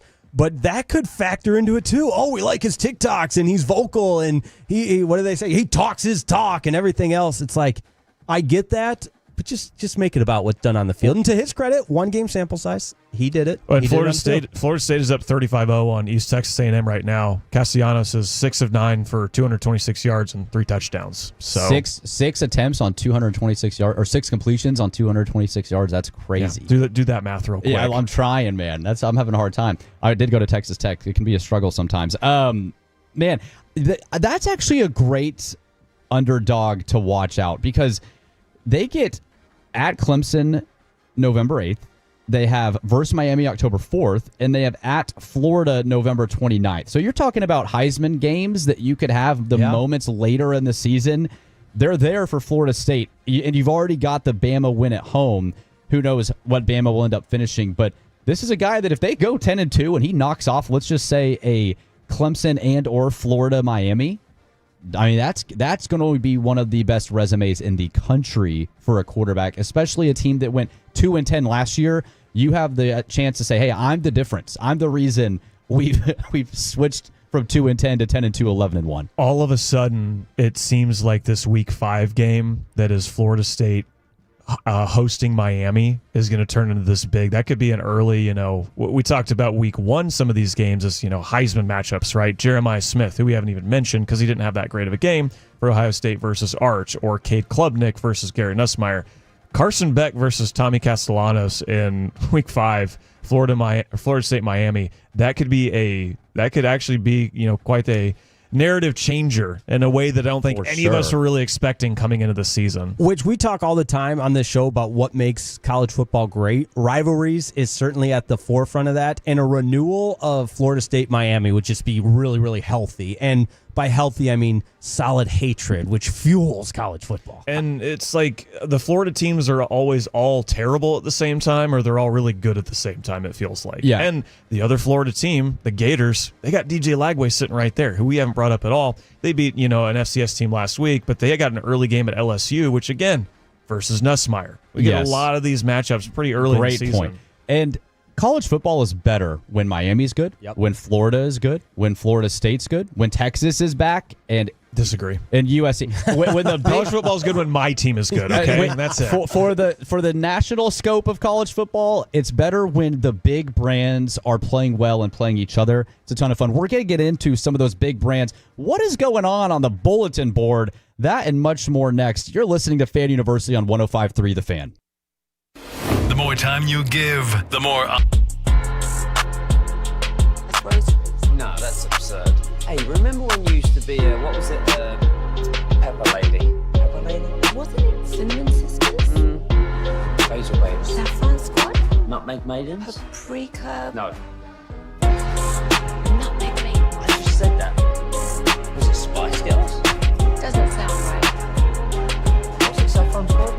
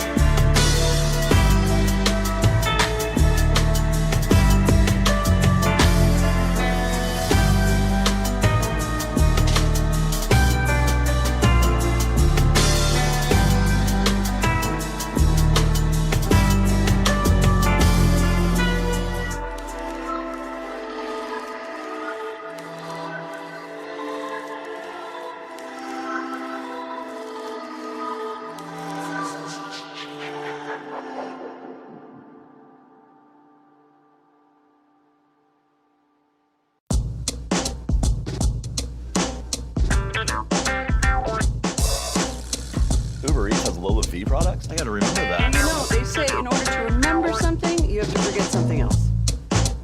Okay, now that is a very cute haircut. That's like a little shag. I've never seen it before. Well, I mean, of course you have. So Rachel. Oh, is that your name? No, I mean like your name. No, I'm Jen. My name's Jen. Right, but I just mean like this is your haircut. But that's hair on your hair. I'm not saying this is your hair. Okay, freak me out a little bit.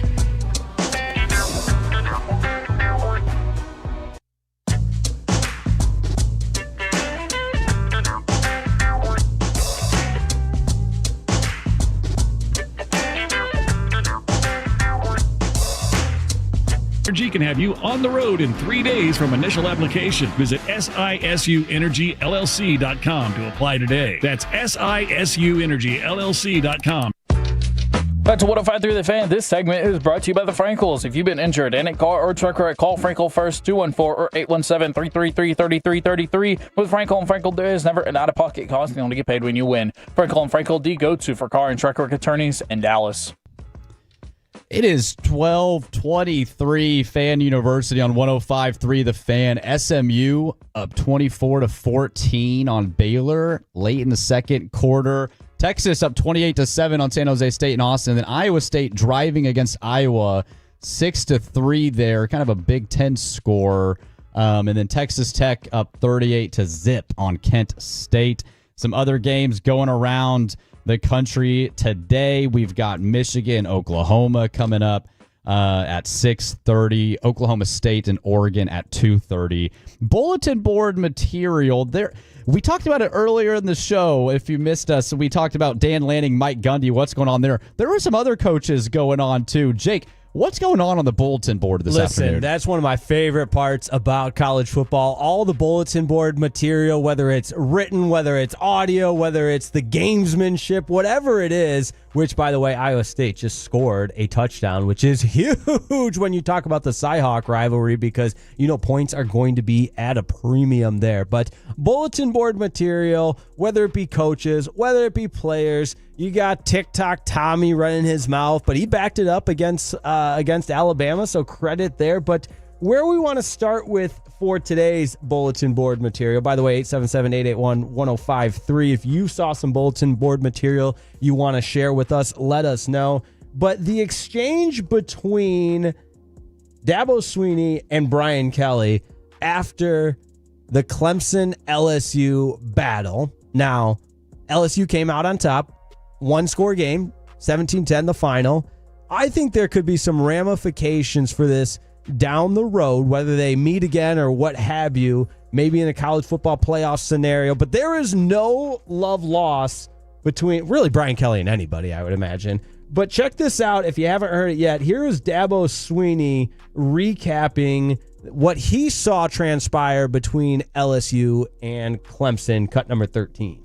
I mean, if we make the first tackle, I mean, Wade's got the guy. He's got, I mean, I don't even know how his knee didn't go down, but he, you know, without that run, I mean, like I said, the last 58 minutes is 2.8. And that is a physical group. It's a very smart quarterback, and that is a back. So they're going to be a problem. And they got some explosive dudes, and it was a hell of a game. It was a hell of a game down the last play, right out of the gate. It's like getting the final exam day one of class. They made a 65, we made a 58. Neither one of us were great. All right. Neither one of us were great. Final exam on the first day of class. Interesting analogy there. I don't know if I necessarily agree with it, but I'll tell you who really didn't agree with that take on the game was none other than LSU head coach Brian Kelly. Here's his response, cut number 14. We dominated him in the second half. So he's either a really good grader for, giving himself a 58, or he's a really hard grader on us, or he didn't see the second half, which that might be the case. He might not have wanted to see the second half. He might not have wanted to see Ba-boom, ba-boom, shots fired. There it is. I find this... You guys were talking about hate in college football and how it's needed, and this is fun. I think this is great for the sport. Week 1 coming out, Dabo gives LSU a D- and them an F. And so he kind of sends a shot saying, well, they didn't play great. We just didn't play our best. It's early. I guess that's what you're supposed to do if you're the head coach of Clemson and you come off a home loss, but just I found this interesting from two of the better personalities, at least in the top program coaches in the country. It's pretty humorous. And Jake, you and I had a discussion about this earlier this week about Brian Kelly using the word dominate. I do think that LSU was clearly the better team in the second half of that game. But then you have a coach use a word like dominate when they only scored, 14 points? Something like that. I believe they scored twice in the second half. You're saying, yeah. In the second half of that game, but their defense was absolutely dominant. But I wouldn't call the offense anything close to that. So it is funny the words that coaches will use to hype themselves up, to hype their teams up. And this kind of goes back to the Mike Gundy, Dan Lanning conversation where one coach is going to say something. It's like you're unleashing the beast. Like you're just poking and prodding, asking for, especially a character like Brian Kelly, who finally has a ground to stand on after week one. Like, of course he's going to take the opportunity to say, oh, we dominate. Oh, we were this, we were that. So I'm more interested in what Brian Kelly said about the team he's playing up next, which I believe you actually have here on the cut sheet. That is the perfect segue because you can bicker in the media and go back and forth and everything, and it's very reactionary. It's future billboard material or bulletin board material, for when those two teams meet again, if they do that and the other. But Brian Kelly was just feeling himself, which is a little bit dangerous because last time he was feeling himself, he broke out a fake Southern accent and said, "My family." But this particular time when previewing playing Louisiana Tech, this is what the ball coach had to say about the opponent and motivating his LSU Tigers. Give me cut 15. The maturity of a football team is that you have a nameless and faceless opponent. In other words, you prepare the same way no matter what. And that's the hard part of this. This is the hard part. And that is, can I go out there as if this was Clemson or Florida or Alabama? And they have to come up with the understanding that it's on them to do this. We can't drive them as coaches. They've got to drive themselves. Nameless and faceless. That hurts. That's just mean. If you're He wouldn't have said the same thing if they're playing Florida or if they're playing the teams that he mentioned in that quote. He's not saying that if they're playing them that week. It's not also saying the same thing. It's also a school within your state. It's Louisiana Tech. This isn't Arkansas Pine Bluff or someone that you've never heard of or an FCS opponent. This school resides in Louisiana. I thought that was a shot, but he did pause for 3 seconds in between. Was like, and I felt like he was like, "Oh, I've already jumped off this. I've got to keep going." That probably wasn't the best thing to say. No, it certainly. But I get what you said, Carter, is spot on. That these coaches, you have to live in this strange delusional world of motivating your players every week. And I feel like Saban, and I hate to always go back to Nick Saban because it's in the past and everyone would tell me he can't win in today's landscape and everything, but he was so big on the process of winning. And a lot of times that's where the blow-ups on the sidelines would come with his offensive coordinators like Lane Kiffin and so on, because he wanted the process and the approach to winning to be the exact same every single game, no matter who the opponent was. And I think that's what Brian Kelly was alluding to here, which makes sense. But to do it in a disrespectful way like that, and I'm not saying, okay, Louisiana Tech's got the bulletin board material now, they're going to really go out and show them. But it just, there's some do's and don'ts, and there's a class aspect to do this and a right way to motivate your team without being disrespectful to the opposition and taking away what they do. And nameless and faceless opponent. Brian Kelly, yeah, that is such a perfect quote from him. But on the subject of this particular game, you unlocked something in my mind. Brendan, last week you were saying, "Oh, Carter knows all this stuff about college football." Saw this week, thought this was a lot of fun. Louisiana Tech and LSU have played 20 times. LSU's won 19 out of 20. They've won 16 in a row. The last time the Bulldogs won was in 1904 when LSU and Louisiana Tech played 2 times in a row. They played 2 weeks in a row. That was 2 years before the forward pass was invented. So poor Louisiana Tech has not beaten those Tigers of Baton Rouge since before the forward pass was invented. Teddy Roosevelt was president last time that happened. Well, Carter, I said you know your ball because you do. I wouldn't lie to our people listening here on Fan University 105.3 The Fan. It's just because you do. So if you like college football, you need to listen to Carter. Do you get the sense we saw the Mike Gundy, Dan Lanning talking about Brian Kelly? These coaches are just more pissed now than ever. It just feels like they're kind of sick of what's going on behind the scenes.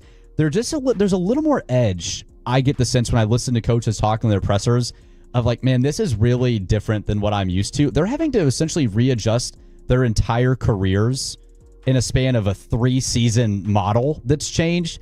I think these guys are just like, these players are different. They're bothering more. They're all on their phones. It's the social media. It's the TikTok guys like you guys talked about, TikTok Tommy. I feel like we're going to get more of this moving forward from coaches because they are just tired of what's going on outside the scenes. They want to coach and they want to win championships. And I feel like they're having to deal with so much. It's just easy for them to get set off now. Well, and you've seen college coaches leave for coordinator positions in college. You saw Chip Kelly do that, go from UCLA head coach to Ohio State offensive coordinator. You've seen college head coaches go to NFL coordinating positions. I mean, even you've seen college coaches go to like positional coaches. Kane Womack at South Alabama left his head coaching job to be Alabama's like secondary coach or something like that. It's crazy. So yeah, some guys aren't cut out for it. And it is interesting. Some of the guys that have been there for a long time, like a Brian Kelly or like a Dabo Swinney, who watching how they have adjusted and even still coming into the season, they're still very, very good teams, right? But college football doesn't really have a ton of like star voices in the coaching ranks right now. I know there are big names, but Nick Saban retires. Jim Harbaugh goes to the NFL. You have Dion, but there's no winning history with that. So a lot of like the winningest coaches aren't in the sport anymore. So it is interesting to see how the guys who are still around, who are underneath those guys, adjust and the way they talk about it as a sport changes. Who would that be? That's a great question. Who is that guy now? No Nick Saban? Just the biggest name, Who's like the biggest coaching name. Yeah, you listen to you get a quote from a guy. You're like that matters. That makes sense. Who is taking that mantle from a head coaching perspective? I mean, the biggest voice is Dion. I don't think there's any question that the biggest voice is Dion. People will listen to him no matter what he says and have an opinion on it. But that doesn't come with the history of winning. The history of winning you get with Kirby Smart. Nobody cares what Kirby Smart says. Yeah. You get it with Ryan Day. Nobody really cares about what Ryan Day says unless they lose, and then people laugh at it, right? At least locally here they do. Yeah. I just don't think there really is a big voice right now. They're still kind of up and coming. Right. There's not a czar of college football or in a lot of ways a face that can send those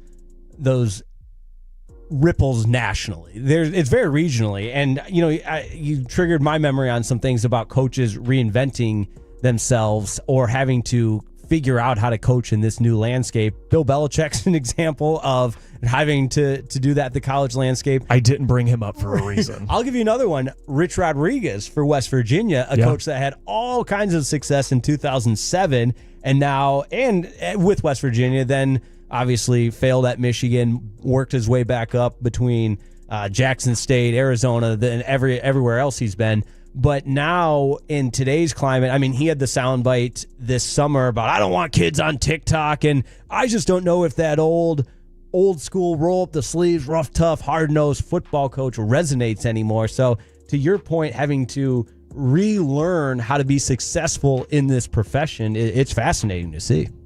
Yeah, I feel like if there was one guy, Dion, if they started winning, he's clear cut. But to your point, you've got to win games for that to happen. And Colorado is just not doing that. So, all right, coming up at 12:40, we're going to sit down with Fred and Blake, do some crosstalk here what the boys are talking about this afternoon, and we'll walk you through an update on the afternoon slate of college football. You are listening to Fan University on 105.3 The Fan. We're live at Specs, where elite snack strategies are unfolding.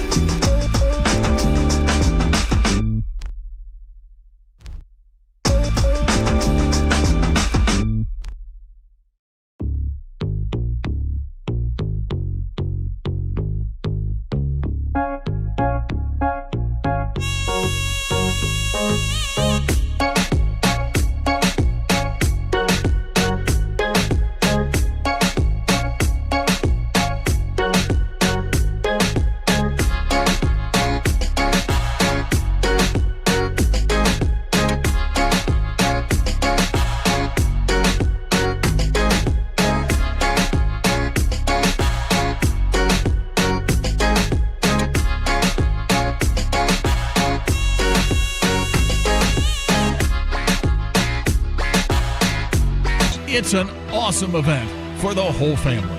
Get your tickets today through Ticketmaster.com.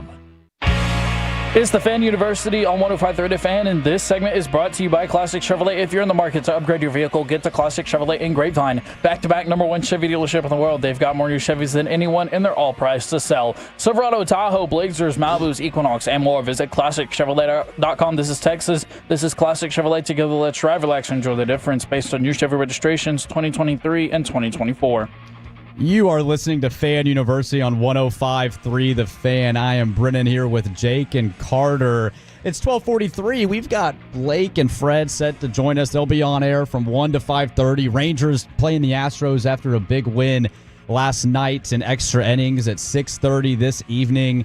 Some look around the country. Illinois up 14-6 on Duke. Penn State kind of struggling at halftime against Florida International, 10-0 at halftime. There for the Nittany Lions. SMU up 24-21 on Baylor at halftime. Iowa State's up 13-3 on Iowa, and Texas Tech is up 48-0 on Kent State at half as well. I know everyone wants to know the Texas score as well. 28-7 Texas. Arch Manning, it all seems to be okay. 4 pass touchdowns. He remembered how to play Manning. football. Yes. He's very good. Real quick, I got to give some love and a shout out to the 940. One of the first texts on the Franco & Frankel injury attorney text line on Fan University this morning was, I love FIU plus 42.5. Penn State will win, but they can't just hammer teams. Shout out to the 940. That's the kind of insight we love on Fan University. Taking FIU plus 42.5. They're looking like they're going to cover. Man, well, there's also a big game today. Kansas, Missouri. The border war is back. We've got Fred here in the studio, a Jayhawk. Fred, how you feeling about the game? I feel great. He's got his mic. He's reaching his mic. I was trying to set him up. No, I feel fantastic. He's busy texting people about how he's coping about the Chiefs losing last night. I'm trying to find some audio that I meant to send new guy Jake. Got before. The Chiefs shirt on, still repping. Chiefs will be okay, man. Well, I haven't showered this morning is basically what it comes down to. That's what I'm smelling. Good to know. I haven't showered. I went and saw my son play football last night in Kansas. Let's go. Nice. Busy man. Yeah, no, it's been a busy day, and then I went and I'll save it. I'm teasing it. Not that I don't love y'all's crosstalk, but I sat next to kind of a bucket list moment on my flight from Dallas from Kansas City to Dallas this morning, and that's why I know that's what a couple things. Well, just saying a couple things I've said on air as it pertains to my Kansas Jayhawks have been confirmed, and we will take care of business today against MIZZOU. Well, it's easy to buy into Jalen Daniels. He's been good. Yeah, when he's actually healthy. And if he's healthy, like I'm all in on him. No, when he's healthy, and look, he wasn't right last year. He had something wrong with his shoulder, and that just whole team. And I think plus getting the coordinator thing. No, and you guys know this. Coordinators in college are, it's the lifeblood of your program. If your coordinators suck, you're done. I don't care who your head coach is.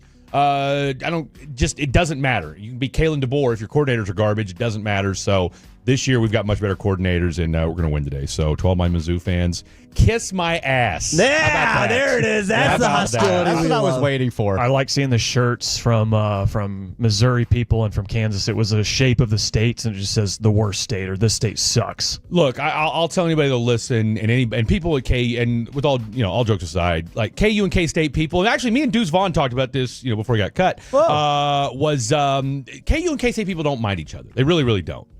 KU and Mizzou, it's on. It's one of the more underrated interstate rivalries that there is. 100%. Because you talk OU Texas, you talk Georgia Florida, but they know that. Because we haven't seen this game for 15 years. That's the problem. You guys border get the war. You don't like border war? Well, you know what they did? They was that too violent? Did that's they have to exactly change what it was. Okay, it became the border showdown. Everybody gets soft about the violence about a showdown. Stuff. Yeah, a war. Right. Let's go. BYU and Utah's holy war. Exactly. That's what we're talking about. Now that's cool. You throw war into that, like I'm here for it. They did the same thing to the Red River. They made it a tongue twister. Red River rivalry. Give me the Red River shootout. That's it. Well, Blake, you came in firing this morning with some Baylor SMU hatred. Baylor's going to win this game. SMU overrated. I picked him. Best quarterback in the conference. Don't care what anybody has to say. Baylor was dogs in this game, and I don't know why. I get it. SMU's ranked and all. Did you watch Baylor last week? They played well against Auburn. They let off a kickoff touchdown, and they had 2 times in the 15 where they didn't score. So I think Baylor had an opportunity to let that game get away from them against Auburn last week. I think they're going to win today. What is it, 24-21 right now? Now. And just so you know, Kevin Jennings, SMU quarterback, has not he's completed every pass he's thrown. That's he's cool. 10 of 10. That's cool. Now, what is he like? 2 tutties. 8 of 8? 10 of 10, 2 tutties. 10 of 10. All right. One touch was like, it wasn't the one like 70 yards to the freshman. I'm blanking on his name, but that guy can play. To start the game, yeah. Okay. Baylor's secondary's got to Sawyer stop Robertson, too. I know with Baylor losing last week, he was swept under the rug a little bit, but 207 yards, 2 touchdowns.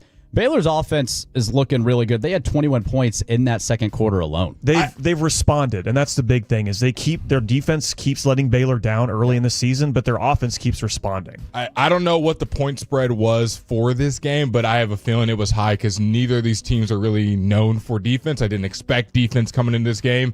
I could see this one just being whoever has the ball last 38-35 type ball game. Yeah, then you've got Baylor. Go Bears. Go Bears. Sick 'em. Keeping it in the Big 12, Iowa just scored on Iowa State right before the half to make it 13-10. So they can do that? They can score touchdowns? Yeah, it's shocking. So right up the A-gut. Just like you were saying, we were going to see a bunch of points at Baylor SMU. This was exactly what I was expecting for Iowa State and Iowa. The under between Iowa and Iowa State has fed families for years and years and should continue to. Potatoes.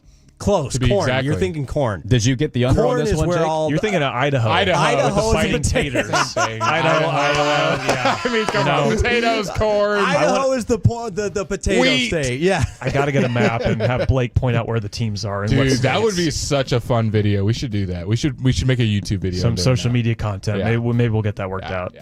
Yeah, this Iowa State-Iowa, it's an underrated rivalry. I know they're not always competing for championships here, but this is a fun rivalry too. The Cyhawk, that's a good name. And it's fun because it's played early in the season too. Like we talk about rivalries and like rivalry week at the end of the year. Like that's a big thing around Thanksgiving is a lot of these games end up being played. But I love that we get this one right off the bat. It's almost always in week 2. It's always at the noon kick, 11 a.m. kick here locally.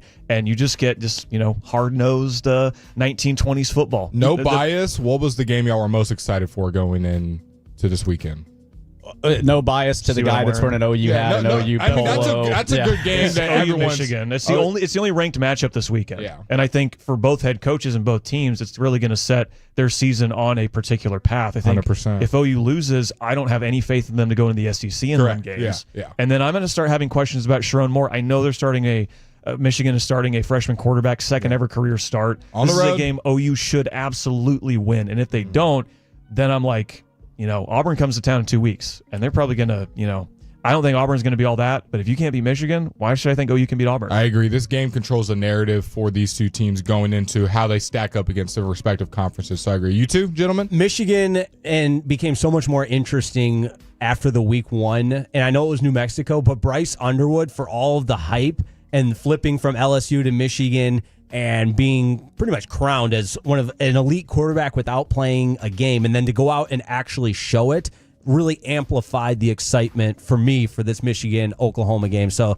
another one that I'd say that as well. Can I ask you a question, Carter, being our college football encyclopedia? How many true freshman quarterbacks do we see every year actually get out there for a big school and play? Like, 'cause it feels like you have guys wait 2-3 years and they're 5 stars and then they finally get their chance.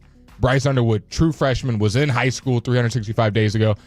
How rare is that, or maybe not rare? I mean, at least in this current class, it's pretty rare. Yeah. The other big recruit was Keelan Russell here locally, and he went to Alabama, and he didn't win their quarterback competition. They went with the veteran. Coaches have to win games, especially at big programs. You can't really develop. You can't wait a couple years to build a class because that class might leave in the portal. So I think especially now you don't really see it. And I mean, the biggest sign of that was Arch Manning. He sat for 2 years and is now starting now.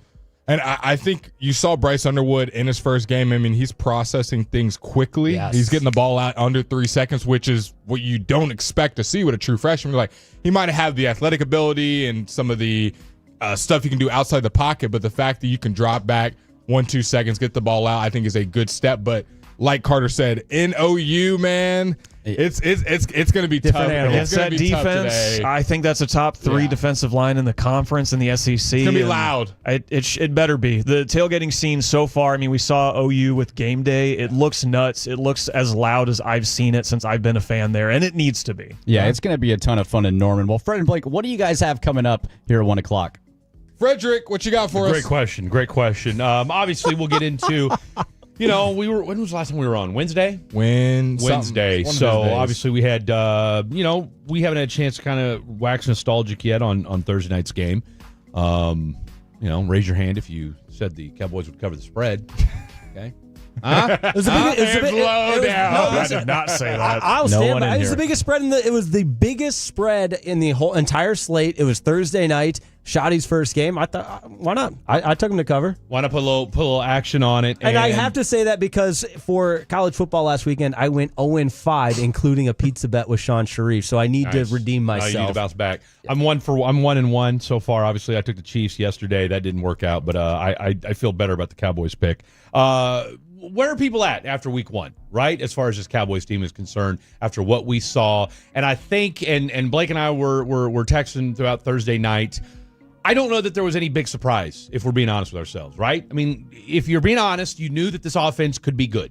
You could also knew that it could be really bad, but you saw Thursday night two things. One, if this offensive line might be pretty dadgum good when it's all said and done, and if that's the case, Dak's going to be pretty good, and you just hope that CD will actually catch passes, all right? And maybe, just maybe, gets George Pickens involved a little bit more. But we'll discuss all that. Has that changed people's thoughts about this Dallas Cowboy team? I know from listening to the postgame on Thursday night and listening to yesterday, people certainly have kind of changed their minds. Again, it's only one game, but let's be real about it. So we'll talk about that. We'll get some post-game audio. Tullo's on the telephone. That's going to go down at 2:40. Reach out to everybody. Kind of what's the common man and person, Tolo, whatever the hell you refer to yourself as. What are they thinking about? Little NFL stuff. And then, of course, top five, jaking around, and some fair or foul. So much to get to today. Packed show. Man, that's going to be a ton of fun to listen to. Well, we appreciate you tuning in. This was Fan University on 105.3 The Fan. Fred and Blake coming around the corner. 105.3 The Fan. It's a must-listen.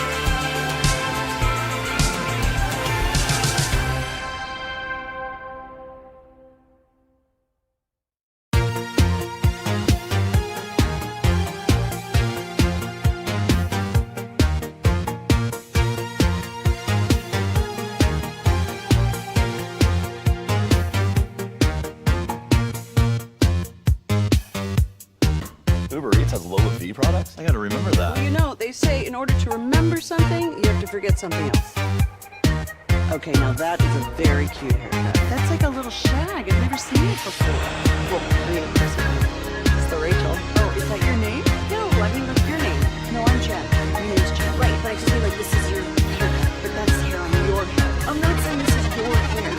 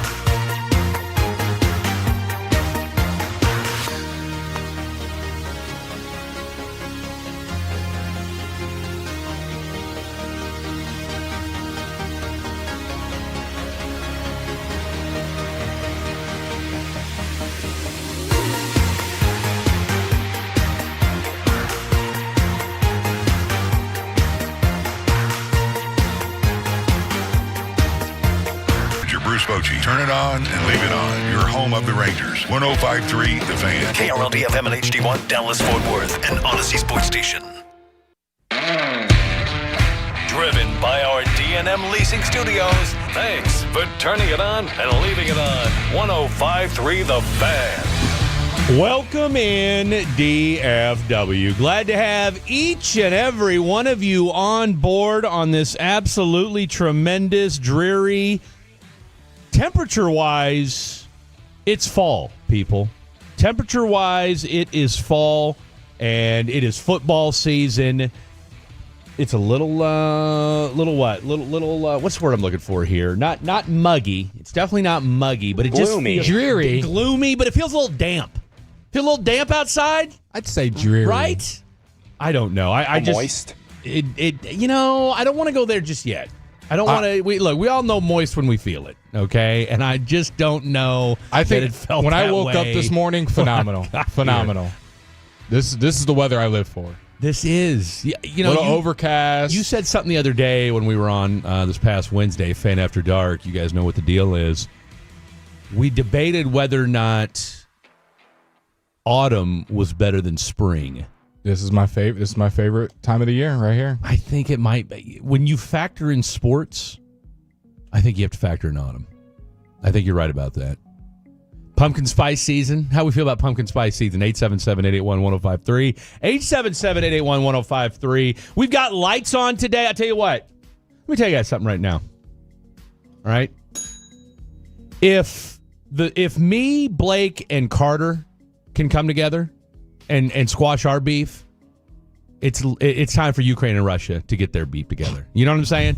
It is time for them to get their bleep together. If the three of us can squash the beef like gentlemen and have face-to-face dialogue, little behind the scenes, I don't like the lights on, but in order for us to get our videos posted, the lights need to be on. And so the three of us, like men, handled it. All right. Now, look, I may not be able to see for the next 4.5 hours. I don't know. You want these glasses? I don't think it's gonna matter. Okay? Well, didn't we get you blue light glasses to help with this? We did. Them. The problem is that they're A, in my truck, and I don't have my truck right now. And then B, the other issue is, and I found this out, they're kind of bent, and I don't like it. So I need new ones. Well, how about we make it happen today? And just put it behind you. And then you never have to worry about it again. What, new glasses? Probably like $20. We just get them LASIK, or that'd be more fun. I don't know that it's LASIK. It's a light issue. Yeah, that's why we get you blue light glasses. We'll get around to it. All right, we'll get around to it. But you know what? We're going to power through today. I'm not worried about it. I've had a hellacious day, and I mean that in a good way. All right, I've had a hellacious start to my day. I know yours has been a little kind of tenuous at best, maybe a little adversarial. What am I looking at? That's confrontational. Right. Yeah, I think that's right. At one point, just customer service, man. Doesn't matter where you at. It's just, I get it. And it's really early. So, like, at noon, your day is already soiled. At noon, your day is already soiled. Where you're passing along. Maybe their pants were soiled. Maybe that's what was that bad angry. energy to me. And I've said this many a times. I cannot wait to get into this Cowboys game with you guys. I'm jacked. I've said this many of times. I do not understand why people at fast food places, smoothie places, whatever, any kind of hospitality. Give you attitude like I made you work there. Yeah. I did not force you to come to work today. I came to a service or business to get something, and now you are giving me attitude for asking for said something. Or if your equipment is faulty, yes, not working 100%, and as a result, because let's call it what it is, everybody is using drive-thrus. Yeah. Okay. It's not Blake Elliott's fault that your crappy speaker isn't in 100% stereo, so that when you're speaking back to them, they can't hear whether every time I'm saying something. I can't hear you. A gladiator. I can't hear you. Yeah. What is that? Okay, now you've ruined the experience. Now I'm having to scream in my own car. I was comfortable. Now I'm having to scream. Okay, let me just play devil's advocate here for just a split second. You think I'm a low talker? You think I whisper? You think I whisper? Does Blake take you as a whisperer? No, I don't think you're a whisperer. I don't. Well, that's all you really need to know. I'm yelling my order. But when you first pulled up, confused. Gladiator? ? What's in that? That might have been part of the frustration. Oh, then I don't got Smoothie King stock. I don't know what to tell you. I don't have their menu memorized. I go to Tropical Smoothie because it's better. I go to Smoothie King to change it up, and I realize very quickly why I don't go to Smoothie King. Yeah. Because of the customer service. Now, see, I'm going to push back on that because I went to Smoothie King on Thursday and had a tremendous experience. Well, whoever the girl was this morning could not have had more attitude. In fact, I need to give Renee and Larry a quick shout out. Wait, you got Smoothie King stock? Well, no. Renee and Larry were also customers. Okay. Renee and Larry were customers. I was wearing my Kansas football shirt, and he said, "Oh, I heard you guys lost to Mizzou." Larry talking ish. I said, "Larry, you better check your sources. Okay, you better check your sources." And then we chit chatted, haha. And then he said, and his wife was like, "Give me a shout out." So Larry and Renee. Shout out OU fans, by the way. Look at Jake Reetmus, Northwestern State right now. Down 59-0. No, he went to Northwestern, not Northwestern State. Is that not the same thing? No, it's not. Actually, Northwestern gave them two colleges? Night and day different. My guess is Northwestern State, like Northwestern is a highly prestigious academic school. Yeah, yes. smart school. Northwestern State, I'm guessing, you just need half a brain and can spell your name to be able to get in. Wow. Just a hunch. I mean, any directional school. I mean, name me a directional school that you think of, and I was like, yeah, that's academically appeasing. East Harvard. Yeah. East Western. I just feel like anytime you put a direction in front of something, you might as well know. Southwest Airlines. Shout out to Shout out to Southwest Airlines. First of all, tremendous customer service. On the flip side, do I think? I know so. I just experienced it. I don't think most people. I mean, you might have saying. I don't think that's the heavy sentiment around. About what? What's not to like about? By the way, Fred Davis, Blake Elliott, our boy New Guy Jake, aka Degenerate Jake. We're still workshopping that nickname. We're still, because New Guy Jake. I keep calling you that. I still have that in my. That's what it is on my phone. It's in our heads. It's in my phone as well. Yeah. So I may. It reminds me every time. I may need to just change it to Degenerate Jake to make it work. By the way, East Texas A&M. Really? East Texas I mean, what are we doing here? Down 56-0. What are we doing here? Anyway, you're getting Fan After Dark vibes on a Saturday afternoon. New Guy, we haven't done a show with New Guy Jake in a minute. Now, I did a show with New Guy Jake this past Labor Day. Yeah, Monday. Labor Day. Absolutely tremendous work by him as always. And of course, then we'll do another show, the three of us, on Thursday. But what's your beef? What's your gripe with Southwest? I don't know. I don't have a personal gripe. I'm saying I don't think that's the overall sentiment. Tell us what the sentiment is, folks. 877-881-1053. I just flew it last night and this morning. Okay. Fred flew it this morning. He's good. Tremendous. Stock goes up. Through the roof. Tell you what, if they want to shoot me a deal or something like that, I'd be love to do it. Is that your go-to airline? It's in the rotation for sure. It's in the rotation for sure. Do you filter out any? Like, when you're looking for, like, oh, this is a great deal, but it's this airline. No, not really. I mean, I've had such good luck. I mean, United, you fly Spirit and South. I will not fly Spirit. I've flown Spirit before, and you regret it the moment you get on the plane. I have seen enough of them online. I have walked by enough of their gate agents and just their whole vibe, and I want no part of it. I'll spend the extra $100 before I would take a Spirit. I'll spend the extra $100, $110 and have a. That's not exactly. I will say they haven't had any crashes though. One of the safer planes. Is it? It is. It was would they even report it if Spirit? I mean, no. Well, they're going bankrupt too. Of course, that's the other part. They're the ones doing the standing flights. Yeah, I mean that sounds about like that's the most Spirit sounding thing. They're doing like standing flights where it's like $30-$40 and you can go to like LA, but you don't have a seat. You just like stand with a seatbelt, like you're on a roller coaster. I'm being for real. I'm not making this up. I've heard I don't know the exact price, like what would it be, but I'm saying it will be heavily discounted because you don't have a seat. That's would you do it? Like say you're just going to Kansas to see your son, like what you just did. What's the price? $30. Oh, done. I think there's any psychos flying from like California to Florida standing up the whole time. Don't worry about me. Going to Florida 3 stops. I'm good. Don't worry about it. How much, if you don't mind me asking, how much was the flight to Kansas? How much was it? It was just one person.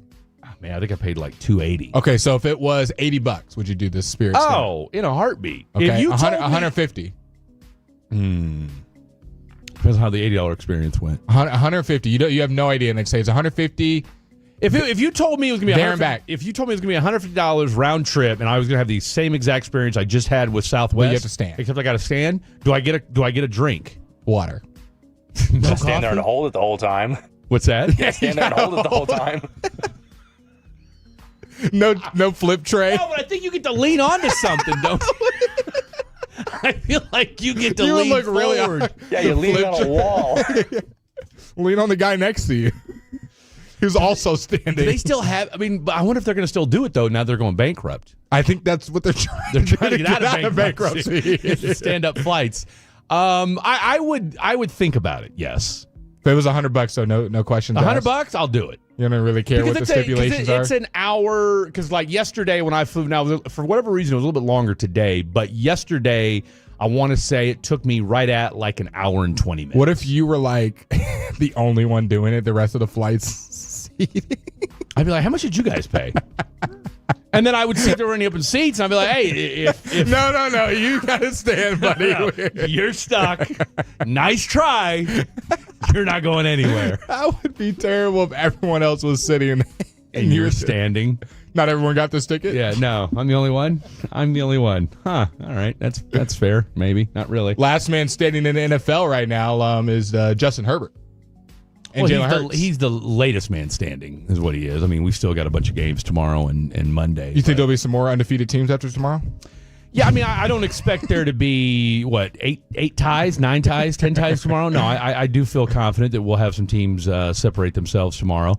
Look, if you're a Philadelphia, it's funny how the last 2 games, and just full disclosure, all right, so obviously I watched the Cowboy game, was locked in on Thursday night.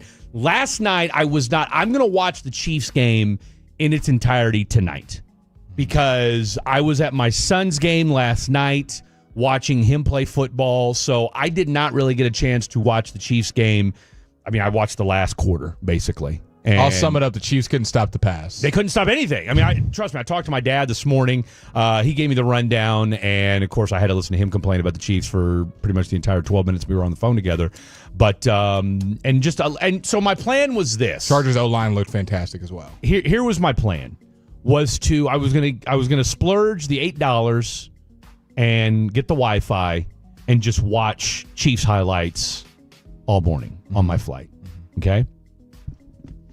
So I get it's about hour and some odd drive from Topeka to the airport. Made it in stupid time this morning. You're just passing cow mills and ranches. Wheat seriously, fields. Tumbleweeds. I mean, it's amazing that we even have running water in Kansas. So I get to the airport. It's like 6 o'clock. Flight takes off at 6:45. For all you Southwest folks out there, and Jake, you know this. Well, of course, no, you actually you probably get that good seating. B39 because your boy forgot. Okay, so B39. All right. Did you have assigned seating? No, they haven't done that yet. Okay. Southwest hasn't done that still yet. That's a key. It's coming. Great question, by the way. So you can still get in where you fit in. Elbow people. Okay. But you guys realize, now you guys know, for all my Southwest Flyers out there, it's 3 and 3, all right? Yeah. And the way it usually works is everybody goes in and 2 sides, right? You're by the window, you're by the aisle, and there's nobody in the middle. Yeah. Right? And so if it's not a full flight, that's typically how it's going to work, right? So I sit there. So apparently the Catholic Bowl is going on today at the Star, like St. Pius X and some other Catholic school. Okay. I don't know if it's a high school, college, whatever. But there was a bunch of people from Kansas City. St. Pius X are going to play I think a Texas school at the Star today. So I was just kind of in my own little world. I got up at 3:45 this morning, a little tired, whatever. And I'm standing there. AirPods in? AirPods in. So I'm standing there. You weren't an AirPods at the airport guy. I don't like having. I like to be aware of everything going on. I was already in line. Okay, so you didn't have them on throughout the airport. I don't have them in throughout. I just put them in. Okay, put them in. But I'm in line. Okay? So this dude taps me on the shoulder and he goes, because I had my KU hat on, and he goes, "You see Bill Self?" And I was like, "What?" He goes, "Bill Self's on this flight." I didn't see anything. I'm like, "Okay, bro, whatever." Like, sure. So I walk in. All right. So we walk we're boarding the airport or boarding the airplane, and like I said, B39, you're towards the back. I'm walking, boom, everybody's 2 on one side, 2 on one side, 2 on one side, 2 on one side. Sure enough, there's Bill Self. So he was there first, or you were there first? Sure enough. No, he's already been seated. He's already seated. So you chose the next to him. Well, he had the spot open. Hey, there was like 5 spots open. He goes, I gotta go next there to was Bill. nobody else. It was the last spot on the plate available. No, there was still a lot of seats in the back, but I saw that right there. So I walk up. Just plop myself right here, Bill. Well, I said, Sports radio host Brad Davis. Nice to meet you. I said, hey, my man's wearing his KU shirt. Looked over, nobody's sitting in the window seat, and everybody else is full. I look over, I say, hey, coach, anybody sitting there? You said coach? Damn right I did. He's Bill Self. I know. Of course I called him coach. I didn't know if you were going to play it off like you didn't know who he was or just immediately. On, bro. We got to say, we got to set an expectation right away. Anybody sitting there, coach? You are. So he was in the window. No, he was in the aisle. So you had to crawl over him. No, he got up and I said, anybody sitting there, coach? And he said, you are. Fred Davis. Boom. I go sit down. Now, I knew a guy that played college basketball with him and met him on the last flight I was on. So I said to him, hey, coach, last time I was here, I talked to your boy Lowe, runs EYBL here in Dallas, Lowe!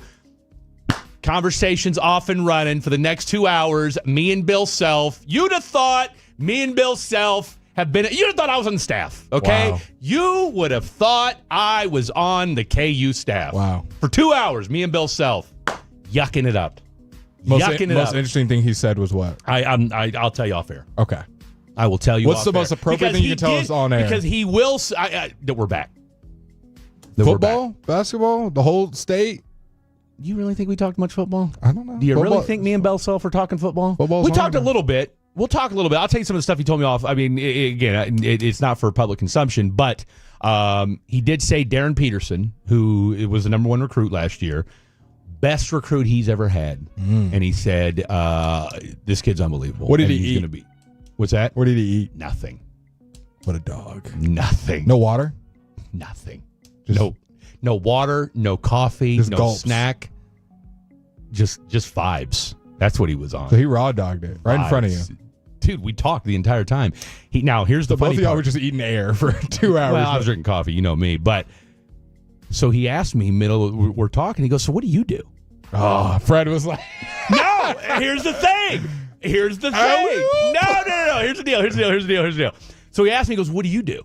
I said, I work for 105 Through the Fan, radio host in Dallas. He goes, it's kind of a big deal, isn't it? You tell me. Oh, well, Coach, look, it's honest work. You said it, not me. You said it, not me. Now, that said, he did kind of pause for a second because he's like, okay, is this guy going to tell everything we talk about on air? Yeah. Coach, we talk about stays here. He goes, and that's why I'm a fatty. We talked for another hour after that. Now, he did qualify a couple things with, hey, it's just me and you talking. Yeah. It's just me and you talking. Absolutely. I'll say this and I'll shut up and move on with the rest of the show. As and I don't, whatever school you go to, Texas Tech, well, I really don't know what coaches are coached there, but they're worth a damn. But Seth Luttrell, OC for the Razorbacks for a while. So, well, let's put it this way. Anytime you got like a Hall of Fame coach like Bill Self.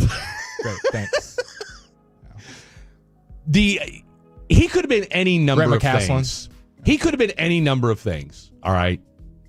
He was the nicest guy.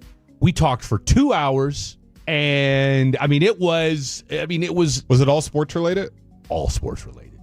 We talked KU basketball. You didn't for 2 hours. You didn't veer a little bit. We talked a little. We talked a little football. Well, no, I'm talking like personal life stuff. Like, what do you do when you're not coaching? Dude, he had so many. We were getting. Think about it, bro. This is the KU basketball. That's because I'll tell you what I told him that really set the tone. I said, Coach, I know everybody's geeked about this football and new stadium and all that kind of stuff. I said, but let me tell you something. I have not been this excited about KU basketball in a while.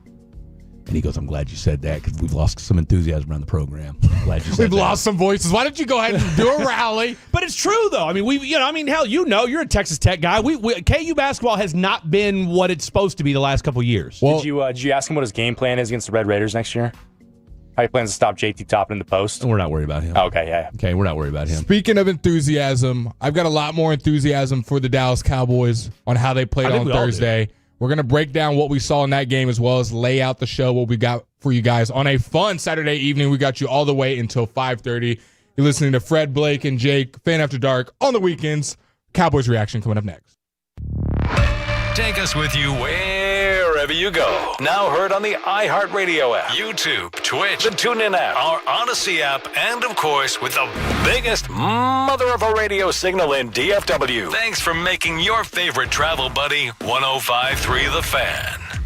With the Bosch 18-volt glide miter saw, you'll feel like the smoothest cat on this side of Smoothsville. Meow.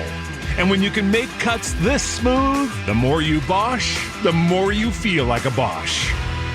Do you owe $10,000 or more in credit card debt or personal loans? With credit card debt at all-time highs, Debt Relief Advocates is urgently notifying consumers of debt relief now being made available, designed to aid consumers with out-of-control credit card debt. Those who qualify and enroll for this relief program will only have to pay back a fraction of what they owe. This is not bankruptcy or a debt consolidation loan. This is a relief program that credit card companies would rather you not know about, as it ends your debt nightmare and saves you lots of money. Consumers owing at least $10,000 in credit card debt or personal loans can now take advantage of this debt relief as the cost of living skyrockets. Debt Relief Advocates has established a relief hotline for you to call to learn what debt reduction you may qualify for, so don't wait. For this free information, call the Relief Hotline at 800-515-4402. 800-515-4402. 800-515-4402. Mark, I've heard you guys say don't get hurt twice. What does that mean? Don't get hurt twice means you've already been in a car wreck. You've been hurt once. Don't make a decision where you're going to get hurt again. And that decision could be going at it on your own without a lawyer. It could be choosing the wrong lawyer. It could be going too long without getting health care. Give us a call. Don't get hurt twice. When you get a call from the insurance company, just tell them your lawyers are Frankel & Frankel. They've got my number. That's 214 or 817-333-3333. Frankel & Frankel, attorneys you can trust. Principal office, Dallas, Texas. Hey, Dallas homeowners, fall is on the way, and if your expensive AC is still leaking past your old windows, now's the time to act. It's Window Nation's September sale. Buy 2 windows, get 2 free with no down payment, no monthly payments, and 0% interest for 2 years. Buy a whole house of windows, you'll score a Cowboys jersey and a chance to win game day tickets. Window Nation's local, trusted, and backed by over 45,000 5-star reviews. Call 866-90Nation or visit windownation.com. Offer ends soon. Proud partner of the Dallas Cowboys. The Dallas Card Show is back September 4th through the 7th at Marriott Waters Creek in Allen. Over 700 vendor booths and something for everyone. Get tickets now at DallasCardShow.com or at the door. Don't miss the Dallas Card Show September 4th through the 7th at 777 Waters Creek Boulevard in Allen. Hi, I'm Jeff Stewart with Reliant Air Conditioning. Did you know that at some AC companies, the service techs and the sales guys work as a team? Here's how it works. The sales guy literally parks around the corner and waits. After about 5 minutes in your attic, the service tech comes down and says, well, the bad news is you need a whole new system, but the good news is my sales guy just happens to be in the area. Next thing you know, you're pressured into buying a new system you probably didn't need, and they simply split the commission and move on to the next victim. At Reliant Air Conditioning, we provide comfort to homeowners who don't want to be taken advantage of. Right now, you can combine factory and utility rebates to save over $5,000 on a brand new system. So call 2 other companies first, and then call Reliant Air Conditioning, and you'll see how we've been gimmick-free since '83. Our number's 877-YOUR-HERO, or schedule your free estimate online at ReliantAirConditioning.com. Reliant Air Conditioning. Call 877-YOUR-HERO. Hey, listen to this. All I needed was a new starter. Got a great deal on eBay. Did it myself. Yeah, that's cool. But how about the soft purr of an upgraded exhaust when it fits just right? For me, it's the little things, like these new windshield wipers from eBay I installed.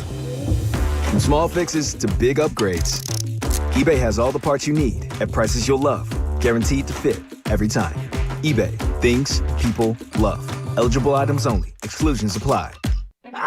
Your cold is coming. Your cold is coming. When you feel a cold coming, shorten it with Zycam, the #1 cold shortening brand. Oh, no, not before my big trip. The big trip you've been planning is coming up, and so is your cold. But Zycam can shorten your cold and get you back to planning sooner. Thanks, Revere. We really should keep Zycam in the house. Shorten your cold with Zycam. Take it from America's most revered messenger. Shorten your cold at the first sign with cold shortening products from Zycam, the #1 cold shortening brand. Available in stores or see where to buy at Zycam.com. How do you start a bidding war for your home in this housing market? Fast Track offers from Orchard. It flips a slow market in your favor. With Fast Track, Orchard creates demand for your home before it goes on market, so you sell fast, often getting multiple competitive offers the first week. And when buyers compete, you win. Yeah, the housing market may be brutally slow for everyone else, but not when you sell smarter with Orchard. Get your free home valuation at Orchard.com. That's Orchard.com. Have you ever had an aha moment? That feeling when you finally try something new and wonder why you waited so long? Here's yours. 20% of car loans are now 84 months. That's 7 years of high payments and likely ending upside down when you go to trade in. D&M Leasing can help you skip the long terms with smarter, lower monthly payments. Join over 50,000 happy customers on the road today. Call 817 or 214-35-LEASE or visit dmautololeasing.com today. We make leasing easy at D&M. Side the one, lefty motion right to left, handoff, Javonte Williams, bang at left guard, and the Cowboys score the first touchdown of the season. I can tell you, did not expect to hear that. Did not expect to hear Javonte Williams scoring 2 tutties in the first knife half. through butter. Yeah, you're feeling a lot better about him than you are A.J. Brown. Imagine spending a second-round pick on that guy. Imagine. That's all right. I'm going to dump him. It's not how you start, it's how you finish. I mean, I'll pick him up if you just want to straight up drop him. I'm just going to drop him, Blake. I'll drop somebody on my bench. I'm just going to drop him, Blake. Get the hell out of here. It's all right. It's all right. I haven't even looked. I'm not even in fantasy mode right now. That's okay. I'm on cloud 9. Doesn't matter. Okay? Me and self. That's friends. There you go. Hey, that's better than fantasy football. When we get courtside seats yeah. at Allen Fieldhouse this year. Did you get his number? No, I didn't want to. I'll find his email. Any point of contact? Hey, I met you on a flight. Oh, he knows who I am. Oh, my bad. How many First of all, how many Fred Davises are there? I would at least throw the email out there. I thought about it, but I was like, you know what? I will find it. I will find the email. Randomly email someone one day. I mean, hey, it's what are we thinking? Bill.self at kansas.edu? Wow, just doxing them. I mean, I'm sure it's pretty much public record. I mean, he is a state employee, so. You can get us courtside for a Kansas and Tech game. Oh, that'd be huge. Ooh. Are we state employees? Is Odyssey a state-owned company? No, it's not. It's privately owned. Private equity. Is that supposed to be a joke? Is that supposed to be a joke? Where are we going with this? Dallas Cowboys. I got you. I'll set the stage for you guys. By the way, somebody said, did y'all exchange numbers? No. But again, we'll get there. Cowboys, second biggest dogs in an opener to start the season. Guess what the number one was? The Dallas Cowboys versus the Bucks after they came off their championship run. I want to say that was 2021 opener. Tom Brady's Bucks. That's when and Dak threw for a party. Remember, it came down to the end. I want to say he kind of hurt his thumb in that game. It was like 38, 34, something like that. I can't exactly remember the score, but Tom Brady and Dak were throwing it all over the yard. Cowboys were 9-point dogs in that one.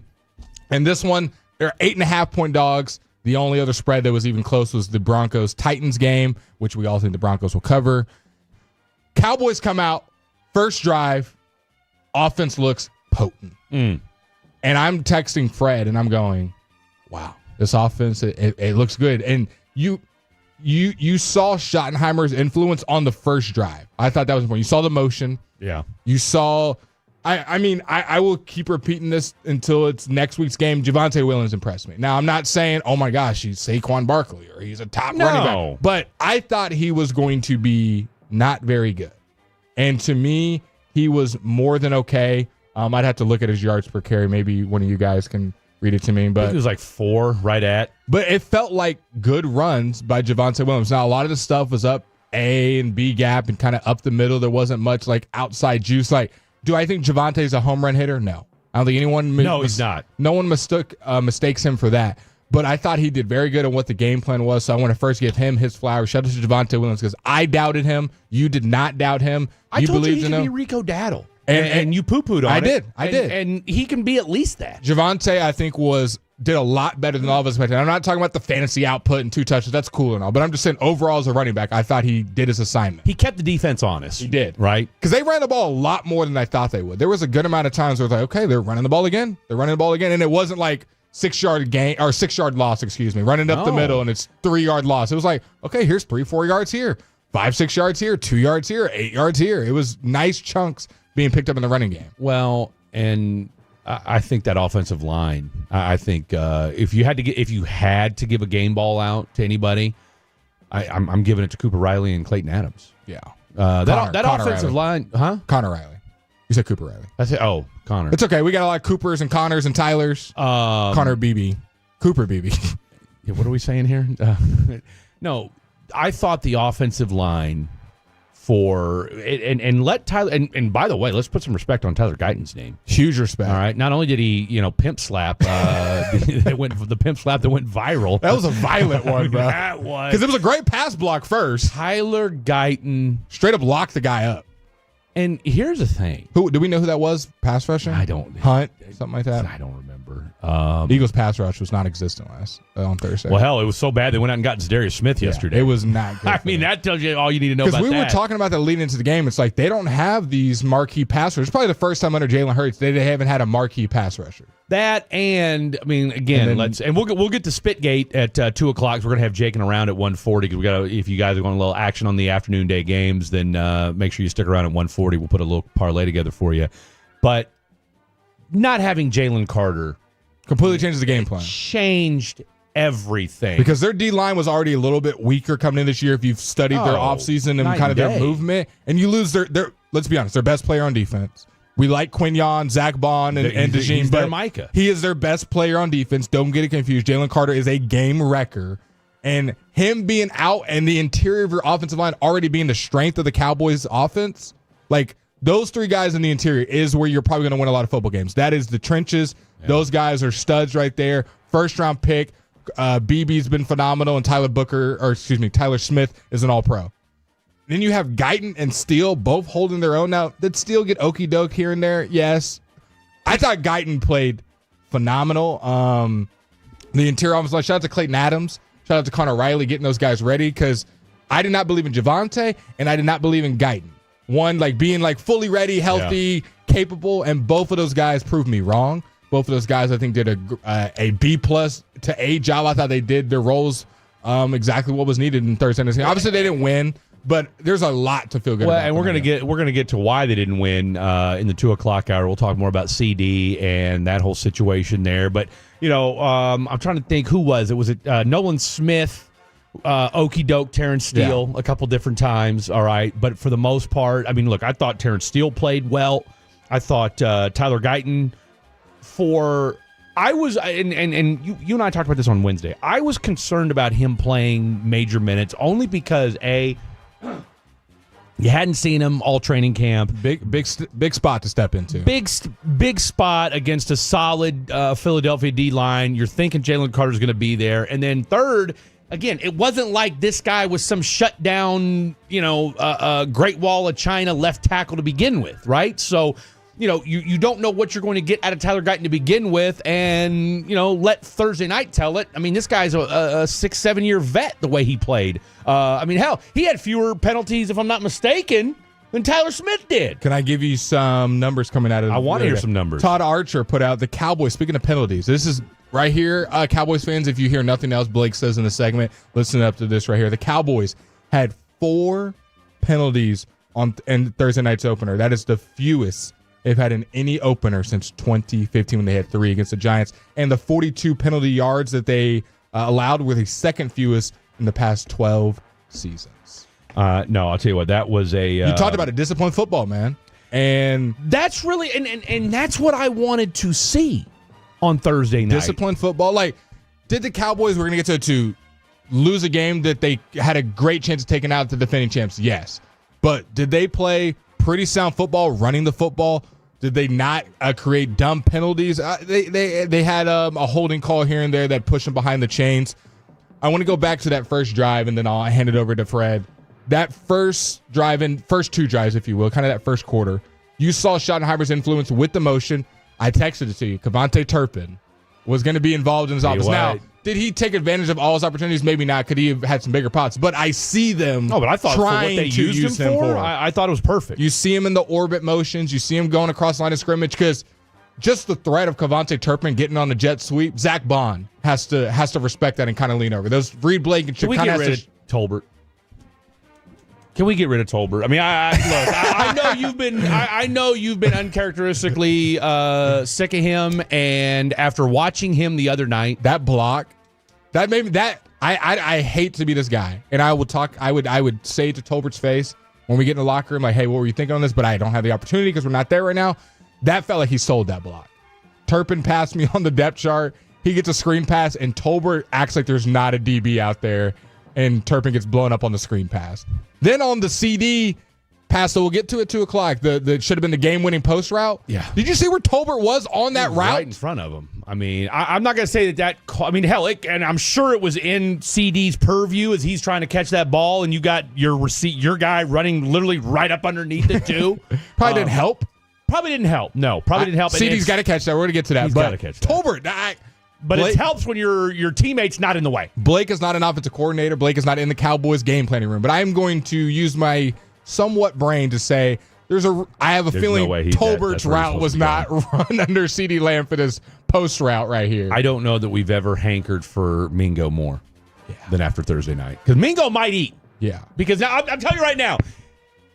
And look, we got a lot to get to from Thursday night's game. I like Turpin's spot in this offense. Oh, I'm telling you right now. Little here and there, speed plays. I thought ran a stop route. Did a masterful job, including him in the game plan the other night. I would like to see them go to George Pickens more. I think they're going to. But I think when Mingo comes back. But you saw what they were doing. They were putting Quinyon just one-on-one with him, and then they were bracketing CD. Which you have to do, right? And he was still getting loose. I mean, Jackson. It was a long night for him. It was a long night for Adoree. Real quick, one guy who did play pretty well, and again, I don't want to hear anybody talking about he's the reason why you lost on Thursday night, because I thought he played one of his best games as the Dallas Cowboy. That was Dak Prescott. This is what Shotty had to say about him extending plays Thursday night. Yeah, I thought Dak played really well. Limited opportunities, just because we didn't have that many ops with the 26 minutes or whatever it was, time of possession, but I thought Dak threw the ball really well and played well. Dak player of the game to me. I thought Dak was the best football player on the field on Thursday. Had the best tackle of the night. Had the best tackle. He saved. I mean, they still lost. No, that's a touchdown. That's a touchdown. He doesn't make that tackle. Because you got a bunch of D linemen. O linemen trying to. That's not happening. Nobody's catching them. Shout out to him on that. Shout out to Miles Sanders being a double agent for the Philadelphia Eagles. Dak Prescott was putting the ball in bread baskets. Even my biggest Dak Prescott haters, Cowboys fans, haters, and my friends text me, they go, Dak ball. You couldn't say anything. I'm sorry, there was nothing. And the thing about Dak you had to watch the game. You couldn't have box score watch because it doesn't look good in the box score. Doing a box score watch was not going to do you any justice because, again, you had to watch that game. Because I'm going to tell you right now, the thing that impressed me the most about Dak, now he did miss some throws. All right, he did miss some throws. Which one? I'm trying to think. I'll tell you the throw he missed that kind of kicked you in the butt the most was the Jake Ferguson hospital ball. No, not that one. Okay. The one where it hit the helmet? Where it hit Bond's helmet. Now, underthrew it a little bit. Yeah.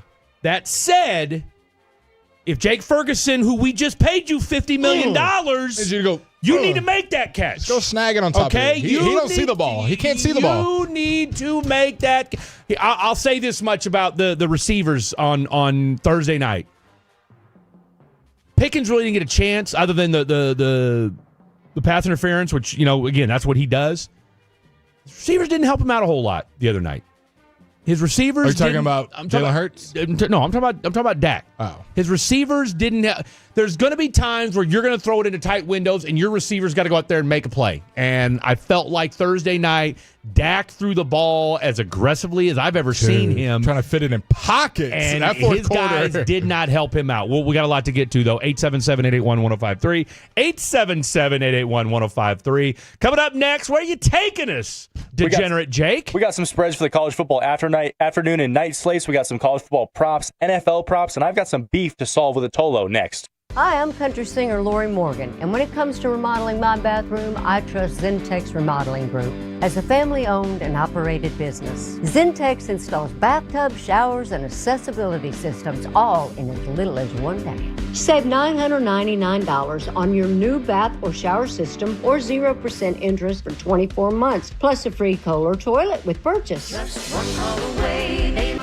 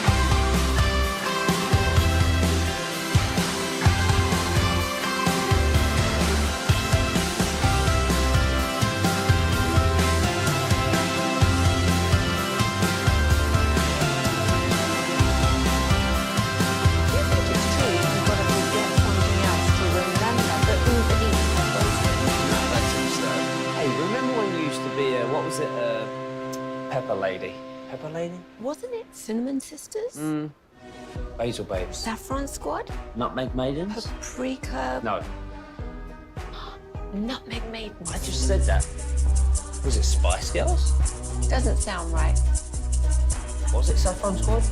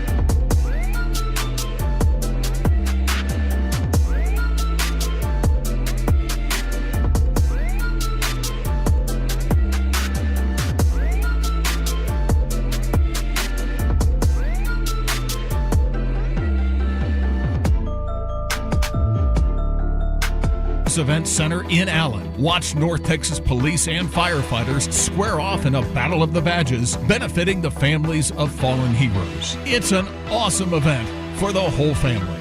Get your tickets today through Ticketmaster.com. And it's back to Fred and Blake on 105.3 The Fan. This upcoming segment is brought to you by Classic Chevrolet. If you're in the market to upgrade your vehicle, get to Classic Chevrolet in Grapevine. Back-to-back #1 Chevy dealership in the world. They've got more new Chevys than anyone, all priced to sell. Silverados, Tahoes, Blazers, Malibus, Equinox, and more. Visit ClassicChevrolet.com. This is Texas. This is Classic Chevrolet. Together, let's drive, relax, and enjoy the difference based on new Chevrolet registrations 2023 and 2024. When I'm not at work or with my puppies, you can find me at the gym. Standard template response to half the women that respond to B on Hinge. I know what you're talking about. I'm not judging, by the way. I look, I am fascinated by your dating life. I am in your corner. I'm supporting it 100%. And, she said she might listen today, so. Tune in. I'll tell you what. Ask her if she's going to tune in. How is she listening? Odyssey app? Or are you going to have to do a tutorial on how to get it on your radio or in your car? Or Twitch or YouTube. We're fan on the weekends. Or Twitch or YouTube. I forgot. Dallas I keep forgetting. Shout out to Carter Freeman. We had a conversation like men today. And then, of course, Mr. Brown Noser over here. Fred, I'm going to need you to turn those lights on for the fan cam. I'm going to need you to turn those lights on. We've had... Whose team are you on, Jake? Blake told me to say it. I did. Is that what it was? I've had multiple people text in.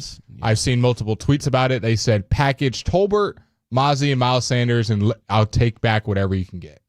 How about Chris Collinsworth with the ultimate Mozzie Smith?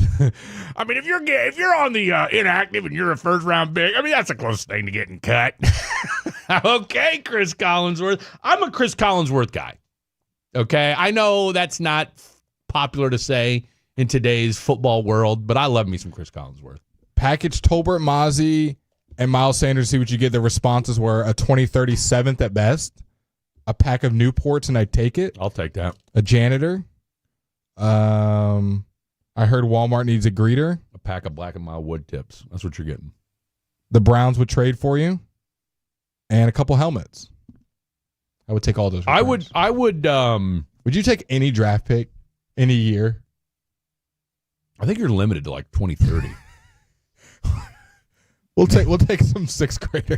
We'll take the Renegades first round UFL pick for Mozzie and Jalen Tolbert. No, I mean we're joking, but we're not. Right now, Mozzie's inactive and is the fifth best defensive tackle on the team on a defensive line that I mean, again, we all have questions about it. I mean, I think Solomon Thomas looked good. No, Solomon Thomas looked good. Jay Toya had his moments being a big boy up front. He had the big second and goal stop on Saquon. Now, they got better as the half went on. And did. Shout out to Eberflus for dialing some things Both up. teams kind of offense kind of sucked after the lightning delay. What was it, 3 total points scored? Oh, the lightning delay. I don't think there was any points scored, was there? I think the Eagles got a field goal. They might have already been up. I thought they were down. No, because they were already up 24-20. That's just how the game ended. And that's just how, I mean, because I want to say that the lightning delay happened with about 8 minutes left to go in the third quarter. It was right after the Miles Sanders fumble. Right after the Miles Sanders fumble. Because remember, they were going in to score. Yeah. Right? They were going in to score, and at that point, or maybe it was 21-20 at that point. Maybe they were going to ready to I think they got a field goal. You're right. I think you did. I think yeah, that's right. Because didn't Jake Elliott kick like a 58-yard field goal? That's what it was. That's what it was. You know what pissed me off the most about that? The lightning delay's over, and then we'll go to our boy, new guy Jake in the Pimp Cup. The lightning delay's over, and you know who's keen on the sideline giggling with Dak? Miles Sanders. Bro, you just fumbled. That was the last play that was happening. It ain't all fun and daisies, Miles Sanders. Stop laughing. You just fumbled the football. Tired. I don't like stuff like that on my football team. That stuff pisses me off. I'm not. If Dak wants to giggle along. He's had a fantastic game. I mean, really, I don't want anybody giggling. I don't want anybody giggling. I definitely don't want the guy that's had 2 carries and one of them was a fumble and it was the last football play that just happened. Well, not to mention, I don't know. You should be on the sideline doing push-ups, Miles. When you're losing, no giggling allowed. It's the first game of the year. We're on the road. We're coming out of the lightning delay. He should be like, They should cut to the sideline and see Miles Sanders hitting his chest. That's on me. Do we giggle on this show? No, we No laugh. giggle. We laugh like This guy's grown men. giggling like he didn't just fumble the football. That kind of, you're not on my football team. If I went on the film, Fred, and I saw you giggling and you just fumbled the football and that was the last play that happened, You're you're off done. my team. You're done. You think Jimmy Johnson wants to see people giggling on his sideline? I don't care if we're at 58-0. Look, you couldn't even have asthma, a medical condition. All right? Giggling's not a medical condition. You can choose to giggle. Okay, You that's actively a choice. chose. That's a choice. And- Okay, and I is Dak can't a choose comedian all not of a to sudden? have asthma. Dak's just cracking jokes over Oh, we there? got Richard Pryor here in the corner. Okay, Kevin doing his best Kevin Hart impersonation. Get out of here! Get out of here, But Miles. he did have a good game though. Dak did. All right, not Miles. All right, we've eaten up most of his time. Continue. Yeah, new guy Jake. That's original. Our buddy Jake, or is it Jacob? Who knows? Jacob Ray, aka new guy Jake. He's Jaking your calls right now. All right, gentlemen, what's a better time to gamble than a college football Saturday? Come on, baby. And before we get into some of these picks, we got into some beef on Monday. We had a Tolo text in after I was giving my spiel on Flex Friday for Prize Picks, and he texted in and he said Flex Friday is not a thing anymore. He said, and I said, you know what? you were You're wrong. I said, you're wrong, because I did one on Friday. Turns out, so Flex Friday, for those who don't know, used to be a protected pick every Friday. Right. They went away with it. Wow. Oh. It is now just a payout boost on any flex play on a Friday. So wait, are you saying that the Tolo fatty was right? He was right, I was wrong. He was right, I was wrong. What was his name? What a mea culpa I don't by know. you. What do you mean, what was his name? We don't know. I don't even know his phone number. We'll call him Junior. Yeah. So he was right, I was wrong. I'll take that one. I'll take that one on the head. It's okay. It's all right. Let's get into some spreads. So starting with some of the 2:30 games, Missouri and Kentucky. Little SEC matchup, week 2. Wait a minute. What'd you just say? Missouri and Kentucky. Ole Miss. Mississippi. Who's That's a playing good in this start. game? That's a good start. Ole Miss and Kentucky. Who is on right now? I typed MISS. Okay, I was gonna say there's Mississippi and Kentucky. I thought you were making light of Kansas. Is what I thought you were doing by calling us Kentucky. No, I've got that one on here though. Okay, just making sure. Mississippi and Kentucky. What do you think the spread is? That was one thing me and Bell Self said today. Yeah. Got to get today. Got to get today. Got to get today. Continue. That spread is 8.5 points, SEC Week 2 matchup. And then another game that I'm kind of intrigued by because I've heard Oklahoma State's been talking a lot. Yeah, they have. Did you hear the beef between Mike Gundy and we and might Dan cover Lanning? up our Nike. We might cover up the Nike swoosh on our jerseys. Yeah. What is Gundy talking about? I want to say, isn't that spread like 28 and a half? 28.5, yeah. Dude. For Oregon? I think Oregon covers. I think Oregon wins by 40. I'm gonna go 48-10. Where's the game at? It's in Oregon. It's in Oregon? Oh, they're putting a 50 burger on Oklahoma State. And I'm telling you right now. And I'll give you this: Oklahoma State's playing with their backup quarterback. It's time to fire Mike Gundy. I think so too. I don't think that's a hot take. Like, it's time for Mike Gundy to go. He can't adapt to the new world, to the new age NIL. I mean, they're not spending money. They even did that thing last year where they put QR codes on the back of their guys' helmets for people to donate to their NIL fund. I mean, that's pathetic. Let me scan this helmet. I mean, look, I do appreciate the creativity of it. All right, let's get Random fan, the guy sitting on the bench. Hey. That said, post T Boone Pickens, it's hard out there for. You think they cover, Jake? No, God, no. No, let's all take Oregon. How's that game? It's at 2:30. Okay. Backup quarterback, so it's going to be hard as well. Yeah, no, and it's in Oregon. They've been road. talking smack all week. Give me Oregon. I mean, we might have Oklahoma State players cut before they get back on the bus. DeCorey and Moore going to go off. Continue.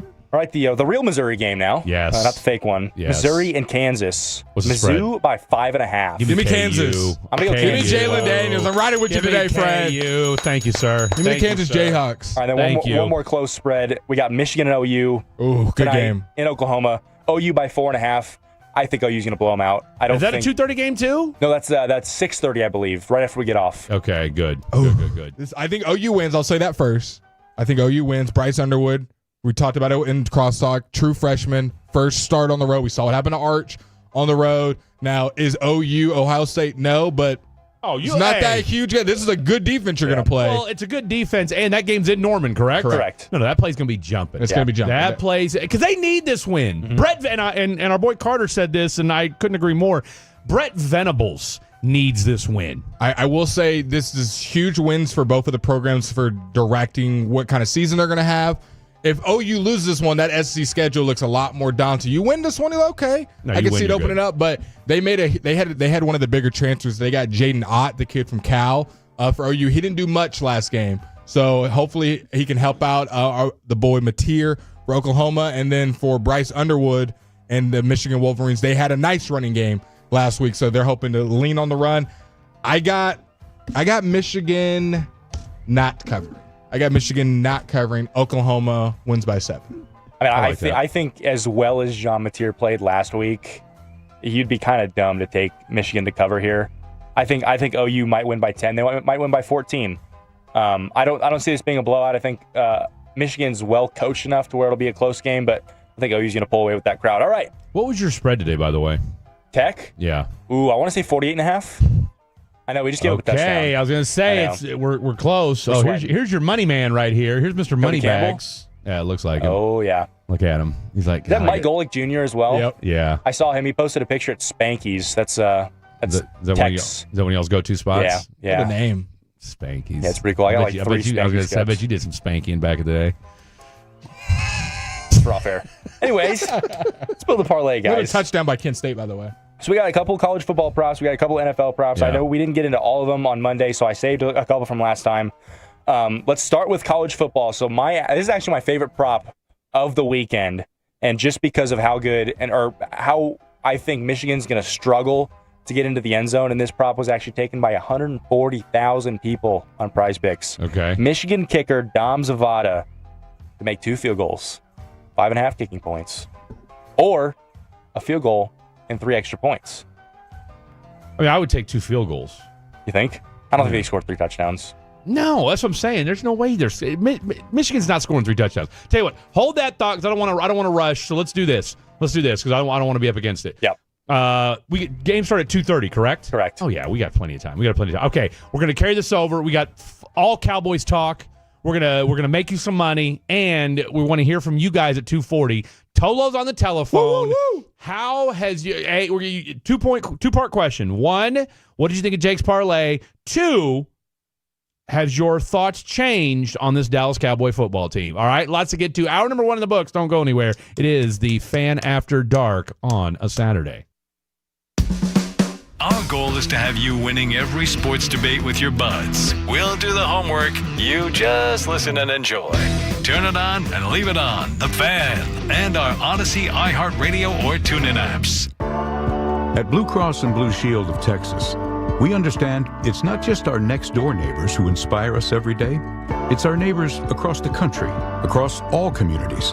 And while Blue Cross has been your one local and trusted healthcare partner for over 95 years, it's our wide scope of products, services, and technologies that allows us to have a deeper understanding for everyone, everywhere, elevating the highest levels of preventive care and overall wellness, one member at a time. It's that unique Blue Cross service and commitment through all stages of life that connects us hand in hand, ensuring you always have access to quality, affordable healthcare with that personal touch, always finding new ways to deliver on our oldest promise, to keep you at the center of everything we do. Blue Cross and Blue Shield of Texas, through it all. Blue Cross and Blue Shield of Texas, a division of Healthcare Service Corporation, a mutual legal reserve company.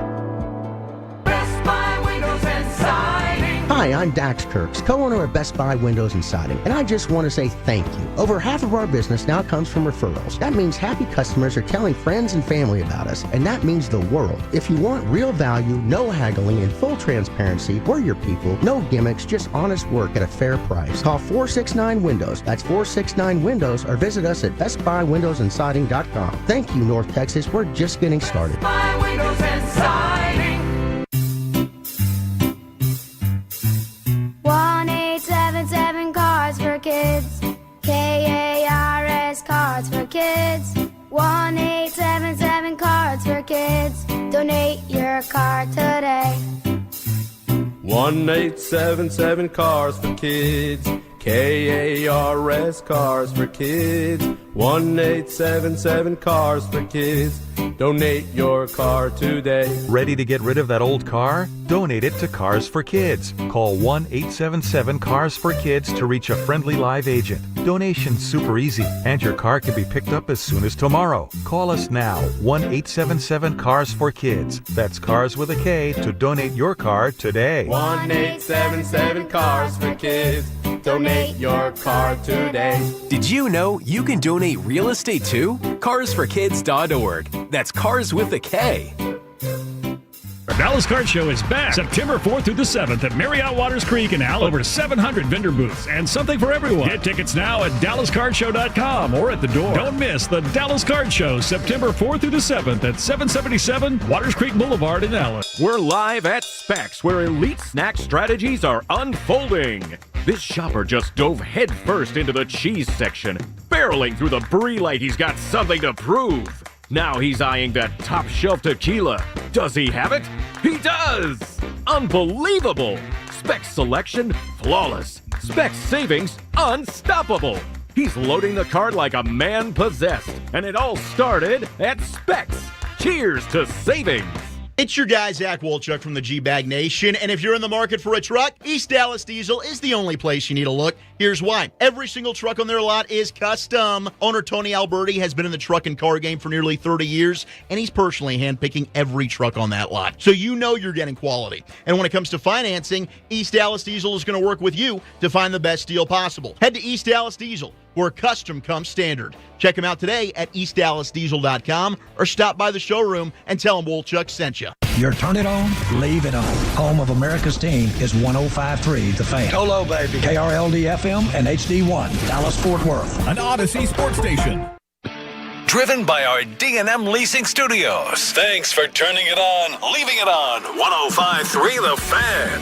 Hour number 2 of the program happening right now. Happy Saturday to you. Happy September to everybody. We are in the throes of fall. It is a fall-like atmosphere here in the DFW. A balmy 73 degrees, ladies and gentlemen. Overcast as well. Real quick. Who needs Arch Manning anyways? It's supposed to get up to 77 today. And I think our 90 I think, and again, I'm no Dan Brunoff, but I think our 90-degree days are over. Mm-hmm. In fact, and again, this is just Apple, so take it for what it's worth because their directions are crap. Thursday and Friday, it's supposed to get up to 89 degrees. Outside of that, is Arch back? Is Arch back? I mean, it's San Jose State. Yeah. Let's not get too carried away. Yeah. You've got what? UTEP still. There's like two crappy teams they have. They don't play good football until the end of the month. October, baby. Yeah, they don't. They've got another 2 or 3 what should be blowout wins, and then you've got Florida. It's the best time of the year. I wish I could put a pause on this time of the year and just replay it every year. Beginning of college football, beginning of pro football, basketball season's around the corner, baseball's getting to the postseason, good weather, Halloween. By the way. Yeah, until they get to October, no one's going to care about Texas. They play Florida, Oklahoma, and Kentucky. Don't look now, but Kent State has cut this lead to 41. Our defense might be washed. So I don't know if it's time to... It's okay. Baylor just threw the game away and turned the ball over, and SMU scored again. So that game's over. It's 37-24 now. For those listening, Blake did not go to Baylor. Yeah. What, did somebody suggest you did? Did they? No, my mom went there. Someone say that? Mama Kim's a Baylor Bear? Oh, she's a sick 'em. Full. Yeah. Sick 'em. Got her master's at SMU. Damn. She's a smart one in the family. I was going to say, you took the words you must take after Dave. Full ride on both of those. She didn't pay for any college. Damn. Yeah. Damn. And then there's Blake paying to go to UNT. Borrowing money. Yeah, they hit me the other day. They said, shoot, you owe money. I bet they did. That's a scam, right? We can agree student loans? Like, dude, I'm trying to be smart so I can make money for the country. Yeah, well, it is a for-profit university. What does that mean? They're for-profit. So which ones aren't for-profit? ones that say not, A lot of them, yeah. not for profit. What's a big one? That's I mean, I didn't go to it, so I couldn't tell you. But are they popular, or are they like? I mean, I'm sure there's a handful of them Pretty out sure there. tech's nonprofit. Tech? Like, I'm pretty what sure. What does that mean? Like, you don't have to pay to go there? No, it means they don't. I mean, I wouldn't take the money and funnel it into other parts of the college instead of making profit. I God, guess. SMU just bodied. But that they all kid. make profit though. It's to me, it's just a scam anyway. College is a right? scam. We've been over this. I mean, I don't know that I don't think college is a scam. I learned. I mean, connections can't replicate being in that cooker pot. Like, it's good. I don't think college in theory is a scam. Yeah. But now it's really bad nowadays. You just see I got friends that are like graduating. Like, it's so AI, cheating, teachers not caring, putting up YouTube videos. No, let me tell you teachers are literally just like putting a video up and not teaching anything. Oh no, you just nailed it. And you're paying tuition. It's like, oh, so kids are dropping out left and right. They're like, I can just watch the same YouTube video at home. When the pandemic is where we reach critical mass. 100% agree. Because when I saw what my daughter was doing at U of H, and I agree, and I was going there, and I agreed that it was kind of like, what am I? And I paying said this to her, for? I was like, first of all, I told her, I said, how are you not graduating? Like, you have to be not smart. And I used other words. I think not graduate. I think it's more just you just have to not care. Like they're handing it out to kids. I now. mean, hand over fist. I'm sure if you're like an engineer or something texting in, I'm sure it's probably a little bit harder and you're doing some critical stuff. But sure, exactly, right. I hope the buildings that were getting built now. No wonder these roads are all jacked up. We got engineers getting their papers done on Chat GPT. How bad is it going to look in like 5 years when most of the workforce is like my age people, or 5, 10, 15 years, and like. Because I'm very grateful for like most of the workforce. A lot of the time is like it's still employed by your generation, but 15 years from now, like most of you guys are going to be retired, and it's going to be like my generation is like, the 30 to 45-year-old and 20. Like when it comes to roads, when it comes to doctors, when it comes to lawyers, when it comes to dentists, all those like jobs where you just trust people. We're gonna have all these people with educations that like didn't really get it. My hope is that your generation, when you guys hit your 30s, realize that it's not just vibes. That you got to go by. We are very much in a vibes generation. But at the same time, though, we've also got a government that you can't take seriously, dude. We're kind of cooked. I mean, I'm not. I don't want to go there. I don't want to go there. I'm hoping that there's how many times do we see a tweet or something where it's like dentist gets caught for using super glue instead of actually having a dentist license, or lawyer faked their bar exam through Chat GPT. Like, these are real life. We laugh at it. These are like real life things that are happening, and those are just the ones that get reported. I just saw a thing, and I saw the same post that new guy Jake said the other day, where a doctor cut off his own legs because he was sexually obsessed with those other people's legs amputations. Yeah, he was cutting off other people, and then cut off his own. Oh, he did? No, he cut off his own too. I didn't see that part. You missed that part. I missed that part. You see, ChatGPT's like banned, and it's in one state. It's banned for using it as therapy. Okay, I'm glad you brought that up real quick, because I've got a podcast I just started, and I've got a lady that I'm interviewing in a week where that's one of the things that she's working on, because you've got a large undercurrent of folks. ChatGPT and AI was designed initially as a productivity tool, and it was at first. Like, and it still is. Don't get me wrong. Yeah. But what's happened is now you've got people, because and this is my gripe with ChatGPT and Claude and Grok. Oh, Fred, that's a great idea. Oh, yeah, it sounds so conversational. And so what's happened? Are you talking about how they respond to you? How they respond to you, and they kind of pick sides, if that makes sense. Like with you, they're like, that other person is tripping. Look, you are on the right path, Fred. Okay, Fred's sneezing. Maybe that's you. There he goes. Okay, continue your point. We're back. You saw that art. Okay, I think what's so funny, Jake? What's so funny? Such a loud sneeze, and ChatGPT definitely has like confirmation bias towards the user, and just kind of like just says what you want to hear. And sometimes I fall into it too, and I'm like, wait, it's like my chat bot. No, like, you got to step away from it and be like, okay, this is not normal, right? So y'all saw, and I think we did I don't know if we did a fair or foul on it. No, we definitely didn't do a fair or foul on it because it's foul.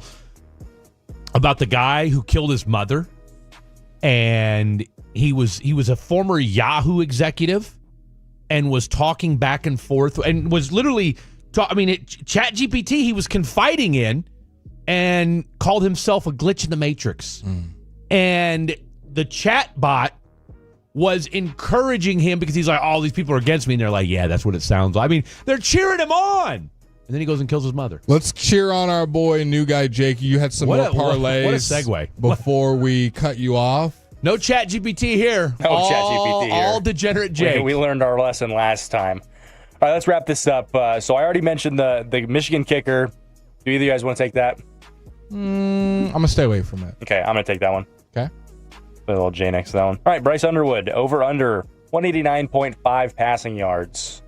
I'm going to stay away from that. I don't know he's going to do first road start. Fred, you want to hop on that? I'm sorry. I got Bryce Underwood, 189. Somebody said 903. My daughter asked ChatGPT to pick out her clothes for school. She just takes a pic of her closet.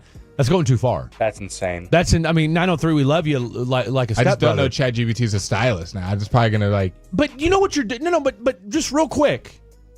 You're taking away your kids' cognitive ability. Like we're stripping away the ability. Then when they're out with their friends and they're having to pick out an outfit. Let's just chat GPT. No, you're feeding the beast. Because people want the best results. They don't care how they get there. My girlfriend takes a picture of her food and it tells her how many calories she's eating. I think that's helpful because you probably can't do that without it. You know what? I got an answer for you. Don't eat too much. Yep. Okay? Oh, totally. Don't eat too much. Just go off vibes. No, that's not a vibe. That's called reality. I don't mind. If I eat a big plate of food, guess what? I'm probably going to be stuffed afterwards. No. Do I need this person's tracking their calories. You know what? Don't eat too much. Okay, there's your people answer. Track their calories like to the decimal. Yeah. It's like a science. Yeah. That's not weird. I would think you'd be on team track your calories team. That's like that's a weightlifting thing. No. Just eat. Just go off what makes you feel good. That's exactly right. Come on, Fred. To be fair, Fred's being a meathead right now. I just eat. No, yeah. I just eat as well. But like a lot of people when they're trying to cut weight and or girls, they very much are aware of their calories. Like exactly how many they're putting in. Yeah, don't eat too much. Are you besmirching people that track their calories? I'm not very weightlifter of you. No, if you get too carried away with it, yes. They just took a picture. How many calories in this? No, because then when does it stop? When does it stop? Is that a problem? Yeah. I just want to know how many calories in my food. When does it stop? Right. Stop caring. Because then you're taking pictures of everything. Because think about it. Most people take a picture of their food anyways. I don't. I do. I know. I don't always do it. You did the other day. Yeah, because it was a nice looking plate. And I can think back, look at this hash bowl I have with my friend Fred. I was going to say, when are you ever going to look at that picture I do that all again? See, I have a problem. I look through my camera roll late at night. Sometimes for the worse. Sometimes you go across a photo that reminds you of stuff. We won't go there. Do you think ChatGPT can build me a good parlay? Should I start using that? You know what? We should. Should I do that? Because we're no better than ChatGPT. You know what? We absolutely should. Now, here's the question, though. Will they? Because I'm going to tell you right now, this is where we need to get smart. This is where we need to start making some money. Use your analytics, ChatGPT, and find the outliers. Like, you do something for us, all right? I mean, do something productive. Here, we can finish building this, and then I'll type all these picks into ChatGPT, and I'll let you know what they see what they agree with. All right. Out of 6. All right. Let's go. All right. Nobody want Bryce Underwood, right? No. Okay. Stay away from it. John Mateer, over under two passing or rushing touchdowns. Sounds like Fred has low blood sugar. I kind of want to stay away from this. This OU game is scared to bet on just because I feel like the crowd is. I think it's going to be lower scoring. I don't know. I want to stay away from the game. Hammer the over. You didn't even hear what he said. What did he say? What are you hammering the over on? What did you say? John Mateer, over under 2 passing or rushing touchdowns. So 3 tutties from Mateer. I also don't like flat lines. If it was 1.5, I'd probably take it. So we need 3. We need 3. We need him to run and throw for 3 combined. Yep. How many did you last week? Oh. A bunch, right? Yeah. But who'd they play? Like somebody a directional school? Somebody text Carter. East Texas A&M. Yeah. You know what? I'm off of it. Yeah, I'm off it too. I'm off of it. Lenore Sellers, 217.5 passing yards. Against? Your guy. I don't know who they're playing. Some out of conference game. That's kind of important. Well, none of these teams are playing it. I can't know what these random teams are. 1 second. Well, but I need a name. I mean, can you at least give us a name? I think it was Directional school. They're playing SC State. It's a 42.5 point spread. SC State. But see, you got to think about these are State. traps. Is he going to play the whole game? They are trying to He get kinda him. sucked last They week. are trying to get him into. I was gonna say I didn't think he played that well last week, really. so I'm staying away from that. No, I want no part of that. Next, All right. Cade Klubnik, 250.5 passing yards. Against? Keep in mind, Dabo does keep his guys in usually for Yeah. a while. They're playing plus they need to win. Troy, 30.5 point spread. So actually, it's not as big of a spread as I thought it would be. Oh, that'll be my first. I'll take the over. Take the over. Okay.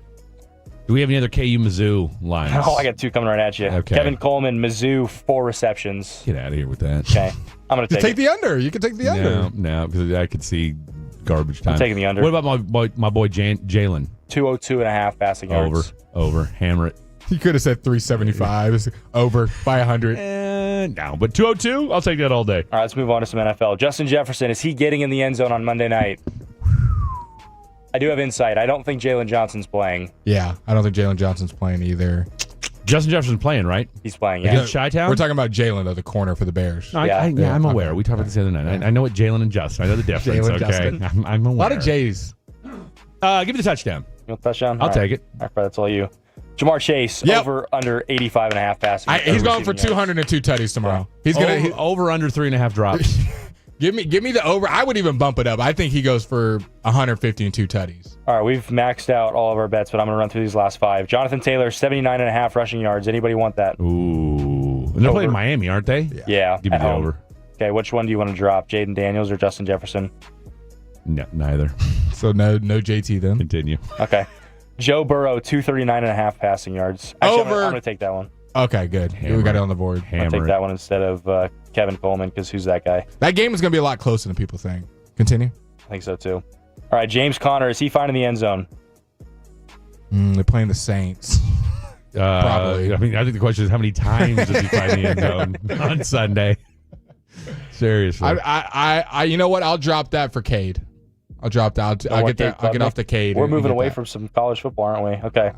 Justin Fields, 42.5 rushing yards. I think that's actually a They're good playing bet. Pittsburgh, too. Yeah. But Pittsburgh was number 1 in fantasy, if you will, at stopping the run. Running quarterbacks, excuse me. Yeah. And I just feel like there's not many I'd threats. take the under on that. I would take the under. I take the under. I think all the day on Steelers are going to be aware of Justin trying to run. I think so, Beat too. us with your arm. All right, I'm going to stay away We from saw that you one. last year. Yeah.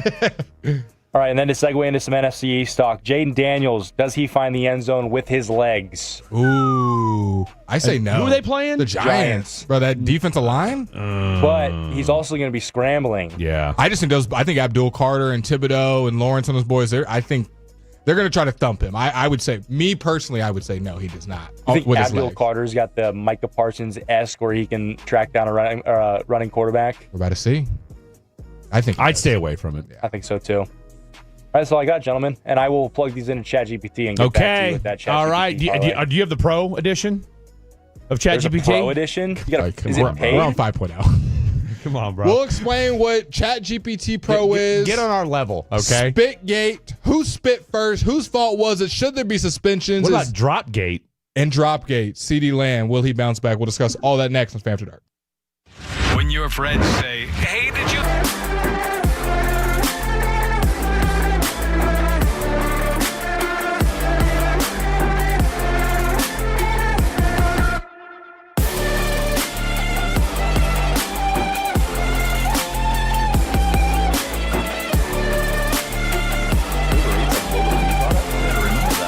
They say in order to remember something, you have to forget something else. Okay, now that is a very cute haircut. That's like a little shag. I've never seen it before. Well, I mean, of course you have. It's the Rachel. Oh, is that your name? No, I mean like your name. No, I'm Jen. My name's Jen. Right, but I just mean like this is your haircut. But that's hair on your head. I'm not saying this is your hair. Okay.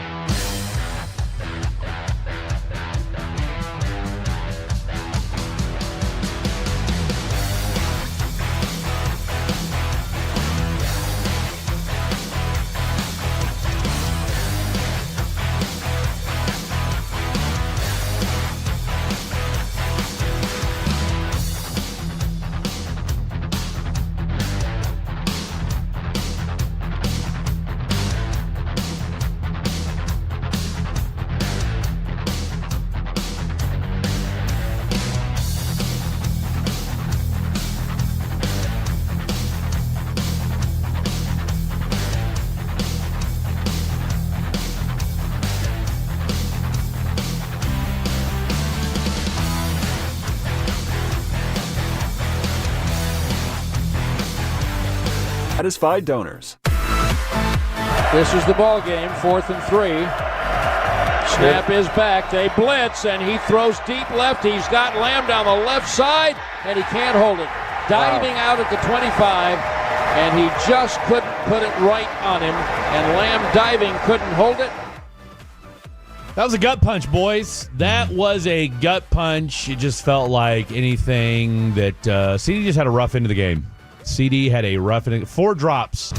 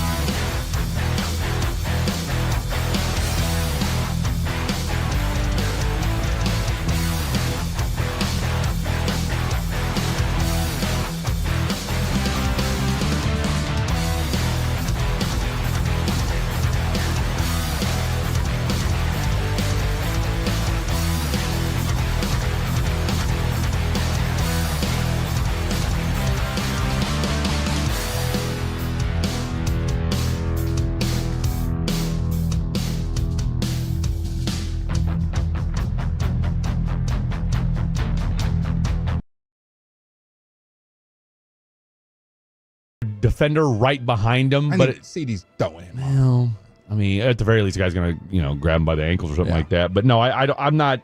Look, just make the catch. Yeah, just make the catch. I mean, should have easily had over 200 yards.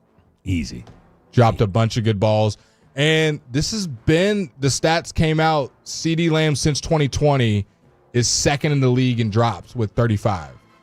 That's and that's where I was going with this. Was that surprised me when you read that stat line, because I said, Justin Jefferson and Jamar Chase don't make those drops, right? That doesn't happen if those guys are. Let's put it this way: doesn't happen with where you have 2 tremendously huge drops, 3 across the entire course of the game. Like you said, there was a shorter one early on in the game as well. So 4 total drops.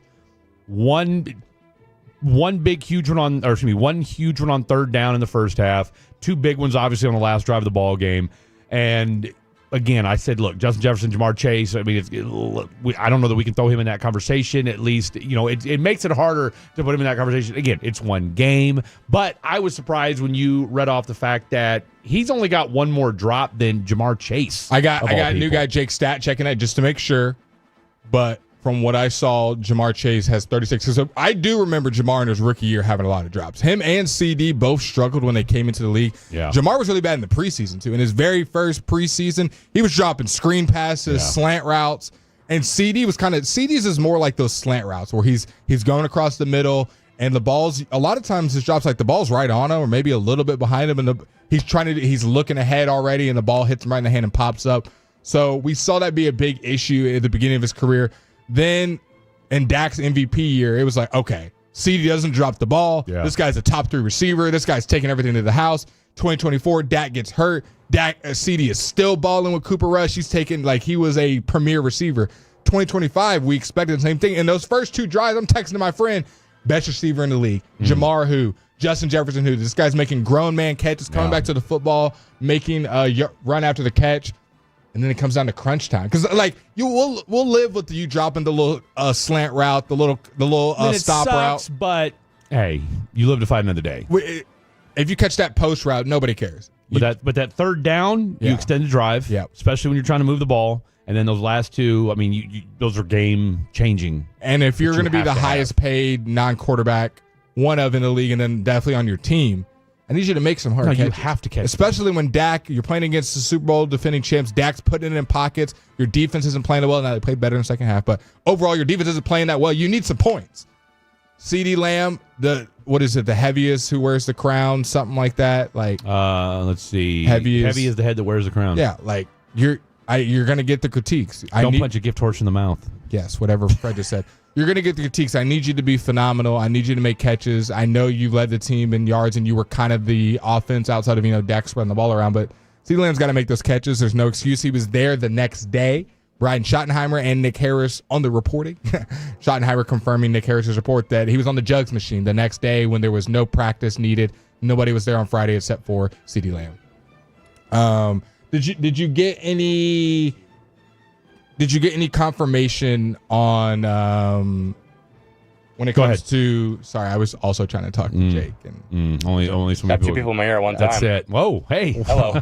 Did we get any confirmation on the drop since 2020? Yeah, according to an article from USA Today, CeeDee Lamb leads the NFL since 2020 with 35 drops. Okay, no Jamar on there. No Jamar on there. Okay. Maybe that was a fake tweet.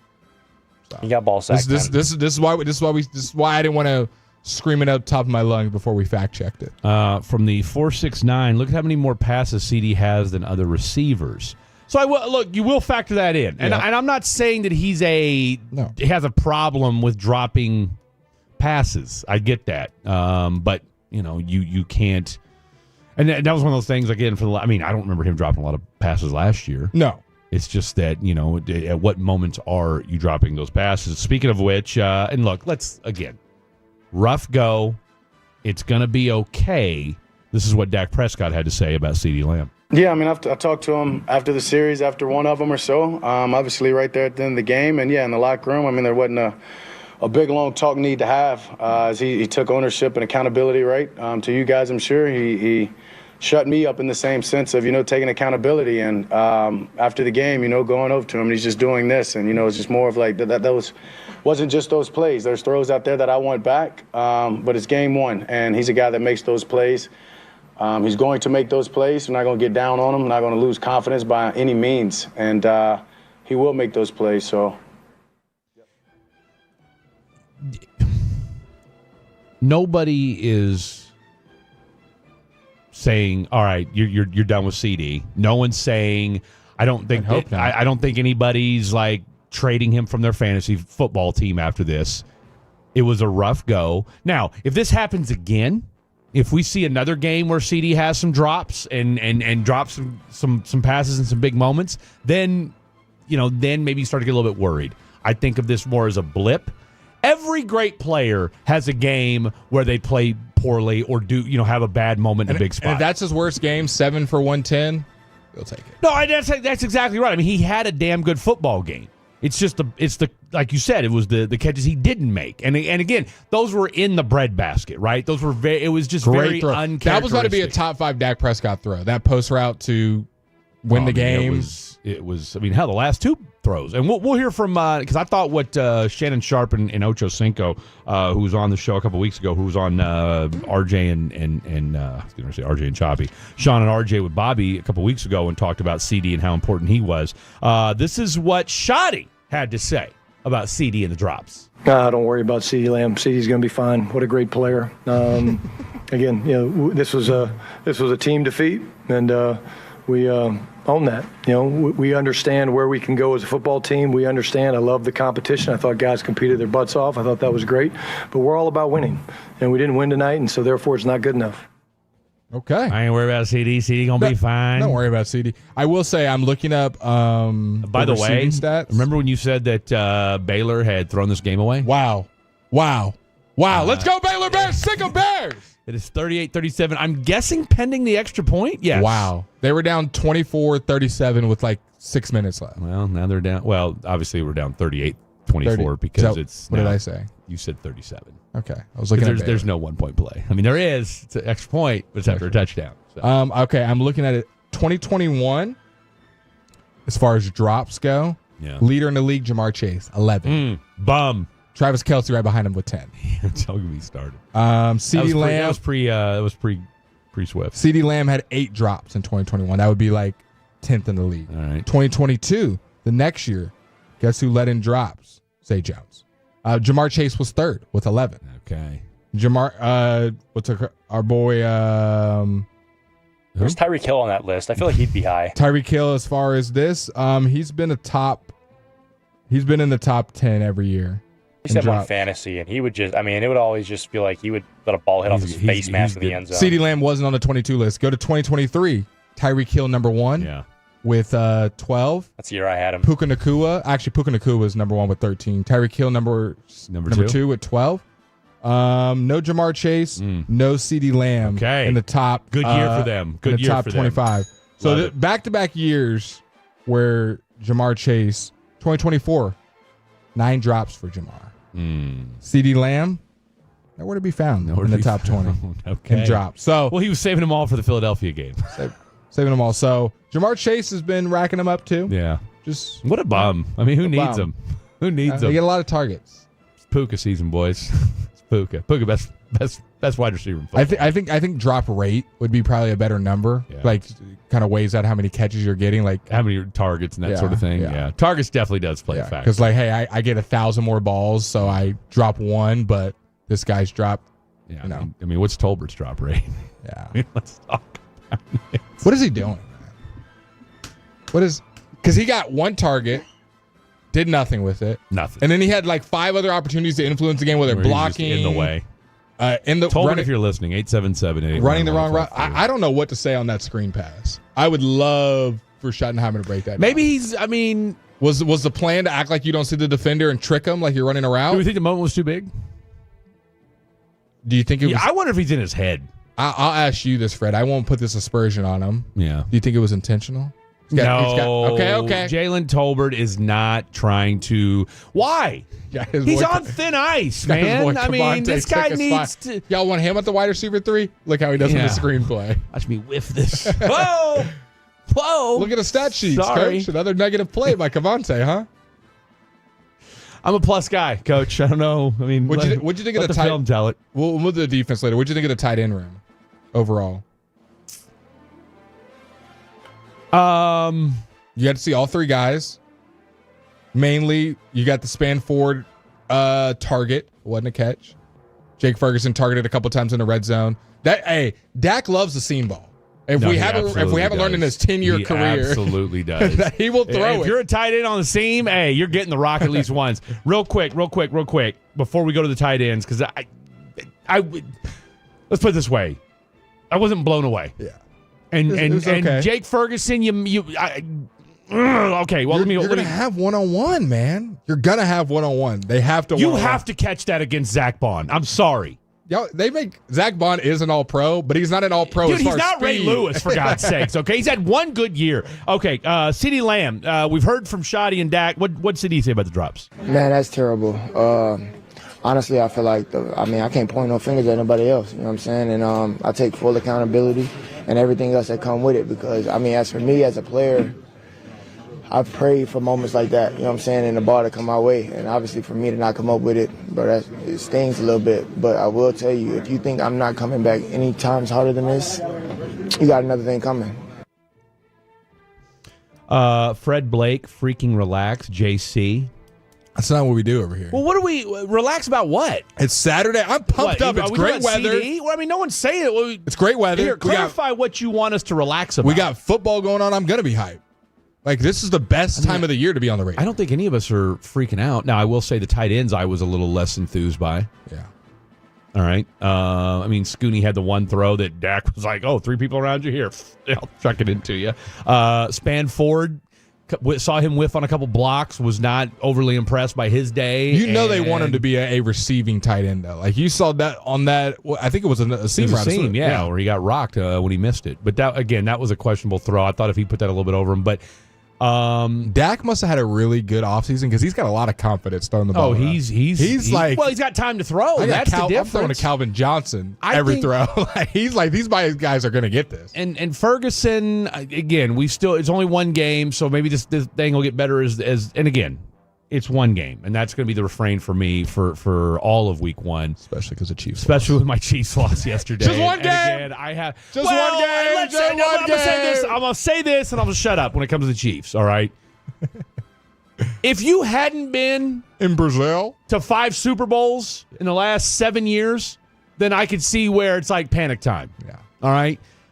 You got dudes yelling at each other. You got Travis Kelce, who, by the way, needed to retire. All right, I've been on the record as saying 2 things. One, should have retired after the Super Bowl. 2, I thought, well, hey, Taylor Swift said go out and in like a boss. All right, great, but then you take out your best player. So what are we doing, Travis? Hey, get it together. The real MVP with the hottest girl won last night, Justin Herbert. Yeah, who's his girlfriend? Madison Beer. Who is she? You're not hip?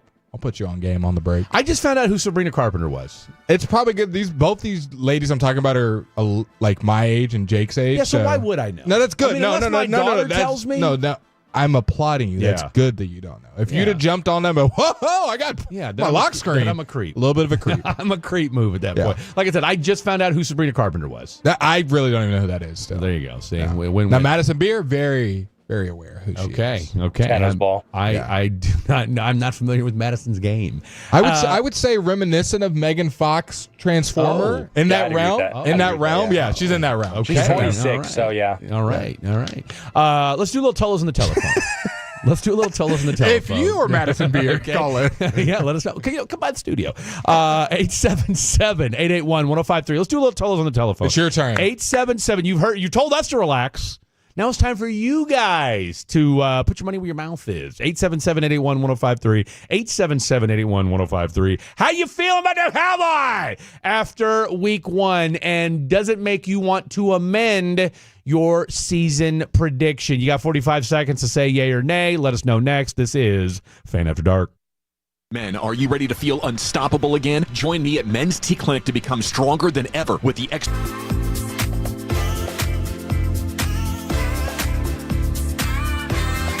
across key areas of men's wellness like hormones, weight, muscle mass, movement, and sexual wellness. It's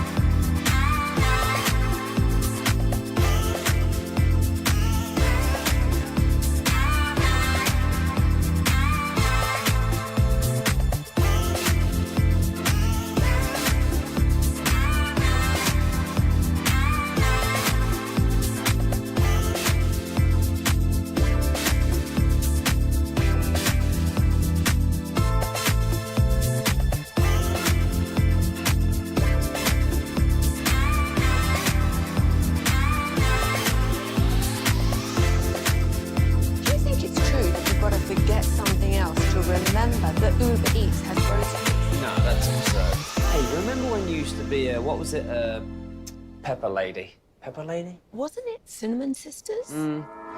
Hazel Babes. Saffron Squad? Nutmeg Maidens? Paprika? No. Nutmeg Maidens. I just said that.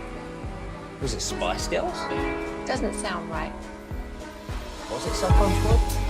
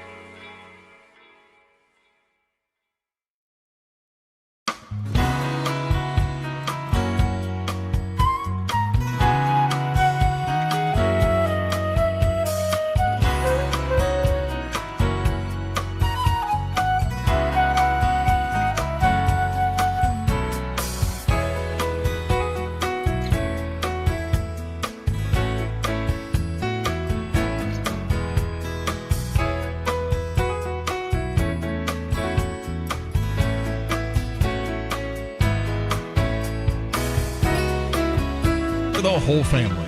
Get your tickets today through Ticketmaster.com. Back to 105.3 The Fan. This upcoming segment is brought to you by Classic Chevrolet. If you're in the market to upgrade your vehicle, get to Classic Chevrolet in Grapevine. Back-to-back #1 Chevy dealership in the world. They've got more new Chevys than anyone, all priced to sell. Silverados, Tahoes, Blazers, Malibus, Equinox, and more. Visit ClassicChevrolet.com. This is Texas. This is Classic Chevrolet. Together, let's drive, relax, and enjoy the difference. Based on new Chevy registrations 2023 and 2024. Well, I mean, the idea is to do totals on the telephone. Now, that's entirely dependent upon the tolos calling in on the telephone. Because if they don't, then that just means that we won't have any. We could fake it. We could like make Jake do. Hey, it's Fred in Louisville. You want me to call in? Long-time listener, first-time caller. Here we go. I'll do it right now. Hey, can you guys hear me? How you guys doing today? Is this Dave and Denton? This is D and Denton. I just want to say, love the show. I think you guys should get a raise if it was up to me. More primetime spots, guys. Think the world, you guys. I loved you guys filling in throughout the week. I think you guys should have a full-time sponsored show that pays you $10,000 a shift. Easy. Okay, apparently nobody won the Powerball. No. I'm going to buy a couple more tickets tonight. And, okay, here we go. Since I'll tell you what, here's what we're going to do. 877-881-1053. We'll shame you guys into calling since nobody's called in yet. I don't know if that's an indictment on us. Maybe you guys have things going on. Or maybe we're in a maybe you guys just don't want to talk to us on a Saturday afternoon. I don't know. The weather's so nice. Everyone's outside playing with their children. Are they, though? Is this play outside weather? I see a family right there in that field. Okay, well, I don't. 877, here we go. Usually all it takes is one caller to call in and break the ice. Hey, guys. I'm just here seeing guys. Stephen McKinney. I'm on house arrest, so I can't go outside. But I'll tell you what, I love the Tolo, and I love you too. Wink, wink. Anyway, 15-2, Cowboys. I'll hang up and listen. Bye, guys. What do you think is the most common caller name? Oh, see, 2 more calls. We just got 3 calls just like that. I'll tell you what, nobody shows up like the total. We just got to call you guys out. That's the kind of crowd you guys are. Nobody wants to be that guy. Let's go out to Miguel in Dallas being the first initial caller. First off, Miguel, shout out to you. Round of applause for being the first guy. Trendsetter. Okay. Shout out to you. Thanks for listening to the program. Did your mind change about this Dallas Cowboy team after Thursday night? I'd have to say no, and appreciate y'all guys. Love you, Fred. Love you, Blake. I said break. Anyway, either way, he's been called worse. I can't imagine. Anyway, back to the Cowboys. I was happy about the game mainly because I got to see the boy Booker move. We need to talk about him more. He's probably the best thing out there defending Dak. Love y'all guys. Y'all take care. Yes, sir. Let's go. Nice. Miguel in Dallas hasn't changed. But he said he hadn't changed. No, so he I'm guessing he felt good about it. Yeah, maybe he already felt good about the team. Tyler Booker did play really well in his first game. I thought he played good, not great, but again, he's a rookie. So let's put it this way. I don't know that there was anything that jumped off the page where you're like, oh my God, right? Let's put it this way. I'll say that 10 more times. He didn't have any Tyler Guyton moments. No. Where you're sitting there saying to yourself, wow, we spent a first-round pick on this guy. Also, left tackle's a lot more isolated, where it's very obvious to the naked eye. Well, okay, sure it was, but hey, did you not see a difference last year when you went from Zach Martin to Brock Hoffman? Yeah. I don't care what position. Yes, the left tackle is the star of the line. I get that part, especially when you have when you got a right-handed quarterback. But if you're a bad old lineman, and I'm not saying Zach Martin is not he's a Hall of Famer. But he was clearly not himself last year, and you saw that. All right, let's go out to Tyson in Plano. What's up, Tyson in Plano? Well, actually, in Prosper right now, Fred, I met you at Jake's. I don't know if you remember me when y'all were out to Jake's in Dallas. Okay. On that Friday? Yeah. Roger that. Well, man, glad to hear you, brother. I appreciate you tuning in today. Yeah, we had a hailstorm out in Prosper, so out knocking the doors. But I'm upset with the Cowboys. Sean said it best when it's like, felt like you called in and talked to an ex-girlfriend. She came over and did that one thing that you like. Now you got dates with her for the next 17 to 18 weeks. But I thought I was done with the Cowboys, and they did a good enough showing on Sunday or Thursday, excuse me. I was like, gosh darn it, I'm roped in for another year. Bro, there's nothing wrong with that. Okay, there's nothing wrong with that. And don't you feel? I mean, bro, think about it. What were you going to do with your Sunday anyway? Go to church and spend time with the family, and not have a wife mad at me for not helping her clean. I mean, come on. I mean, that you can get. Look, you can work around that. You can work around that. Okay, last thing. How many wins after watching Thursday? I want to say 10. I think they're going to get to 10 wins. Okay. It's going to be and listening to Shoddy too. He's making me drink the Kool-Aid. Absolutely, you should. Yeah.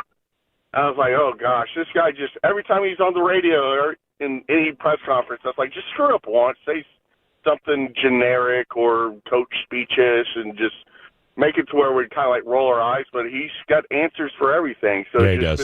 I was like, good God, guy, why do I have to like you? That's it. You can't help yourself, Tyson. Don't worry. Look, it's a good thing. It's a good problem to have. Appreciate you, my man. Keep making those sales. Let's go out to Junior. Tell you what's better than one junior calling in? Two juniors calling in. Let's go out to Junior in Cleburne. What's up, Junior in Cleburne? What's up, fellas? I was shamed into calling in. Good for you, man. Well, that's what we did. That's what we did. And are you calling on one of those voice things, or is that really your natural voice? No, that's my voice. Okay. Yeah, I actually saw you guys out at Martin House. Okay. Me and Blake and Chief, we had a little after party. It was Oh, I missed that. You missed it. What's up, Junior? You remember me, Blake. Yeah, I do. Fred was gone at this point. Fred was already gone. Yeah, me and Chief actually did like a tour through the Martin House with all the Martin House guys. Nice. We went to the whole brewery and checked it out. But yeah, totally, for sure. All right, so Cowboys thoughts.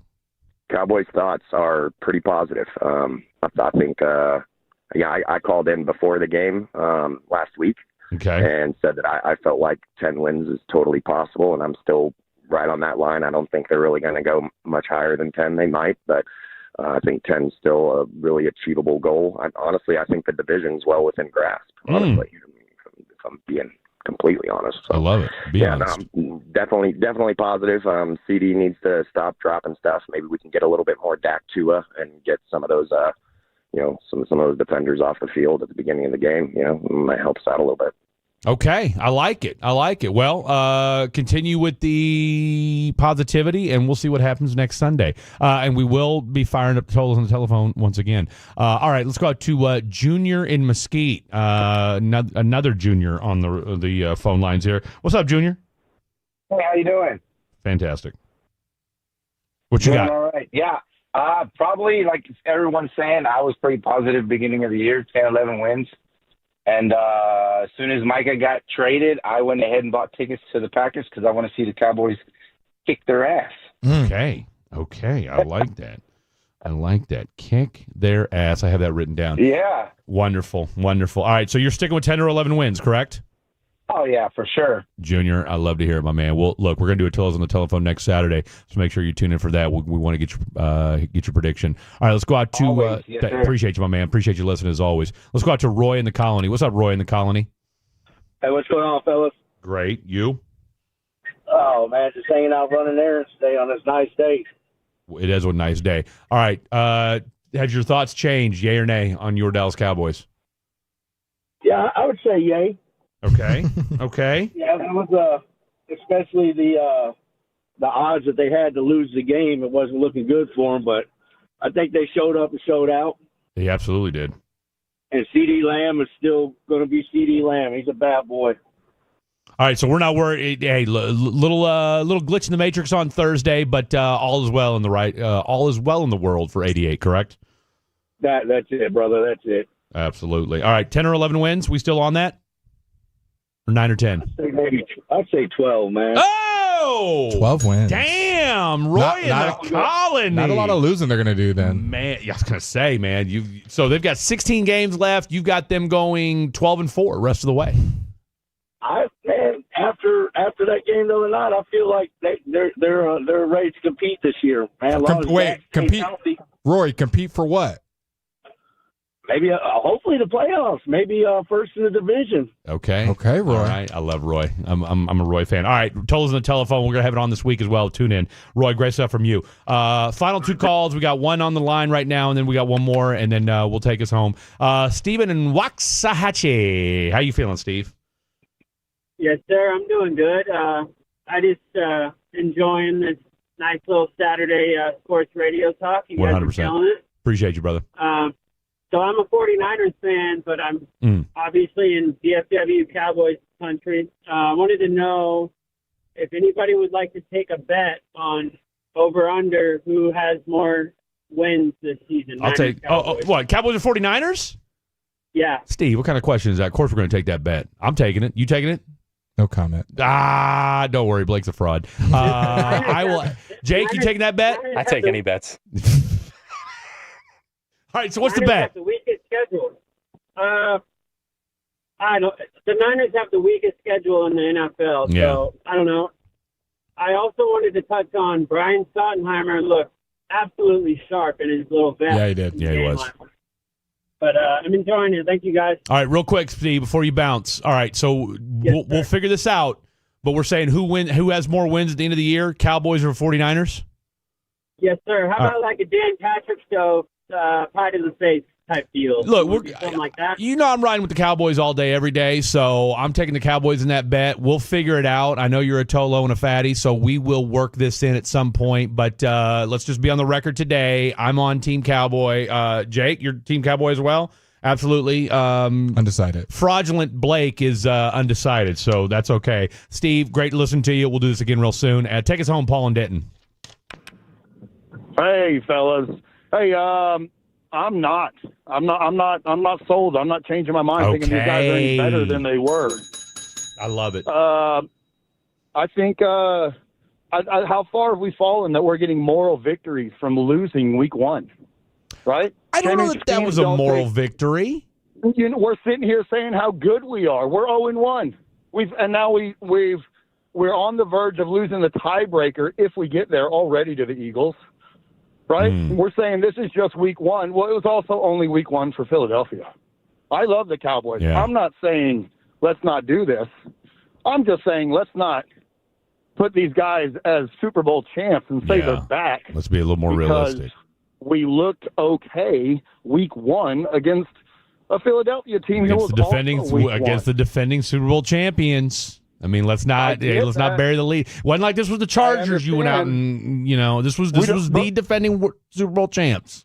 Yeah, but we don't get a lowercase L. We get an L. L's an L. You're not wrong. You're not wrong. You're not wrong. You know what? That's all I got, bro. I appreciate that measured approach. Paul and Denton. I'll tell you what a collection of calls. You guys, see, this is why we do Tolls on the telephone. We have to we got to get you guys motivated, and shout out to Miguel in Dallas. And then once that first one, in case of emergency, break glass. That's Tolls on the telephone right there. Okay, 2 hours in the books. When we come back, Spitgate. When's the last time you on it? Let's talk about it. Sean and RJ, the KNC Masterpiece, G-Bag Nation, and Fan After Dark. Live and local. Turn it on and leave it on. 105.3 The Fan. And our Odyssey, iHeartRadio, and TuneIn apps. Or you paint your house. 5 years later, you're paying to do it again. Yeah, and good luck getting them back out to your house for repairs. That's why we called in the expert, Gary Zanobi with Rhino Shield. Gary? Thanks, guys. Rhino Shield isn't paint. It's a ceramic coating that flexes, seals, and protects your home's exterior for 25 years. Save money, beat the Texas weather, and never deal with repainting again. Why just paint your house when you could shield your home? Visit rhinoshieldtx.com or give us a call to schedule your free estimate. I'd love to come out and take a look at your home. Join the Cars for Kids 30th anniversary celebration. They're giving away one kid's ride-on car every day for a year. To enter, send a video of your child singing their jingle at carsforkids.org/30. Oh, could this vintage store be any cuter? Right? And the best part? They accept Discover. Accept Discover? In a little place like this? I don't think so, Jennifer. Oh, yeah, huh? Discover's accepted where I like to shop. Come on, baby, get with the times. Right, so we shouldn't get the parachute pants? These are making a comeback. I think. Discover is accepted at 99% of places that take credit cards nationwide. Based on the February 2025 Nielsen report. Another checkup? Why are so many people getting new puppies? Dr. Kim's veterinary office is littered with cuteness. We are booked solid for weeks, but who can say no to a puppy, right? Oh, good boy. Oh, She needs to find extra vet techs to get those pups some extra love. I need Indeed. Indeed you do. When you sponsor a job on Indeed, candidates can find it easier, so you can hire easier. Redeem your $75 credit at Indeed.com/credit. Terms and conditions apply. Zach Wolchuk from the G-Bag Nation, and if you're shopping for your next vehicle, stop what you're doing and check out EastDallasDiesel.com. You already know East Dallas Diesel has the best truck game in DFW. They've also got Range Rovers, Bentleys, BMWs, you name it. They're your one-stop shop for incredible luxury vehicles. And the best part, you don't have to break the bank. They've got great financing options to match. They're family-owned, and before you go, check out EastDallasDiesel.com and check out what they've got today. Trucks, luxury, value. East Dallas Diesel and East Dallas Motor Cars has it all. Tell them Wolchuk sent you. The Dallas Card Show is back September 4th through the 7th at Marriott Waters Creek in Al. Over 700 vendor booths and something for everyone. Get tickets now at DallasCardShow.com or at the door. Don't miss the Dallas Card Show September 4th through the 7th at 777 Waters Creek Boulevard in Allen. I'm Bob Burke, founder and chairman of Burke America Parts Group, a family of brands that includes RepairClinic.com, an appliance and HVAC parts solution company that's grown into an international brand. Before AmericanEagle.com, we partially launched a new technology platform developed by another firm. American Eagle helped take our technology to a whole new level with digital marketing, software development, and business insights into our key markets, appliances, HVAC, and outdoor power equipment, and did so both on time and on budget. AmericanEagle.com has the resources, experience, and talent needed to produce solutions. Our new technology platform, developed by AmericanEagle.com, has produced tremendous results with higher traffic, conversion, engagement, and online revenue. If you have any home repairs you need to take care of, check us out at RepairClinic.com. If you need a world-class website or technology project, then I would highly recommend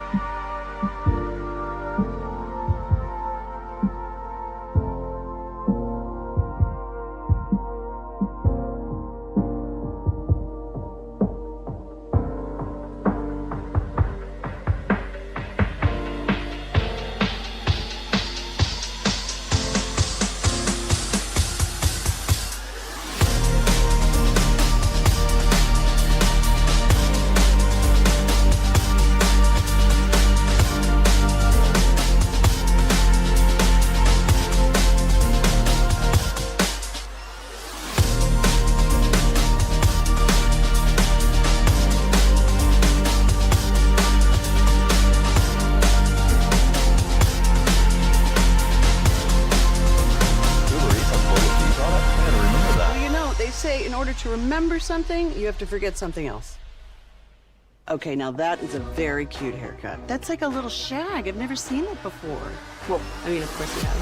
It's the Rachel. Oh, is that your name? No. This is the exclusive home of Dallas Cowboys football. KRLD-FM and HD1, Dallas, Fort Worth. Let's go, Cowboys. An Odyssey sports station. Driven by our D&M Leasing Studios. Thanks for turning it on, leaving it on. 105.3 The Fan. Hawk Tua, Jalen Carter did on our boy Dak Prescott, the highest paid player in the National Football League. Wasn't a smart move, if you ask me, if you're Jalen Carter's representation. All I know is Dak Prescott, who we thought was Mr. Nice Guy, who we thought could do nothing wrong outside of the game of football, may have instigated it, may have not. I don't know. All I know is there was not a penalty called, and I know Dak Prescott is playing the mind games. He said, hey, defensive tackle, their best player is Jalen Carter. I think I can get under his skin. Maybe I'll look in his direction and happen to hock a loogie in the general vicinity of the Eagles players. And if Jalen Carter, takes offense to that, that's on him. I'm just playing football. My favorite was, I think 99% of people, Eagles fans included, all thought Jalen Carter just kind of got riled up and spit on Dak unprovoked. And then it was either, was it coming out of halftime or was it the rain delay that they showed the replay of Dak Prescott pretty much like instigating the whole thing? I think it was during the lightning delay. It was either that or coming out of halftime. That was hilarious because then everyone was like, "Oh, oh no, that changed." I looked at that, I was like, "Oh," but the way they did when they did that angle of it, and by the way, walk off win. Bears, 14 straight wins over those prep kids at SMU. The Baylor Bears win in overtime, 48-45, and like I said, 14 straight wins over the SMU. I don't even know what their mascot is. The Mustangs. Mustang that. The Mustangs. Get out of there. Was SMU ranked? Yeah, 17. Get them out of there. Get them out of there. Sawyer time, baby. He's healthy this year. That's a tough loss if you're SMU. Baylor Bears. Come on, baby. And that was at home, too. At home. Just down the street. They're about to be at Knox Henderson tonight crying. They're about to be at Skellig. 877-881. We're going to get to the Spitgate stuff here in just a second. 877-881-1053. Does SMU know how to party? They're all over Knox Henderson. Are they?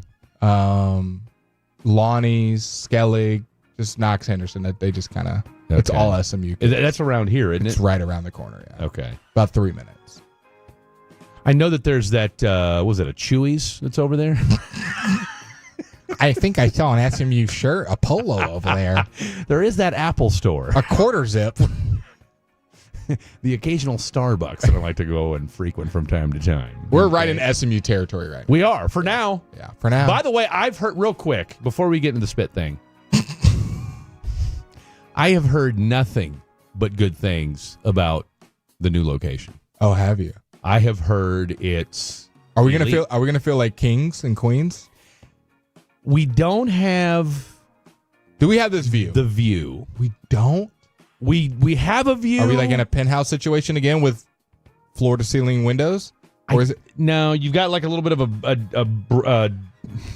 gap between. Have you drone to the building yet? Have you I have driven by not. it? It's really nice. I have not. On the 16th floor. Have you? I have, yeah. I sat in the parking lot and looked at it. I sat in the parking lot and looked up. Just sat there and stared at it. One day, this is gonna. Couple months, it's gonna be my life. Well, I mean, were you lost or? I mean, no, we were. My girlfriend and I were looking at apartments over there, so we were like, "Oh, did here's you guys the pull building." into the parking lot and hold hands or what? No, we just sat there and looked at the building. Baby, you're gonna take this place over. DFW's not ready for you. Then Kevin Walker pulls up. Gaggy's Kicks coming up next. He gets in the car with Jake. Were you guys also pondering over your future? He's hiding in the back of the truck. He's in the bed. Hey, guys. Just tells Jake's girlfriend, you can move over. It's okay. Me and Jake are having a moment. My seat now. Oh, that's funny. I did not take Dak for an instigator. I got major props for winning the mind games. Because he did. That's the best way you can do it. Like, can't get fined just for spitting on the ground. You definitely can get fined for spitting on a player. And that's what he got Jalen. He baited Jalen Carter into doing it. I mean, Jalen Carter was already on that. He was already like 3 or 4 yards away. Now, I don't think he was spitting at him. He said he was kind of talking, and then he spit over Cooper's shoulder. I'll tell you what, Cooper Beebe. Tell you what, let's let him tell you. Let's hear this PR spin. Let's hear what Dak has to say. Yeah, I probably spit 1,000 times throughout the game. I mean, especially game day, maybe even in general, and something I guess I'm not proud of. But in that case, he was trolling, I guess you could say, trying to mess with Tyler Booker. I was just looking at him. I was right here by the 2 linemen, and guess I needed to spit, and I wasn't going to spit on my lineman, and I just spit ahead. But I would say he was back there where Jory was in that sense, and he asked, or he goes, "You trying to spit on me?" And at that point, I mean, I felt like he was insulting me. Like I wouldn't spit on somebody. I'm damn sure not trying to spit on you. Like we're about to play a game. I'm wondering why you're trying to mess with the rookie. And so when I stepped through, I actually say the words like, "What the hell would I? Excuse me, but I'm probably even more colorful. What would I need to spit on you for?" And he just spit on me in that moment, and it was more of a surprise than anything. Refs obviously saw it through the flag. I was like, "Hell yeah, we get 15 yards to start the game off." Didn't realize he was getting ejected. Unfortunate that he did. Hell of a player. Changed our plan and our blocking scheme. As I've told you all right before the week, that we're going to protect against him. So helped in that manner. But I don't wish for anybody to get out of the game. I'm sure he probably regrets that to some extent. I'm pretty sure he knows I didn't try to spit on him or wasn't even aiming to spit on him. So something that's probably going to get a lot of coverage and a lot of attention that I feel sorry for him in the sense of yeah, I mean, I know how excited each and every one of us are, right, to kick off the season and the season opener, and hell of a player like that doesn't even get a chance in the first play. Unfortunate circumstances. All right, let's play the characters. What do we think Jalen Carter said? Because he started it probably when you saw him. He's past line of scrimmage. Oh yeah, in close to the Cowboys huddle, and sees Tyler Booker, rookie. He probably said something to him. What do you think he said? You know, he said something to him. First game. It's gonna be a long night, Rook, and I'm using as G language as I possibly can. Yeah. Okay, but it's something along those lines. Agreed. Right. Agreed. And Dak probably was like, Tyler, don't even worry about it. Don't even turn around. I got you. Yeah. Said something slick back to Jalen. Oh, definitely. You know he did. Because we see him smirking and smiling the whole time. They're interacting. Because he's going back and forth in the huddle with against Jalen Carter the whole time. No one else is even looking at Jalen Carter. And Dak is talking to him for 15 seconds before the spit happens. Yeah. Then spits in the vicinity. Jalen Carter, we saw what Dak said. Oh, you trying to spit on me? Gets up in his face, and Dak probably said some colorful language back to him. Like, I got to worry about blah, blah, blah, blah, blah, blah. You blah, blah, blah, blah, blah. Well, they got right into each other's faces, too. And then Jalen just hawks a loogie. Because I didn't know what happened at first. I thought he just said so. I was like, he got ejected for saying that's something? what I was thinking, too. And because you see homeboy sitting there on the ground, right? The fullback or whatever. That's looking dead at the camera. And he right? like rips his leg out. What is this guy doing? And he's out for the season, by the way. Done, yeah. Tore a patella tendon. Yeah. And so, you're like, man, this poor. Because then when you see because they showed the replay first, and so then you see him, like, what is the hold of it? Are they going to run a play? So then you see him with the leg, and you're like, oh, that's not good. Like, there was no contact. And then you see the flag, and in my mind, as I'm watching, I'm thinking to myself, I'm thinking something on the kickoff. Exactly, and I'm thinking, man, has the Cowboys season? Is this how this thing's going to start? Where you got a unsportsmanlike conduct? And we're not even a snap into the season yet. I really had no idea it was Jalen Carter until they showed him spitting. I was like, what is this flag? Oh, when they showed that, then you're like, oh, wow. Oh, wow. Because they don't show that. The entire bar erupted at where I was watching. Because they say unsportsmanlike conduct, number 98 or whatever number he is, has been ejected from the game. We're like, ejected? And you're like, what did he do? And then you see him spit on him. You're like, oh. Which, I mean... I thought that was pretty intense I didn't know you could get suspended a game for spitting on somebody. But definitely. Bill Romanowski, he did that back in the day. And it's like plain view. Spitting on someone in the middle of in the third quarter when you're rolling around on the ground and it's a guard versus a D tackle, no one's going to care. No. It probably happens every other play. But the quarterback, when the game hasn't really started. Game hasn't even started. Your players You're standing right in front of the ref. Right in front of the ref. And you just spit on him. The highest paid player in football. The entire world is everybody is watching you. You're the first game of the NFL season. Yeah. And you're right there in the middle of the damn field. You just think you can. And you just spit on Dak Prescott. Highest paid player in the league on the most valued franchise. In the world. In the world. He seemed a little surprised he got thrown out. No, he absolutely did. This is what Shoddy had to say about the Spitgate. Yeah, Clarence, I honestly, I didn't see it. I don't know. All I know is that a great player got ejected. Great player. And again, I don't know. I'll look into it, but I do not know. I'll look into it. It's such a coach. Look into what? I didn't see the play. I was too busy coaching. Great player, though. High-level player, high mode. Really changed our approach when that guy's out of the game. Sure did. The middle of the field's wide open. But Jalen Carter, hell of a player. I'll look into it. Look into what, Coach? What are you going to look into? The rules? Guys, can't be spitting at people, okay? Can't be spitting at people. I think he literally looked at Dak after that and went, nice job. Let's be honest. I think every Cowboy fan. Dak knew exactly. I don't think he knew he was going to spit on him. I don't think he knew he was going to get spat on as a result of which. But he probably knew I can get under his skin. Well, I don't even know if he was thinking that. He was just doing what Dak does.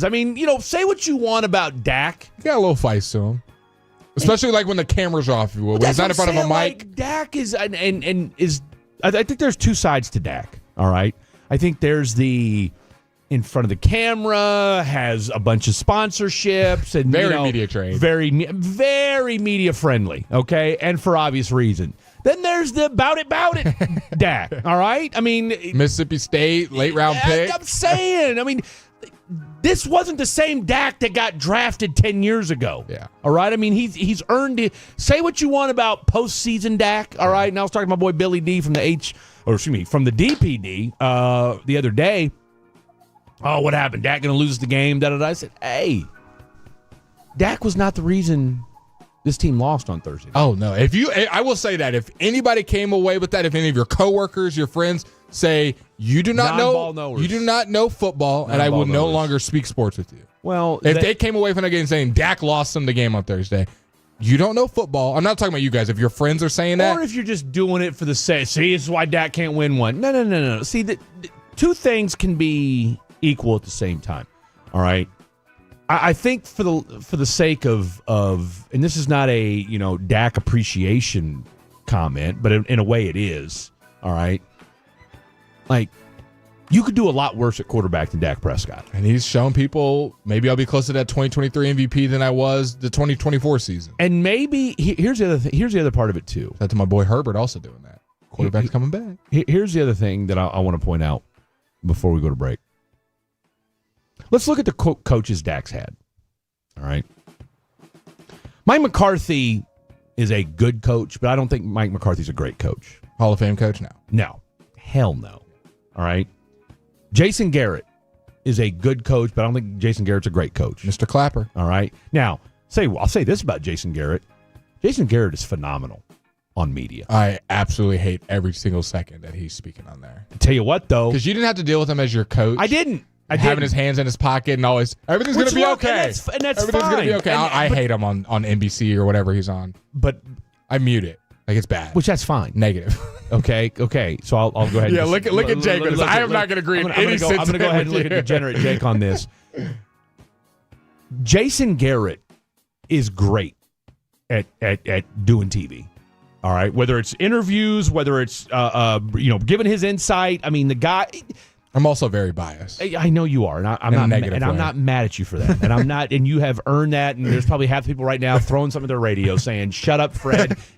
I'm with you, Blake, 110%. I wasn't here for that, so I can't speak to it.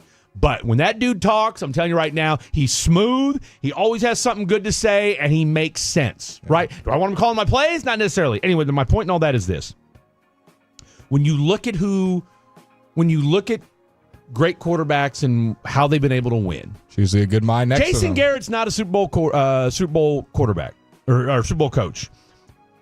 And I think you could almost even say to a point, for as great as Mike McCarthy is, or let's put it this way, for as good as he is as a head coach, all right, you won one Super Bowl with Aaron Rodgers in his prime. All right? That's almost only got to one. That's what I'm saying. You only got to one, right? Yeah. Exactly, right? It's not like you went to 3 and lost 1. Okay, you got to one Super Bowl. A lot of bad playoff performances by Aaron Rodgers. Tons of bad playoff performances, okay? So it's almost inexcusable that, I mean, hey, I roast Mike Tomlin all the time. Hey, at least my man got to 2 Super Bowls with Ben Roethlisberger, all right? Something to be said for that. Aaron Rodgers is a better quarterback than Ben Roethlisberger. Absolutely. Yeah. Right? But now, Big Ben, clutch time. Tell you what, though, when the money was right, okay? Now, so all that being equal, or wait, did Tomlin get to 2 Super Bowls? I think so, yeah. Because didn't, wait a minute, no. Because Bill Cowher won a Super Bowl with Ben Roethlisberger. There you go. Okay. Coaching changes. That's what so Tomlin's been to 2 Super Bowls, but he's only won 1. But that's my point. He's still at least been to 1. So anyway, my point in all that is this, is that has Dak finally gotten the coach? I like the Schottenheimer offense. That's right for him. I liked the motion. I liked the non-stagnant. And a lot of people were talking about the team being stagnant second half. There was just a lot of drops. There's the fumble that obviously kills the drive by Miles Sanders. Like, I thought the offense was still moving. If CeeDee Lamb catches that post route, we're praising the play calling and the throw and the catch, but he drops it, so it looks worse. I liked them spreading the ball. I would love for Pickens to get more involved. I'd love for Ferguson to come down with some catches. I'd love to see Jaden Blue in the backfield. There was some explosive runs on the edges. We do forget that we did not see Jaden Blue on Thursday night. Like, you were just kind of limited to a Dak and CeeDee Lamb connection, but I think there's some other opportunities, and I liked what I saw from the offense. I don't have very many gripes on the offensive side as far as play calling goes on Thursday. I don't either. All right, coming up next, don't forget we got fair or foul to still get to. We've got a top 5 later on in the program as well.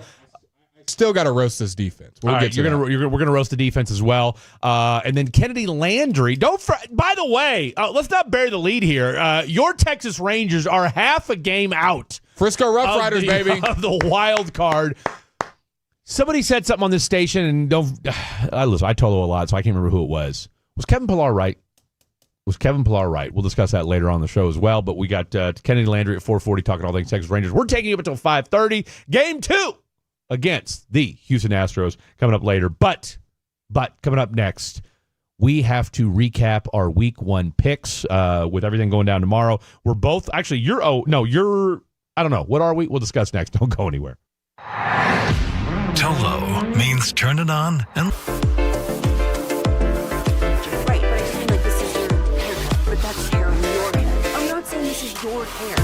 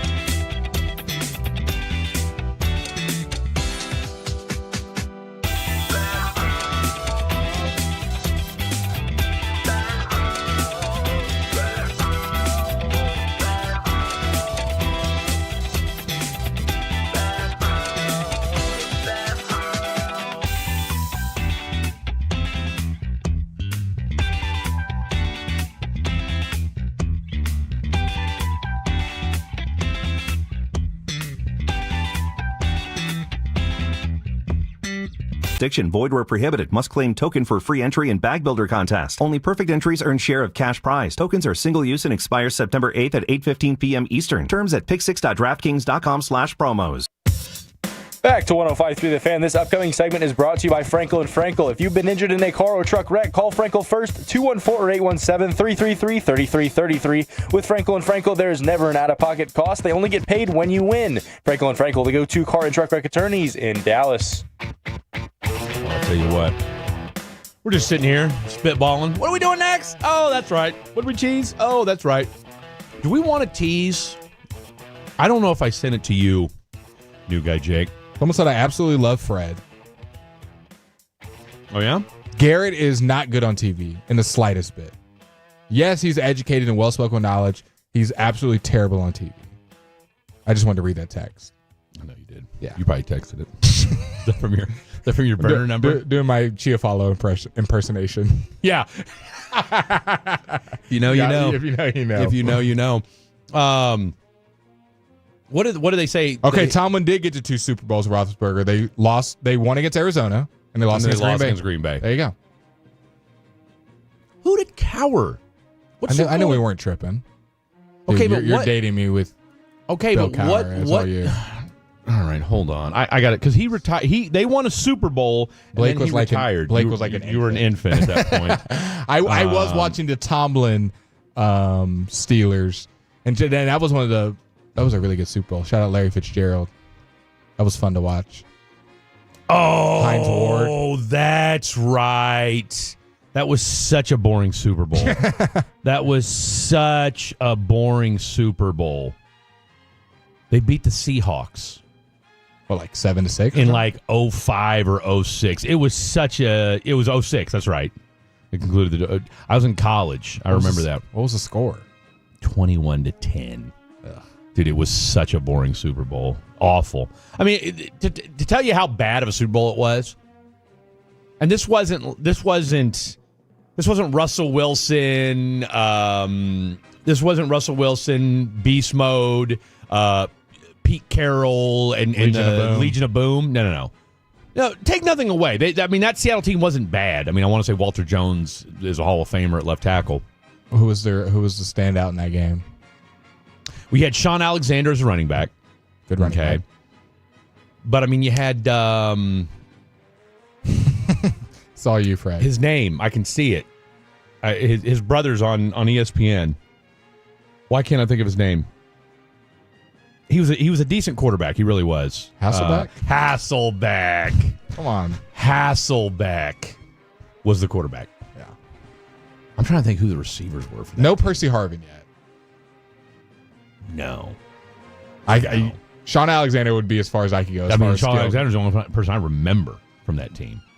Now everyone's trying to text it and guess players. I mean, that's what I'm saying. It was such a boring Super Bowl. It was such a non-plus. And, I mean, it was such a... I almost said something I shouldn't say. It was almost such a crappy Super Bowl that Bill Cowher was like, I'm done. Like, he retired. Now, granted, although I want to say, I think his wife died right after that, too. After that, let's transition to our Week 1 picks. Blake is 0-2 on the spread. I know that for a fact. Yeah, you are. Because I definitely picked the Eagles to cover and the Chiefs to cover, and the Chiefs lost, and the Eagles did not cover. Fred is 1-1. I am 1-1. What was the rest of our picks? And we'll see if I still feel confident. Okay. Why? Because something happened over... Hey, injuries have happened. Christian Kirk's out. Jaden Higgins going to have to play a big role. It doesn't matter. Well, yeah, you know what? Yeah, you may want to change that because you took Houston. I did. I took the Rams. I'm not going to change any of my picks. I got to stand by my picks, but I'll just feel better or worse about them.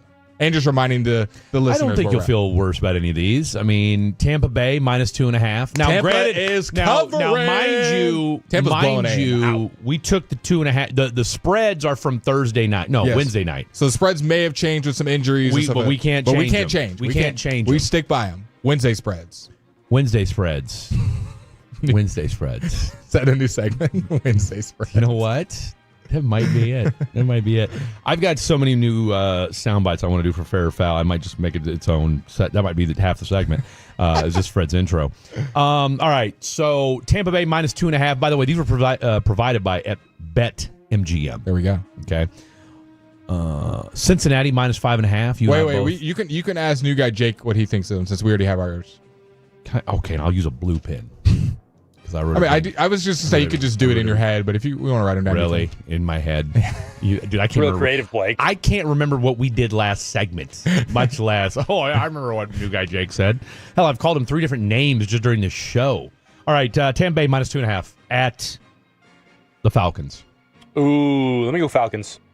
Falcons covering. Really? Falcons winning? I mean, that's a win, basically. I'm taking the Falcons to win, yeah. Ew! Get him out of here. Wow. Is Dialogue back? There could be a new producer. Wow. Tampa Bay is going to win. They're winning a Super Bowl, man. What a hot I have them take. winning a Super Bowl. Of course you do. I have Bijan on both my fantasy teams. That's okay. You I know do what? too. No, I got Bijan in fantasy as well, but I think straight on business. Tampa Bay's going to win. Also got Ibuka. Yes. Seriously, half of Tampa Bay is on his roster. Cincinnati minus 5.5 at Cleveland. Both Blake and I took Cincinnati. Yeah, And Cincinnati, and they cover. Okay. I think this game will be close. Like if Cleveland, if it's 34-31, I won't say that. If it's 27-24, I won't be uber surprised. I wouldn't either. I mean, it's all going to depend on what quarter Myles Garrett kills Joe Burrow. So. That's a fair point. All right, we've got Miami at Indianapolis. Indianapolis is -1. We have no idea why Indy is favored. We both took, because they're the home team. Yeah, but and nobody trusts Mike McDaniel. but also nobody trusts Daniel Jones and their offense. So we both had Miami. You know what? You heard it here first. Tie. Wow. 3-3. 3-3. It's going to be the most boring game of the season. I think Tyreek Hill gets a touchdown. Score some points. Tie. Okay, tie. What a take. I'll tell you what, I will give you $20. I'll double it if they tie. I'll give you 40 if it's 3-3. Really? Yeah, because you and I, the three of us are on September 11th. Moment of silence. That's a Thursday, is it not? I believe so. Thursday, September 11th. Okay. Never forget. #. There's so many things I want to say about that, but I'm going to go ahead and continue. See Blake trying not to crack a smile over there. I was waiting for him to say something. I said nothing. I gave you nothing to run with. You gave me nothing. You gave Sometimes me silence is the best answer. Should we do top 5? Just give the next pick. Just give the next pick. Just give the next game. Just give the next game. We gotta go. All right, here we go. Carolina at Jacksonville. It's a good game. -3.5. Those are two teams that are trying to reshape their future. These are two teams. Well, I'm saying these. What? Who's the home team in that? Is that a one? bad take? I'm saying these are both teams with young quarterbacks. No, it was such a. What do you mean young? Such a nice thing to two teams that are trying to reshape their future. Trevor Lawrence is 2 years into his contract. David Elliott, back to you in the studio. I mean, what is this, NPR sports broadcast right now? Two teams looking to change the future. Carolina. I'm saying both of these teams have high aspirations that they can take that next step, get into the playoffs. The Panthers are tired of being terrible. They have a #1 pick. They've got some. Do you think Carolina's really got aspirations, or they're just saying that? I think Jacksonville can legit do it. Jacksonville definitely has aspirations. It's funny you say that. They want to jump. You're right. Carolina wants to finish at least second in the division. No, you're right. Rival Tampa Bay. And they're both in crap divisions. Yeah. That's the beauty of it. Like, they're not writing their season off. They're not like, hey, we're going to have a top 5 pick this year. They probably both think in their building we can make the play. Well, they absolutely do. No, I'm with you on that. Then for that reason, I took Jacksonville. Who did I take? -3.5. You took Carolina. Yeah, I still feel good about that. Yeah, I like Carolina. Who did I take? Yeah, I feel good about that.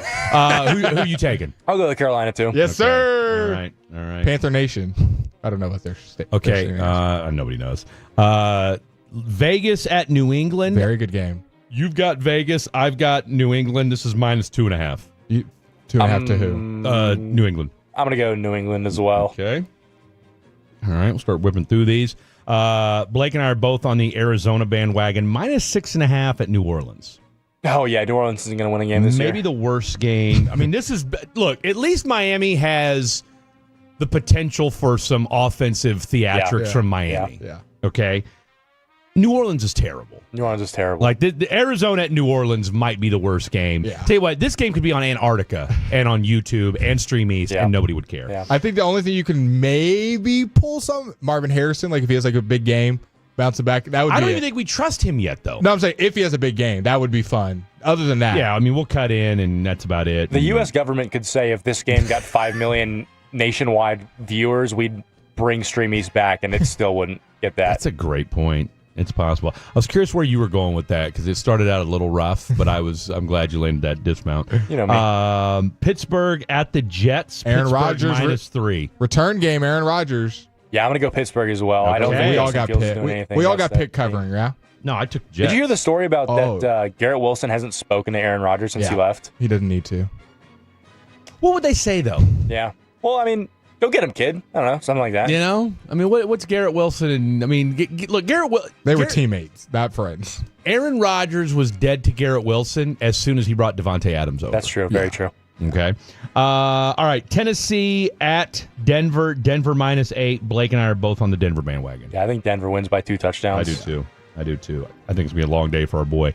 The Giants at the Commanders. We're both on the Giants bandwagon. Commanders Covering. -6. We both got the Giants. I got Commanders winning. Commanders winning, but yeah. We both have Giants covering. This has a Thursday night feel to it to me. I could see the Giants losing by 3. So, yeah, I'll go Giants cover. Okay. All right, let's hurry this up. Someone said, get to the picks. I'm trying to make this parlay. There you go. We're doing There it. We got you. I'm with you. San Fran -2.5 at Seattle. I've got Seattle winning this game. Christian Blake. McCaffrey, we've got the injuries kind of popping up. Wow, shocker. He's hurt. Yeah. So, what, Seattle? Yeah, you took -2.5. Seattle's 2.5-point dogs, yeah? Yes. And I took Seattle covering? No, you took San Francisco. I took San Francisco? Yeah. Yeah, I'll still stand with that. Yeah, I'll still stand with that. I feel good. You have to. I You feel already good said about you that. would. I feel good about that. Yeah. Also, I'll take Seattle. You tell yourself whatever you want to feel. So you think Seattle wins this? Yeah. Okay. Absolutely. Sam Darnold. Sam Darnold's going to revenge season for my boy Sam. Detroit at Green Bay. Green Bay -2.5. I've got Green Bay. This is before Micah got hurt, allegedly. They said he's going to probably be on a snap count. Of course, he's playing. They said he's playing, but he'll probably be on like some kind of a snap count. AKA just pass rushing snaps. Seriously. And then, of course, Blake's taking Detroit. I'm going to go with Detroit, too. Okay. I think Detroit's just a better team. I just hate the Packers. Has anybody asked Reetma who he's taking in this matchup? I'd be shocked if he took Detroit. It's a joke. Houston at the Rams. Rams -3. I've got the Rams. You took Houston too late. Ooh, I'm gonna go the Rams. It's a good game. It's a good game. No, this is gonna be a real good game. Both teams kind of battling some injuries, high aspirations. We'll see what they can do. And then Baltimore -1 at Buffalo. This is the Sunday night game. I'm just giving the advantage to the home team. I am too. This is a split. I think Lamar wants it over Josh Allen. Okay. Jake, lone wolf on this one. And Don't then even ask me the last one. That's true. What am I thinking? I knew better. Minnesota at Chicago.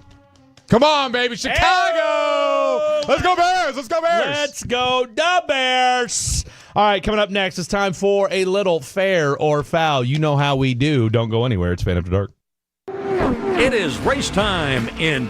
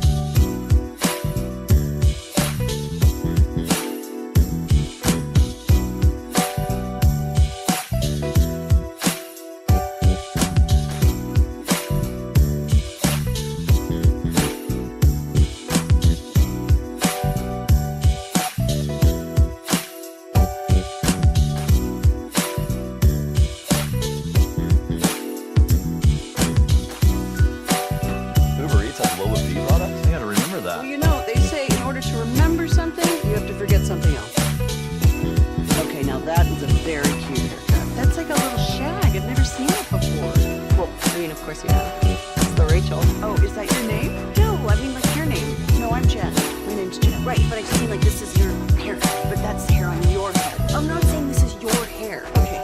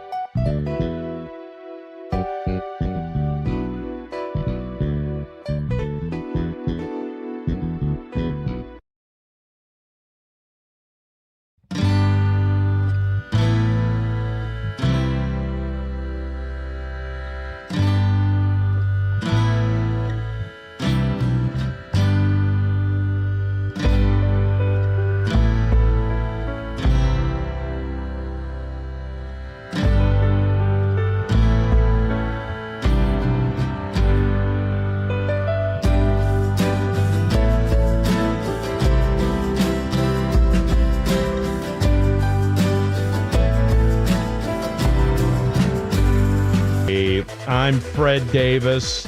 That's Blake Elliott. This is a little fair or foul. Hey, did we do the Shrekking? Wow. What? That? Yeah, no, that is a wow. Evolutions. That is a Spaldings. Wow. Did we do the Shrekking? Fair or foul? What do you even say? What is the Shrekking? Okay, maybe we didn't. If you don't remember the Shrekking one, let's give this a shot. I think we didn't.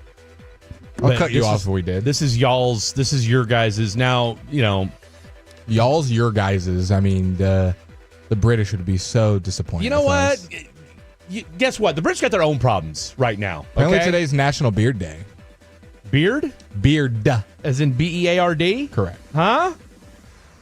National Beard Day. I think pound for pound, I have the best beard at the station. I think I got you beat. Trying to think. Who else has a solid beard? Morning show guys, does Chop or Sean have a good beard? They've got solid beards. Yeah. Actually, all three of those guys. Yeah. Actually, I think the better question is who at the station doesn't have a beard? Well, y'all are all older. Trying to think. K and C, do they both have beards?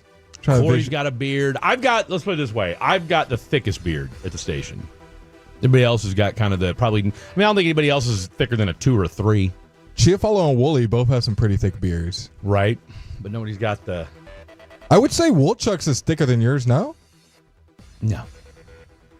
I think it is. It's darker than mine. Yeah. Okay, that didn't make it thicker. Okay? Let's get that straight. All right, I know if that's what you've been telling your girlfriends here over the last few years, it's darker. Got to be thicker. Fred's thickness is all at the tip. I think I got a pretty good beard. I got the mustache goatee combo that I'm working on. You do. How's the I don't think you can grow a beard, though. I can't. How would you rate the mustache? Be completely honest. I mean, you can poo on it. Like 0 being like I'd say it's high a 7. schooler, I'd say 10, it's a 7 for sure. Okay, I will take that. No, and put that on my Facebook profile. I'll put it to you like this: I have never looked at your mustache and thought to myself, "What is he doing?" Okay, and that's the biggest gripe. That's all. If you look at this is kind of and I'll tell you what. Well, okay. When it comes to facial hair, and it's funny you bring this up because as I was boarding the plane yesterday, you're looking at people's facial hair. Well, the guy in front of me had a beard, right? And then 2 people in front of him didn't have a beard. And it just got me to thinking, I was like, man, everybody, I mean, this is it today. Like, this is what... Mustache is a must, though, as a man. Can we agree? A mustache is a must? Mustache is a must. Because you can't be the guy walking, and there's probably somebody listening right now walking around with it. I'm sorry, this is just Blake's opinion. Can't be the guy walking around with a beard, no mustache. Oh, you talking about just having a chin strap and that's it? That's a wild look. Now, now look, hey, I'm going to tell you right now, and you're too young to remember this, the chin strap was a viable look in the late 90s, early 2000s. Are we in the late 90s, early 2000s? I'm not saying we are. I know we're not. So you got to adapt. No mustache is crazy as a guy. I rocked a chin strap for albeit a short amount of time. Okay, albeit a short amount of time. Famous guys with no beard. Well, The Rock. I mean, that's the first person that comes to mind. With no mustache, I question this with the illegitimates, aka Jake and Kevin, because those two, I don't think you guys together have enough for a mustache, much less a beard. Yeah, you got to have a mustache as a guy. All the one I'm looking at. Okay, wait, but let me stop you there. Stop me. You mean a mustache if you're going to grow the whole beard, is what you're saying? I think because a mustache by itself, that's a choice. I think and that's kind of a trend right now in my age demographic. Yeah. The like, and I'm really not sure how I feel about mustache, it. no beard. You guys think you're Tom Selleck, and you're not. Yeah, you don't even know who Tom Selleck is. I've heard of him. But it's a big thing right now. I don't know who are they trying to emulate him? Is that the whole thing? I don't know. I mean, when I think of mustache is like legit elite mustachery. A lot of guys are doing the like really thick mustache, like the overgrown with no beard, and that's just it. Now we've got our boy Trevor, the creator, who's got the little curl at the end of his. That's also a choice. Okay, that's also a choice. Kevin. You can also volunteer for the carnival. Which I think Trevor would. We love Trevor. We absolutely love Trevor. I think I'm on the air with Trevor tomorrow, so we'll ask him about his curly mustache. So we agree. Mustache needed, beard. No. Mustache is only needed if you're going to grow a beard. Okay. Right? You don't. I would never grow a mustache by itself. But no mustache, no beard. If you're in that thing, we're just talking about high level men right now. We're not talking about everybody. Not saying you have to do this. Yeah. But I feel you got to have a good physique then to go with it. If you're going to go no facial hair and you're like mid-30s, no facial hair and small physique, well, I'll put not a good like manly combo. Like it's just Blake's opinion. Maybe I'm being and I'm going to take it one macho. step. I'm going to take it one step further. Sure, someone disagrees. If you've got thinning hair on top and you're still trying to like make it work, that's the perfect time to transition to the beard look. Well, and it's also time to just shave it. Because now you look like a weirdo. I can't shave my head until I grow a beard. That's just my Blake perception. Yeah. If I could grow a full beard, I would be a lot more apt to cutting my hair down. Now, see, my cousin, the cousin I grew up with, he's got the bald, no facial hair look. Ooh. Okay? Now, if you're ripped, if you look like The Rock... But here's the thing. He's also 6'3", 250. That completely offsets it. So he can get away with that. He can get away with it. All right? He's 6'3", 250, so my boy, and we call him Debo. Yeah. So he can get away with that. You can 100% get away with it. Smaller people? Better start rocking a beard. Better start doing something.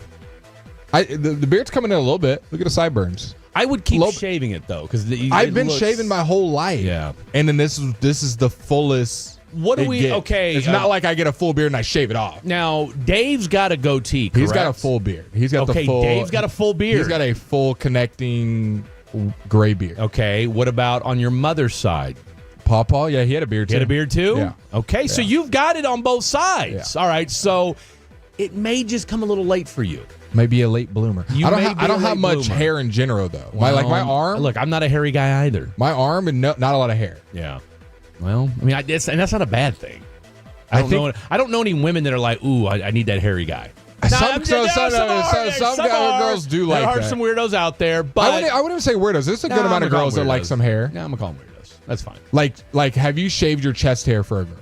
Never. I haven't had to do that, but I do know guys my age that Yeah. have shaved their chest because a girl's coming over or whatever. I mean, I get that. Yeah. I mean, I look like I've got pubic hair on my chest, so yeah, of course I'm going to shave my chest. I don't have to worry about it. It's unsettling to me, much less. Do you shave around your nipples? As he rubs himself. Do I shave around my nipples? Yes, I do.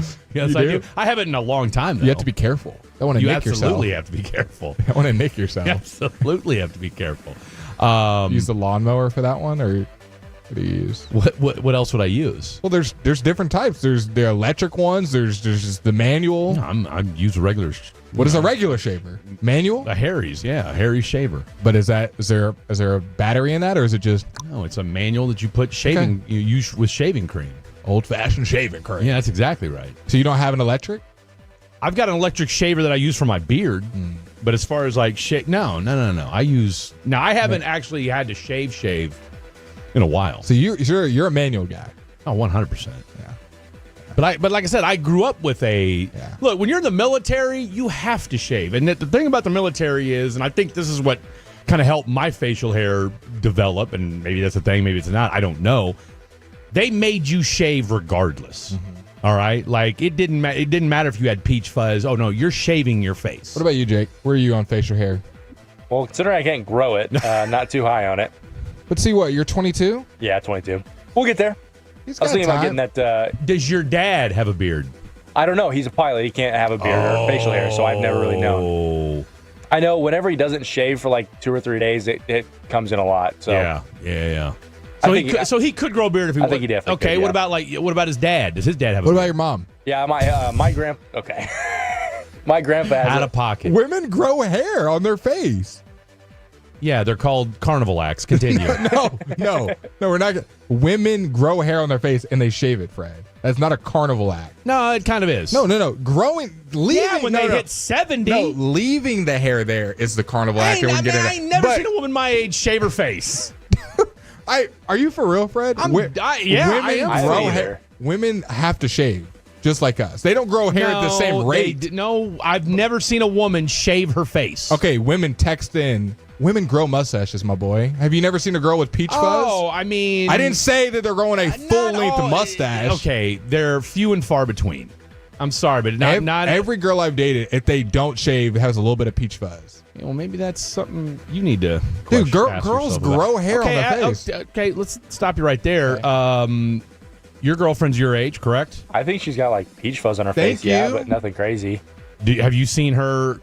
No, she's never shaved. No, have you seen her have to wax her? Okay, I'm not sitting there. We're shaving together. You literally said women shave their face. They do. That's a fact. No, women have to shave their face otherwise. Same with their armpits.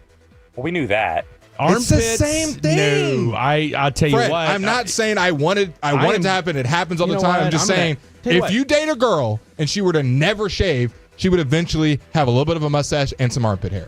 That is just genetically what would happen. Tell you what, I just texted my 22-year-old daughter, and I said, have you ever shaved your face? See what she says. We'll see what she says. Fred's daughter speaks for all women, by the way. All women. Well, we'll get a range. Text your mom. No, we won't. We'll get one. Text Mama Kim. Say, hey, when's the last time you shaved your face? Okay, well. And I want you to use that terminology. Okay, well. Shaved your face. I'm sure there's technology where girls get laser removal where you don't grow hair there anymore. I think that's out there. The phenomenon of women having peach fuzz. I get that. Okay. But the idea that women are sitting there. I didn't say every day. See, you make it sound like I said every day they have to wake up. I don't care. Once a week, once a month, once a year. I would probably say once a month if I had to guess. That's crazy. Not a girl. That's crazy. Once a month, they probably have to shave in some capacity. 877-881-1053. 877-881-1053. Or been around a girl. If you're a female Tolo or fatty, let us know when the last time you took a Bic to your face. I didn't say that. Okay? Because apparently... I did not say a razor brand. Okay, what Shave. Oh, so the shaver matters to you? Maybe. Shaving is shaving. Okay? Shaving is shaving. So maybe they got an electric one. 8-7. Oh, because that shave. Did not sound like you said big. Let's do a college football reset. Yeah, that was an interesting choice of words to say with you guys like that, didn't you? Coming up next, we'll reset the program as well as a top 5 and Kennedy Landry. Question we won't be asking her. We will ask her about these Texas. Yeah, please don't ask Kennedy Landry. Of course that. we're not. Please. Of course we're not. Please. Don't go anywhere. The more time you give, the more our crush grows.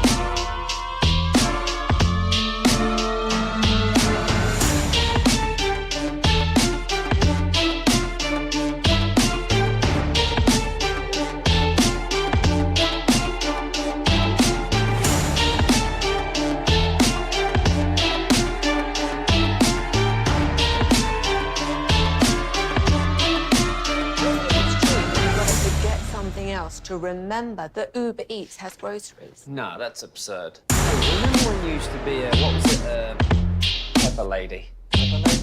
Was it Cinnamon Sisters? Basil Babes. Saffron Squad? Nutmeg Maidens? No. Nutmeg Maidens. I just said that. Spice Girls? Doesn't sound right. What's it, Saffron Squad?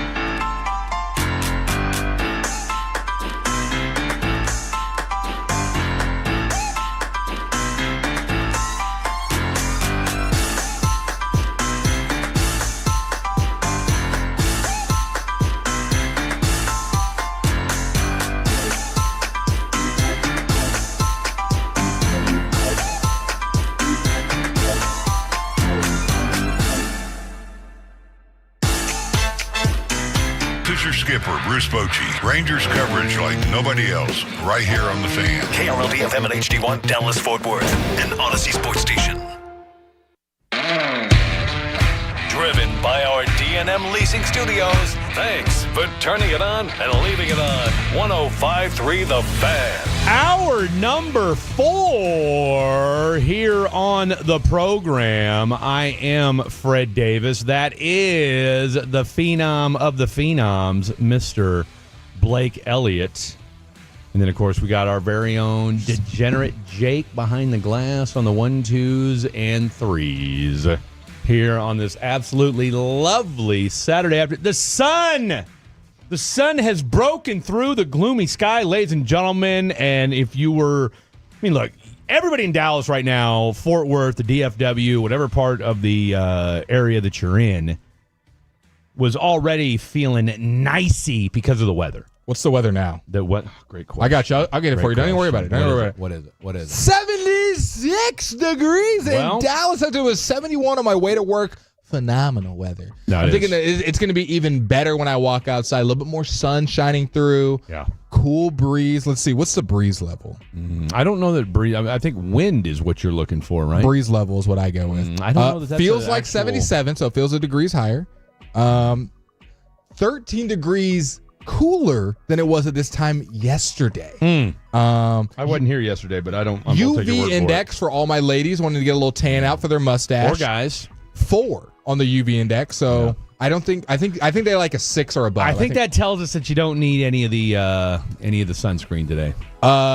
No precipitation. Yeah. Where's my wind at? I don't. Try to find the wind. That's what I. Oh, here we go. Probably means there is none.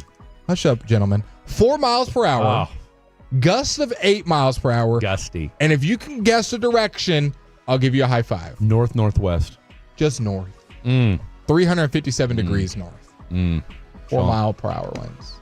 Mustache is just blowing in the wind out there, ladies. We did the research. In the wind. ChatGPT, who we trust, said this. Not all women shave, but many choose to remove facial hair in different ways depending on their preference. Shaving, waxing or threading, laser hair removal, and bleaching. You guys texted. I'm going to read your text, and then we'll get to whatever Fred has for us sports-wise. This is the best fair or foul ever from our boy Jagon. Shout out to you, Jagon. Shaving the upper lip every morning.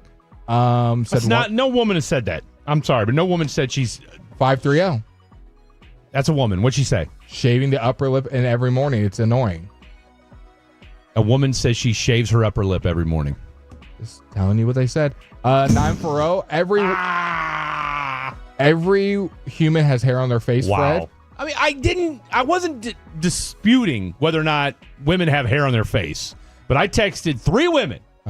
My girl Laura, my sister Leah, and my daughter Miriam. All 3 of them said they wax their eyebrows. That's it. Yeah, I wasn't really getting into the debate on how you get rid of it. I was just saying that they have hair. I thought you were trying to say they said women shave. Shave, wax, get rid of it is more what I was getting at. I didn't know that. But see, I would push back and say waxing your eyebrows that's standard. No, not your eyebrows, bro. I'm talking about the mustache. I'm talking about the mustache. Telling you. No, that's what I'm telling you. 3 women said they do nothing with their mustache.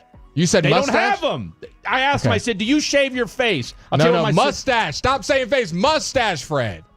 You're changing the question because then they start talking about their eyebrows. I texted Laura. Because eyebrows are on their face. I texted Laura. I said, hey, have you ever shaved your face? She goes, my face? Wrong question mark? See? And appropriate response. Okay, why don't you let me finish? Have you ever shaved your face? She goes, my face? Question mark? Like with a razor? Yes. I've waxed my eyebrows. Should have said, what about your mustache? Say, how do you get rid of your mustache? Just say that. If she says I don't have a mustache, I'll live with that. How do you get rid of your mustache? Because if they don't have it, why ask them? Introduce error? Ask them. She might not want to talk about it. What do you say? What about your mustache? How do you get rid of that? You haven't asked her. She doesn't have a mustache. That you know of. Okay. I know. 972. Women certainly do wax their mustache. My sister goes, WTF, not a man, so no. Okay. Palming face emoji. I'm just going to read the text machine. This is what the text machine says. No bias, just reading. 817. Let's see. 214. This is definitely a Blake thing. All women don't grow facial hair. Thank you. 214. Him and her facial razors exist for a reason. 817, listening to the fan with my husband, and women do shave, LOL. 972, wax. 469, they use mini razors for their eyebrows and their mustache. I've seen it. 682, they actually do, but most get it washed to prevent it from growing back as swiftly. 214, my wife keeps a little electric trimmer in the car in case she finds a whisker. It happens.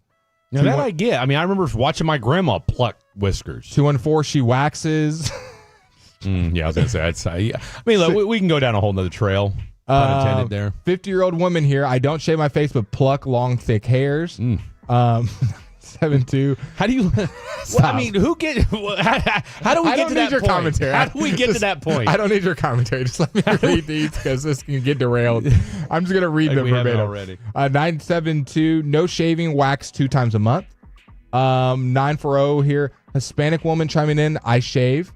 817. We're not gonna read that.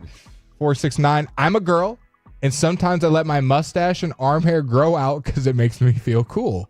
Exclamation point. I will say from personal experience, I think Hispanic women have darker hair on their face. Yes. So that makes sense. 469, yes. I'm dermaplaning. I don't know what that means. It's dermaplaning that women do. I don't even know what's going on. Okay. 817, my wife is Hispanic, and she shaves her mustache at minimum every other day. So yes, women shave their face regularly, Fred, especially if they're Hispanic. Okay. That's what they said. I mean, look, I'll just say this. My grandmother was Colombian. I never saw her shave her face. Because she never did it in front of you, Fred. Why are you thinking just because it didn't happen in front of you, it doesn't happen? Oh, what do you think? My grandma was in the corner of the house I think, shaving by? I think women, when they shave, they usually do it in private. They're not like, hey, everybody gather around. I'm finna shave so you all know. You know, okay, you followed first her around? of all, older people didn't care. Let's get that straight. Grandma, obviously, she had some manners. She didn't want to do it in front of her. She didn't want to do it in front of her grandson. My other grandma would literally sit there at the damn kitchen bar plucking stuff out of her face, for God's sake. So I don't want to hear it. Some women are more open with it. Some are not. A lot of people are just texting in that they wax or microblade. The microblading I get, especially like when, and all I'm saying is this: when it comes to shaving your face. All right. Mustache. Let's talk about the mustache. Stop with the face stuff, because then they start thinking about eyebrows. You said it. To me, when I think of shaving my face, I think of my mustache and my beard. Okay. Okay. So when you say that, a woman shaves her face, I'm thinking the same thing. A woman might get a razor and go, oh, I got a couple hairs, I got a little peach fuzz, and shave it off. Or they might wax it. Or they might thread it. Which I get all that. But I'm just saying, when you're thread a mustache, shaving your face, I just wonder, is that making the hair grow back faster and thicker? Because that's the old adage. Now, I don't know about the woman anatomy enough and to that's what I'm saying. So now you got like whiskers. Does it come in, thick and bristly when you let it come back? And again, these are all questions I have because this is all new phenomenon to me. I wonder how the armpits go. We already know. Well, they got to shave that regularly? Oh, absolutely. Like once a week? I mean, regularly, yeah. I know the legs. I mean, you know, with a woman that lets it go during the wintertime and it gets all prickly and everything. That's the worst. I mean, it's I'll let it fly from time to time. I've had that happen once. Grab the girl's legs and it's like, oh, cactus. We're in Arizona. You definitely don't want to. I've said that. You definitely don't want to do it on a first date. I said it was on a first date, and I said, "Oh, are you from Arizona?" And it was a little joke just to myself. She didn't catch it. You from Arizona? The fact that she opted not to shave her legs on the first date told me that she didn't care. This first date, even if she doesn't care, this first date isn't going where I think it is. Yeah. This is as far as this is going right here. Didn't think it was necessary. Did not think it was necessary. We learned something new today. The 2 texts we just got. Can you 2 shut up and move on, please? The very next text, this is the best 30 minutes of radio I've ever heard. That is Radio 101 right there. Right on top of each other. That is Radio 101. Run. You said they're right on top of each other. It's right on. Radio 1-on-1. 1-on-1, I want to play that game. I'll give you $1 if you can tell me who sang that. 1-on-1. I don't even know what I'm guessing. What am I even guessing? It's the song. 1-on-1? 1-on-1. Michael Jackson. Tiana Taylor. Madonna. Okay, one more guess. Leon Bridges. No. Drake. No. Rihanna. No. It's Chris Brown. Give us a hint. Neither one of you guys. Is it a girl or guy? It's mustache or no mustache? Actually, one does have a mustache. Yes, it's a 2-man group. Blue Man Group. You said Blue Man Group? I only said that because you had two-man group. Wrong. Your guess. I don't even know any two-man groups. I know bands. What's a two-man group that's known? The one that sang that song? Just this one? Is there any two-man groups that are like widely known? Just two guys? Simon and Garfunkel. See, I don't know who that is. That's all you, Brad. Brooks and Dunn. Brooks and Dunn. Good call. Is that not the same person? I thought Brooks was bad. Hall & Oates was the answer we were looking for. You could have given me 15 more That was my next guess. That was my next guess. That was your next guess. Close. All right. College football's going on right now. College football's going on right now. We haven't really had any upsets. By the way, Oregon is just we did have an upset. State. Baylor Bears sick them over the SMU Mustangs. We did. 14 straight wins, baby. They win in overtime 48-45. We did. It was 48-45. They were down 2 scores with 6 minutes left. With 6 minutes left to go. Let's just run through some of the scores here real quick. I love this. Is my favorite part of Saturday. Just top 25. If your team's not in the top 25, sorry, fire. Georgia 14-3 over Austin P. And then I think new guy Jake had some stats for us from that Georgia game in the first quarter. Our boy Jeremiah Smith. Jeremiah Smith plays for Ohio State. Non-ball knower over here. We're talking about Georgia. Ohio My bad. State 35. Grambling nothing. Go ahead and ask that question one more time. Here's a do-over. Or is this the Ohio State game? I literally just said Ohio State 35, Grambling nothing. Ohio State game. Give us stats. Yeah, Jeremiah Smith had 5 catches for 119 yards and 2 touchdowns in just over a quarter. That's pretty good. Julian Salen actually just threw an interception. He is 18 for 19 for 306 yards, 4 touchdowns, 1 pick. So his only incompletion was that pick. Yeah, so you could say he doesn't have any incompletions. He has completed a pass to every single person, just one for the other team. What we say that spread was for the Oregon-Oklahoma State game? 28.5. 28.5? Yep.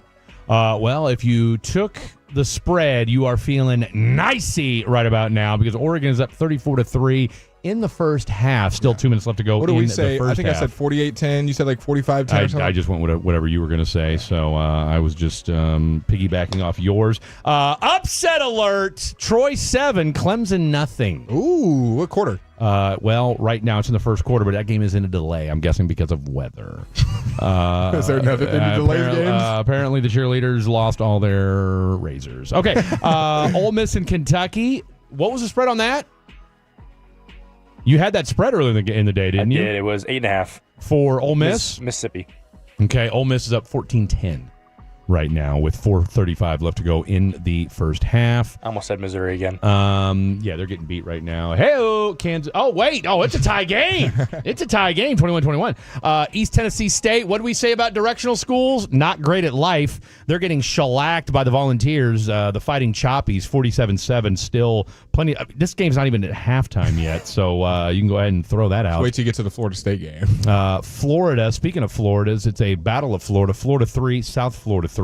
Wow. So, yeah, and that tells you, I mean, hey, this was a... Come on, DJ. Now, look, South Florida is a scrappy group, right? But Florida, a lot of expectation there. It's, again, all tied up 3. Meanwhile, that is going to do it. Meanwhile, Penn State, 34-0 over Florida International. Texas took care of business, 38-7. Illinois, 45. Duke, 19. Florida State... Apparently, there's no mercy rule in the ACC as they absolutely crushed East Texas A&M 77-3. Would love to see what the check was for that. The battle for Iowa, 16-13. The Cyclones take care of the Hawkeyes. The aforementioned Baylor Bears don't call it a comeback, 48-45 over the SMU Mustangs. Texas A&M doubles up Utah State, 44-22. Indiana 56. Kennesaw State 9. And last but certainly not least,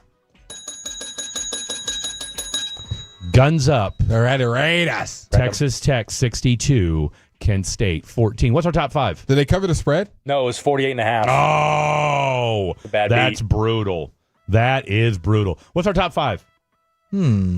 What should be our top 5? Top 5. Top 5 players you're excited to see in the first week of the season. Love it. That's coming up next. Top 5 players we're excited to see that, oh, by the way, haven't played yet. Coming up next right here on The Fan After Dark. It's a must-listen on your lunch break.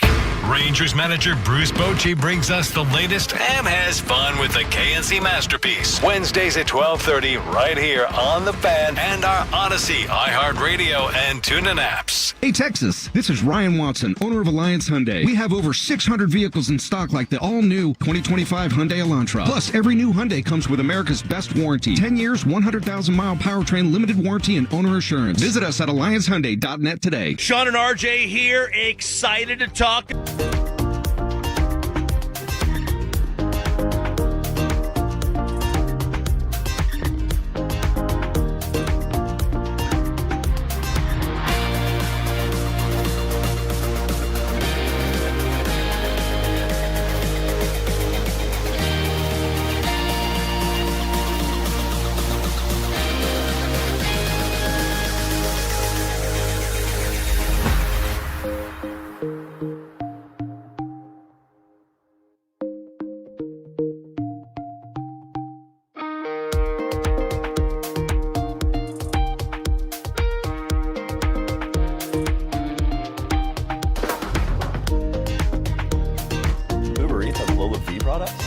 Well, you know, they say in order to remember something, you have to forget something else.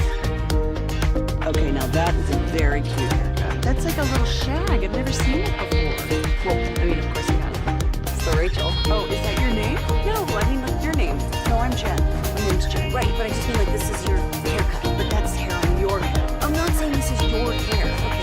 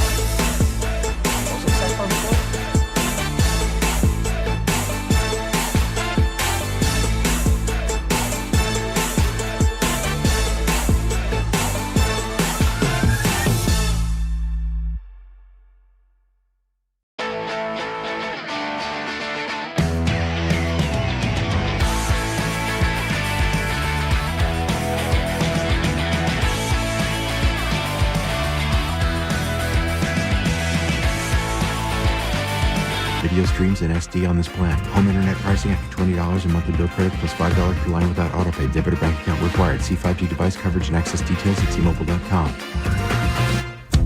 Back to 105.3 The Fan. This upcoming segment is brought to you by the Frankels. If you've been injured in a car or truck wreck, call Frankel first, 214 or 817-333-3333. With Frankel & Frankel, there's never an out-of-pocket cost. They only get paid when you win.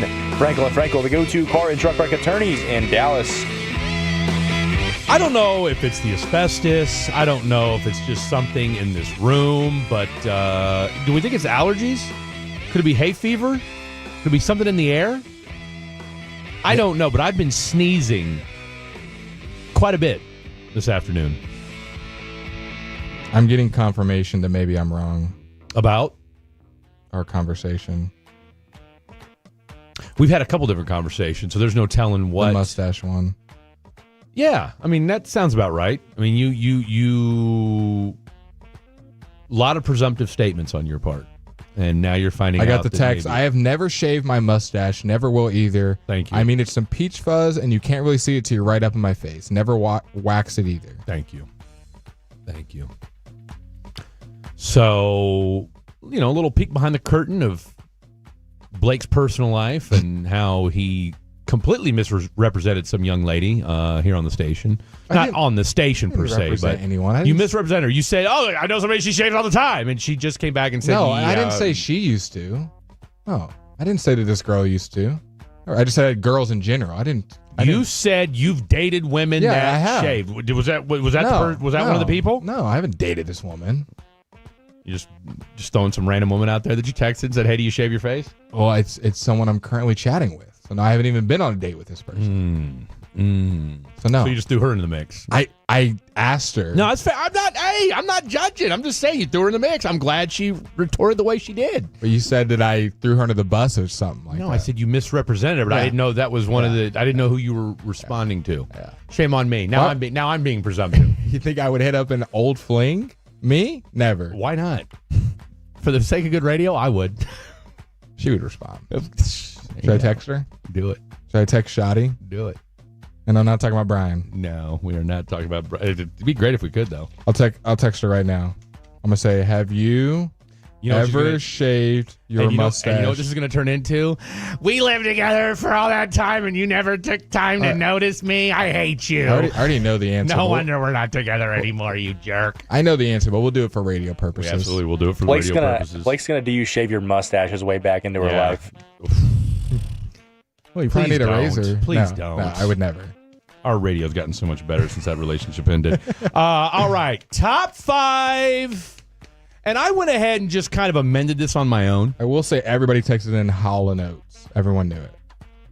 Yeah, because we've got a knowledgeable fan base. And I do got to give a shout out to my boy Taylor from Baylor. He said, really enjoy listening to you guys. Tolo for life, sick 'em Bears. Sick 'em Bears, baby. Until you guys play them Jayhawks, get that ass whooped. Although we got our hands full right now with Mizzou. We played the prep kids and took care of them over there at SMU, too worried about trust funds and football. Bro, you literally said, "Oh, we're out. This game's over" when there was 5 minutes left. So don't recall. Take your bandwagon ass somewhere else. Don't recall. You're not a real one. 48-45. You're not a real one. 48-45. You were praying for their downfall. I was not praying for no downfall. I said it's not looking good. Your exact words were, "This game's over." I think I said this isn't looking good. You said this game. Look, as somebody who is all about kicking teams to the curb, I know a kicking to the curb statement when I hear one. Okay. Which 5 players have Fred, Blake, and Jake's radar? We want to see them in tomorrow's game starting at noon all the way to the nightcap. Who is catching our eyes? Is it some rookies? Is it some guys trying to make a bounce-back year? Maybe it's just good players overall. Maybe it's some mid players. I'm excited to see what names we have. Fred Davis, the floor is yours. Now, I did take some liberty because Fred's want to do that. I have a bunch of players on here. Well, I also have like themes that I'm looking for. That's fine. Okay, I like themes. So storylines. I like storylines. Storylines, if you will. So my number 5, and I'm doing this in deference to our guy, Degenerate Jake. Yeah. And I am genuinely interested in this. I am genuine. Not to mention, I also may or may not have a fantasy stake involved, but I'm looking at this Caleb Williams, DJ Moore, Ben Johnson, week 1. Is this team, and it's 2 things. One, I mean, look, it's Chicago. But, I mean, was there a bigger name on the block than Ben Johnson? No. I mean, this is, and hey, Jake notwithstanding, I mean, the Bears are one of those teams in the NFL that, I mean, they've got one Super Bowl to their name. Yeah. One of them, and one of the most iconic names / just team formats ever in the Chicago Bears, right? I mean, whether it's been pop culture, and of course you guys are too young to remember Dub Bears, all right? But you're talking about, when you talk about great defenses, everybody talks about, well, that's not the 85 Bears, right? And that's what Ditka, Walter Payton, all right? I mean, we're talking about iconic figures. Butkus. Is Caleb Williams the next in line? Okay. Are we going to say Caleb Williams' name in that? Are we going to mention it in that same breath? Chills. Put it on a YouTube reel. Give me Caleb Williams and DJ Moore. I like your thought process. Now, kind of amend mine on the way more. The storylines we're following. My number 5, a fun one. Let's go to San Francisco. Ooh. Brock Purdy. Can he have a bounce back year? Love it. He just got paid. He lost some Avengers. CMC might be banged up. Doesn't really have a wide receiver 1. So I wrote, can Purdy bounce back after a disappointing 2024? Ricky Pearsall's looking to be in that wide receiver 1 spot. Juwan Jennings. Shot this offseason, so we're excited about that. I'm just, because Purdy even said I tried to do too much last year. Yeah. He's come out on the record and said that. 2023, he was running Shanahan's offense and make it all the way deep in the playoffs. This year, what will it be? Will it be Purdy doing too much? Will he reel it back? Will he go more to Shanahan? So that's a storyline / players, if you will, that I'm following at number 5.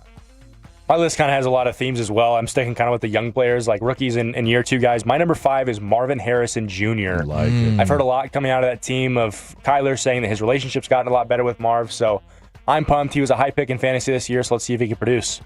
And then my number 4, actually, I'll go with an honorable mention here. This guy I think is going to be the savior of my fantasy teams this year, Emeka Egbuka. Woo! Wow. You'll see him on my list. Oh, yeah. And then my number 4 is Cam Ward.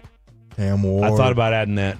That's a good choice right there. I mean, has there been a more less talked about number 1 pick in the history of football? Outside of the Jacksonville Jaguars dude from a couple of years ago. Trayvon Walker. Nobody cares. Yeah.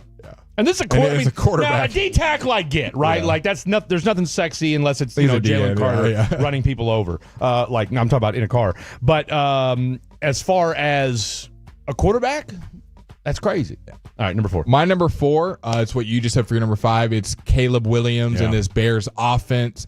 Can they be something? Can Ben Johnson make this team where we're excited to watch this offense as a top 5, top 10 offense week in and week out? They've kind of been stuck in this pretty decent phase the last couple of years. Can they make that jump to surpass the Lions, be right there with the Lions? I'm really excited for what Ben Johnson can do. He's made this offense really fun to, hopefully, to watch coming forward with the Bears. So that's my number 4. All right, my number 4, also fantasy implications, but again, it also kind of dovetails with what I just talked about and what you just talked about, is Jahmyr Gibbs and the Detroit offense, right? Yeah. So Jahmyr Gibbs, Jared Goff, Amon-Ra St. Brown, Sam Laporta, Jameson Williams. I mean, that's a fantasy lot of team mouths to feed in and of itself, right? What's John Morton going to be like as far as the offensive coordinator goes, right? We had Jordan Schultz on this week. We asked him about that. He said that, again, it's not going to be the same, clearly, as what it had with our boy Ben Johnson. He said, but this will be a good offense on the least. My number 3, shout out to Blake Elliott, C.J. Stroud, and Nico Collins. Yep. Okay. Matt Berry, who was on with Chiafalo and the Super Bowl winning scout Brian Broaddus on Thursday night, said he expects Nico Collins to be what? The number 1 fantasy wide receiver in 2025. He said he's in the same category as the CDs, the Jamar Chases, and the Justin Jeffersons. Hey, man. And last but not least, C.J. Stroud, who had a tremendous rookie season, not so great sophomore year, although they did still get to the playoffs. A lot of questions about what this team's going to look like going into 2025. My number 3, we're kind of all dovetailing each other. I already know what Nico's going to do, so I don't have to even put him on. I only got to put him in my expectations. Excited to see what's going to happen. Wow. I wrote the 2 quarterbacks playing each other in the game, though, Stroud and Stafford. Yeah, I like it. Stafford with the back injury. What is he going to look like? Do we think they're ball sacking us on that? No, I think he didn't practice. Yeah, he's 37. Why would he? I think if Stafford's back is legit not good, that makes my NFC, I have to recalibrate how I look at the NFC. Well, everybody does. And then on the other side, Stroud, it's more about Stroud having to bounce, but it really is O-line. Like, what does that offense look like? I believe in Nico. And they're missing a guy tomorrow. Kenyon Green. Like, their offense. No, Kenyon Green they got rid of. No, I know. Just their offense is all over the place. Though. Their offensive line, can they block? Can CJ Stroud have a bounce back year? Is Nico going to be enough? Christian Kirk's already hurt. Jaden Higgins, can he step up? So I'm really excited to watch that little tandem over there. I got them, or those two quarterbacks and how their offenses look in week 1. Not to get off topic here, but Dylon was looking out the window, and I think we just saw the Baylor Bears football team being escorted down 75. Yeah, we did. SMU don't get no escort. All right, my number 3. Well, they don't need one. Yeah, they probably got a blacked out Escalade for each player. You're probably right. My number 3, probably one of the most exciting players in this past draft is Travis Hunter. I'm really excited to see how they utilize him and if he plays defense at all. I think he will. I think he'll be in there on passing downs. But just how he can help this offense and help Trevor Lawrence, because he still needs to prove himself, in my opinion. Okay. And then my number 2... Forgot snake draft. My bad. Were you wanting us to give a little more feedback on that? No. I forgot snake draft. We were just so taken aback by that analysis, we didn't have anything else to say. I really wanted you guys just to think, because my next one's so groundbreaking and it really shocked DFW. Micah Parsons in Green Bay is my number 2. Oh, that's a good one. Where's he at now? He's in Green Bay. Okay. I thought trade, right? That's what they're saying. Okay. That's what I think. Kenny Clark. Kenny Lawrence. Kenny Lawrence? Who's that? Dexter Lawrence. It was Jerry Jones. We're going to stop the run. Kenny Clark, Kenny Lawrence. My number 2 is, I've been making that joke for like a week just now. Yeah, it's just not funny. Go ahead. Okay. My number 2 is Micah Parsons as well. Wow. We are an original group over here. I really want to see what Micah looks on this defense, and we'll see it tomorrow. Won't have to wait any longer. 24 hours away. Micah Parsons in a different uniform. My number 2. I also went with Jacksonville. However, I went with Trevor Lawrence. And I'm not even expecting nothing. And Liam Cohen. You're expecting a bounce back. I'm expecting, and I've said this before, and I'll say it again.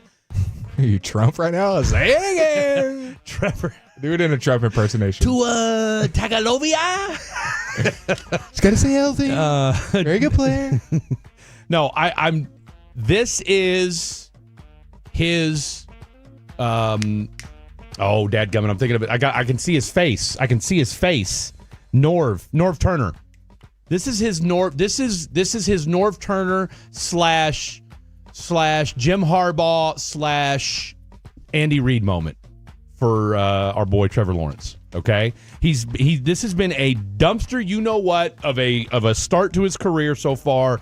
This is where the rubber finally meets the road, and Liam Cohen is the offensive coordinator / offensive mind / coach that Trevor Lawrence has been looking for. So I'm excited to see what Jacksonville does. Plus, I've got them winning the AFC South. And then last but certainly not least, my number 1. Break out your darkness retreats, people. A-Rod, Aaron Rodgers. Wow, I can't wait to see. That's who you're waiting to see? Yeah, that's right. You heard me. Oh, I've already written him off. Yeah. You wrote off Javante. How'd that work out for you? Give me some Aaron Rodgers tomorrow. If it wasn't our job, I would not watch a single Steelers game. You're excited to watch Steelers games this year? Excited. Week 1, bro. That was the top 5. You didn't say the season. You said week 1. I did say week 1, but we kind of turned it into a season. No, we didn't. We turned it into week 1. Yeah. No, because if Jacksonville sucks tomorrow, I'm not excited about him week 2. Okay, that's the beauty of it. I can change my mind. Yeah, go ahead. Say something. My honorable mentions, which I didn't get to mention. Say them. Jamar Chase just reclaiming top receiver. I think he's going to go off tomorrow. 3.5 over/under drops. Under. 2 quarterbacks. I put Trevor Lawrence. Yeah. For your deference of you. I'm excited to see what he can do. I don't expect much. Right. But I'm excited to see. It's a popular theme with you this weekend. Number 3, honorable mention. Michael Penix. What is he looking? Yeah, we haven't heard no Atlanta talk. Good call. He only played 3 games last year. What does he look like in this Falcons offense with Drake London? Yeah. Bijan Robinson. Kyle Pitts. He's got some pieces now. Darnell Mooney. Yeah. I thought they traded Darnell Mooney. Or no, wait. That was a. No, you're right. Never. And then at number 1, excited to see. You already said 2 of the guys. Travis Hunter. Excited to see him. Is he going to play both sides of the ball? Blake will be glued to the TV watching Travis Hunter. Emeka Ibuka. Yeah. Duh. He's going to win everyone their fantasy league this year if you drafted him. And then the other rookie that Blake is excited to see, one of the highest running backs drafted in the last couple of years. Give me boy Ashton Genty. Is he a difference maker in day one for the Las Vegas Raiders? Because he's going to get some touches. It's going to be the Brock Bowers and Genty show, in Blake's humble opinion. Maybe it's the Jacoby Myers show. We'll have to wait and see. What does Geno Smith look like? I got Ashton Genty, Emeka, and Travis Hunter, the rookies, at my number 1 spot. All right, take us home. All right, I got one more honorable mention. It's Ted McMillan. I'm excited to see how Bryce Young plays with him. And my number 1, I mean, Caleb and Rome. That's it. Year 2 duo. That's it. Ben Johnson. I can't be more excited for Monday night. Colson Loveland. I'm excited for you. All right, coming up next, MLB.com/Texas Rangers reporter Kennedy Landry joins us next. This team is half a game out to the playoffs. How excited is she? We'll discuss next. Affordability is the biggest problem in today's car market.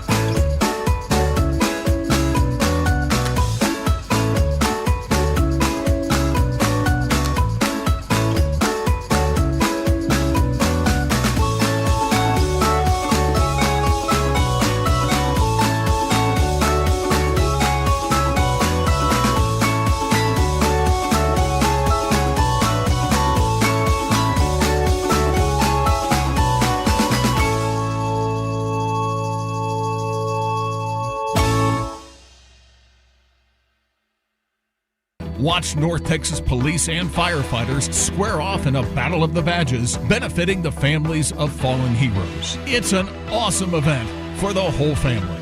Get your tickets today through Ticketmaster.com. Back to 105.3 The Fan. This upcoming segment is brought to you by Classic Chevrolet. If you're in the market to upgrade your vehicle, get to Classic Chevrolet in Grapevine. Back-to-back #1 Chevy dealership in the world. They've got more new Chevys than anyone, all priced to sell.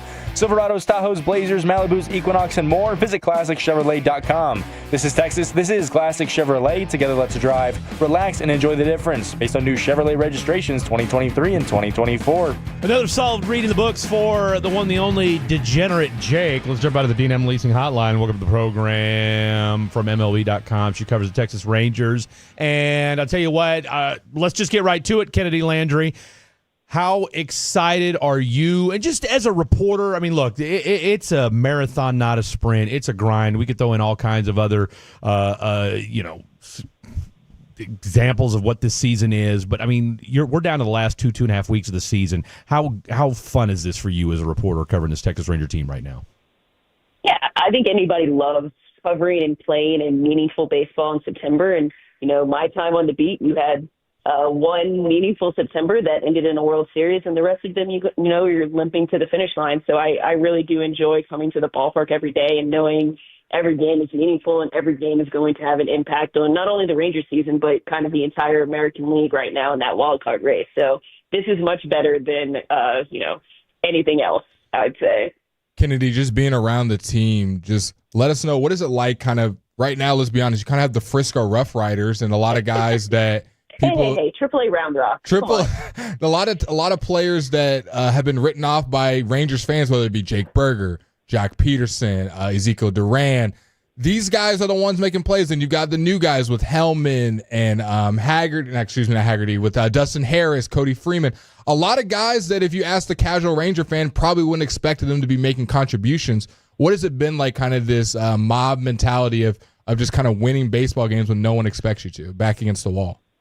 Yeah, I think we've seen this team. They do really good when they're backs against the wall during, kind of in the Bruce Bochy era of the Rangers. And I think you see a lot of these guys who have, you mentioned, Berger and Peterson, who have struggled a bit, whether that's injuries or performance earlier this year, kind of find themselves at the plate. And then the new guys coming up with a lot of energy and excitement and, just the will to be up here and stay here. I think you see that kind of in every at-bat, every play they make, whether, like you said, Cody Freeman, Michael Hellman, Dustin Harris last night walking it off. Dustin Harris, a guy who was DFA'd not even 5 weeks ago, when at the trade deadline to make some room for some acquisitions. Like, these guys come in and they're doing everything they can to stay up here and help the team win. I think you see that in the energy that's in the clubhouse and in the dugout and on the field each and every day these last few weeks is all of the regulars have kind of been dropping like flies lately.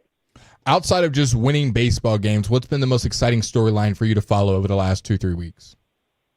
Yeah, I think those young guys, I think that's the most fun part of all of this. Cody Freeman coming up and just providing the biggest spark, especially, last weekend in Arizona, just saying, hey, I'm not going to let this guy beat me down to his last strike and getting the go-ahead run out in Arizona and Dustin Harris last night. Like I said, it's a guy who was DFA'd, who was up earlier this year, only hit about 200. And, I think that stuck with him. He said, hey, this is baseball. It's the job. If you don't produce, you're not going to get a job. You're not going to keep a job. But, he felt like he was hitting the ball well at the time they DFA'd him, and he continued just trying to find himself at the plate and, find his timing, put together a good at-bat. He had a 17-game hitting streak down in Round Rock before getting called up yesterday, and he clearly brought that, came off the bench as a pinch runner, as an at-bat in the 12th inning after kind of, being pulled all game and coming up and walking it off. I think that's what makes baseball so fun. It's something that really doesn't happen in so many other sports that, you have all of these unlikely heroes. And, some of these guys, obviously, Wyatt Langford's having the last good couple of months, and Jake Berger has found himself, like you said. But the unsung heroes, I think, is the most fun part of baseball, and that's what makes it such a great sport. Kennedy Landry talking all things Texas Rangers. They sit a half game outside of the final wild card spot in the American League with a few weeks left to go in the regular season. You mentioned about guys that have come on strong, and obviously you mentioned a lot of the younger guys that have come up. But one guy who couldn't have gotten off to a worse start gets hurt, comes back, still struggles coming out the gate, and then has slowly but surely kind of pieced himself back together. He's had some clutch moments. I'm talking about the one, the only, Mr. Jock Peterson. You being around this team on a day-in, day-out basis, what have you noticed most importantly about Jock's approach from where the season started when he struggled to kind of where he's at now, to where now here he is batting third, which seemed almost absurd 3 months ago, and now this guy's being counted on to be a veteran bat? Yeah, absolutely. I think we all saw that very tragic 0 for 41 back in May, which was really kind of one of the hardest things to watch a guy go through, a guy who he really tried very hard, getting in the cage, getting with the hitting coaches, trying to get out of it. And, right before he broke his wrist with that hit by pitch on the south side, he said he felt like he was getting back to himself. He was drawing more walks around that time. He felt like he was timing up pitches better, even if the results really weren't quite showing yet. And then, he gets shut down for almost 2 months there. And really over the last 3 weeks, we've seen exactly what what they signed Jock Peterson to do, to be this, powerful DH. It just seems like his timing is right. He looks more like himself, and he said he feels more like himself. I think that's just something that it was going to come, and the Rangers kept hoping it was going to come. If they just got Jock Peterson back to his kind of career averages, he could contribute to this team, especially with, how this offense has been performing across the board. And I think these last 3 weeks we've seen exactly, what Jock Peterson can do when he's right at the plate. Kennedy, other than the opener, I'm just looking at some stats right now. Other than the opener against the Diamondbacks when Patrick Corbin didn't have his best outing, he went 5 2/3 and gave up 5 runs. Every other starting pitcher in the last 2 weeks has let up 3 or less runs. What have you made of the starting pitching, whether it's DeGrom out there, whether it's Jack Leiter, bunch of different guys, doesn't matter who's on the mound. It feels like the Rangers, when it comes to starting pitching, is one of the best, if not the best, in Major League Baseball. Yeah, and that's really been who they are all season long. Mm-hmm. Even, throughout the summer when they were treading water, when the offense was really dreadful for a stretch there, any game that they were winning, it felt like it was because the starting pitching was keeping them in it to the very last second. And they've done that, to this point on September 5th or whatever the date is. This rotation, even with Nathan Eovaldi going down, is still one of the best, maybe even the best in baseball. Merrill Kelly was a tremendous add at the trade deadline. Even when you looked at the rotation at that point, you're like, oh, the Rangers need another starting pitcher. And then obviously things happen. Nathan Eovaldi goes down. Kumar Rocker goes to AAA to kind of figure out some mechanical things, out. And Merrill Kelly slots right in and has been phenomenal since, with one kind of hiccup there in the middle. And Jack Leiter, he looks like the guy that you selected number 2 overall in the draft. I think that's kind of floated under the radar nationally, but he's got a sub-4 ERA. He's really put it together in the second half. He's throwing strikes. He's walking fewer guys, and even when he misses, they aren't as dramatic as we were seeing a lot last year and early this season. So, and then Jacob deGrom is Jacob deGrom. I don't think he needs any introduction, but he looks just like Jacob deGrom has looked when he's healthy. Obviously, they're limiting his innings a bit, in hopes of making a playoff push, and you want him available in the playoffs if you're there. But this rotation has been the stabilizing force of this team all season long, and I think that's exactly what you're seeing in this final stretch here as well. All right, I'm glad you mentioned that, because as we get to this final stretch, let's talk a little bit about, rumor has it Tyler Mahle could be joining the big club sooner rather than later, which would, as you alluded to, would be a huge boon for this pitching staff. Which again, and Jared's talked about it. Doesn't look like he's going to be that 6-7 inning guy that he was to start the year. But again, if you can get 3-4 innings out of him, you're feeling good about things. Any news on our boy Marcus Semien? We hear he's out of a boot. And then what's the latest and greatest on Mr. 5 himself, Corey Seager? Yeah, we'll start with Corey. He has been doing his own research on how quickly he could come back from an appendectomy. A lot of this kind of comes up with baseball players, anywhere from Matt Holliday's 10 days, which is out of the question, I want to say. Wow. Which I don't understand how he did that. I think Corey's 10 days will be tomorrow, so that's not going to happen. But, usually about 20 to 23 days is what kind of came to. And I think he'll be closely monitored over the next few weeks with obviously hopes of a return before the end of the regular season. Tyler Malley is going to go on another rehab assignment with Round Rock, I believe, tomorrow. Okay. Kind of figure some things out there. And, yes, I don't think he's going to be, 5, 6, 7 innings, but anything that you can get out of him, and especially if you're able to keep some of the bullpen guys fresh, like Jake Latch, who's been a tremendous swingman for the Rangers this year. He's saved them quite a few times. And obviously, if you have to start him, the Rangers are more than confident in having him start. He came up through the minors as a starter. But Tyler Malley, obviously, that would be considering the season that he had before he went on the injured list. I'm sure they would like to get him back. And Marcus Semien, he was out of a boot last night, but that is still TBD as far as we are concerned, as far as we've been told. But he does seem to be walking around better, moving around better, but still unclear on where we're at going through this final stretch through the end of the season. Kennedy, I'll get you out of here with this one. Let's say all things are equal. The Texas Rangers keep playing how they're playing. They get into the playoffs. The Cody Freemans, the Dustin Harrises, these guys keep pulling it together. And Corey Seager is healthy, and Marcus Semien is healthy. Do you just yank those guys out first game of the playoffs and put in your all-pro level players out there, or do you keep the guys that got you there? Because we know when Seager and Semien were there, they weren't making a playoff push. And then how do you think the end of the season is going to finish out with the Astros series that you're in right now? You got a tough month. The Brewers coming. And you got the Brewers. Like, it's not going to be easy baseball. How do you see this kind of shaking out in the last month? No, I mean this week, this isn't very easy. Obviously, you have Astros, Brewers, Mets, Astros again, and then you get a bit of reprieve with a home stand against the Twins and the Marlins, and then you end on the road in Cleveland. So obviously, it's not going to be easy. But the baseball season isn't easy, like you said. It's a marathon, not a sprint. And the Rangers have to win baseball games and not worry about who's on the other side. Obviously, they're chasing the Astros, they're chasing the Mariners, they're chasing a number of different teams, and a number of different teams are right there in the mix with them, like the Royals and the Guardians, and even the Rays have recently made a push, I think, winning 7 straight. So the Rangers need to not worry about anything else and just worry about, winning each game and winning enough games to get in, and not worry about the other teams. And, when it comes to what you do with those veteran guys, if and when they return healthy, I think the manager will have some difficult decisions to make. But Corey Seager is a monster in the postseason. I don't think there's any way if Corey Seager is able to play, he is not on the field. So everything else, all things considered, I guess we'll see. And Bruce Bochy is a Hall of Fame manager for a reason. So we'll see what decisions he makes.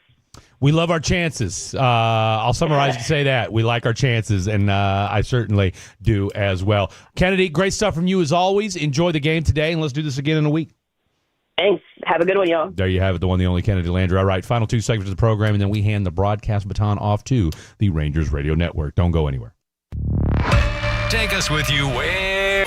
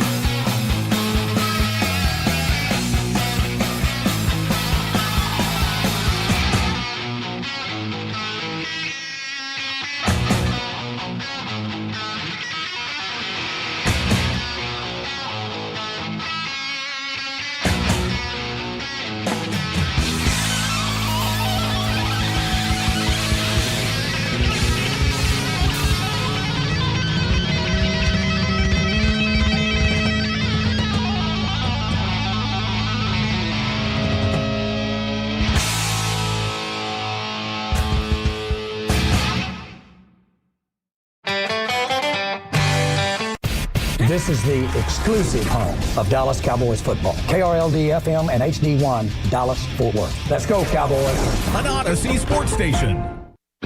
Driven by our D&M Leasing Studios. Thanks for turning it on, leaving it on. 105.3 The Fan. Final two segments of the radio program happening right now. What a program it's been, too. Got to say, 4.5 hours of solid radio goodness right here on your home for the 2023 World Series champion Texas Rangers as they sit half a game out of that final wild card spot. AL, American League, in case you were wondering, new to this.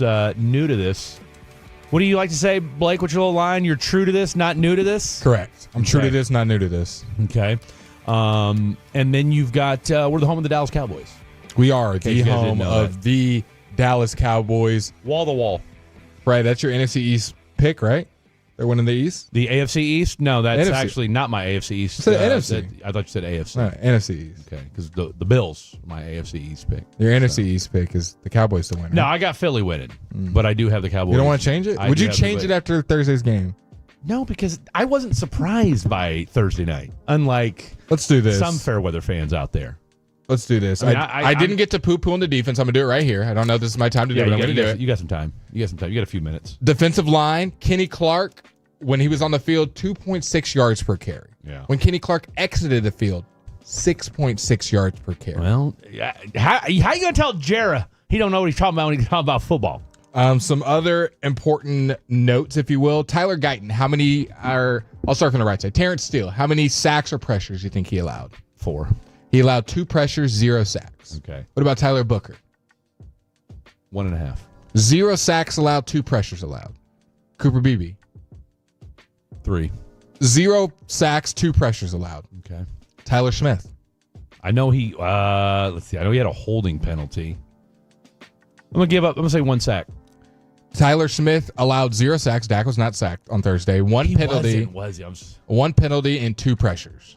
So everybody, 2 pressures, 2 pressures, 2 pressures, 2 pressures, 0 sacks, and then we go to Tyler Guyton to finish off the offensive line. 1 pressure. 5 pressures allowed.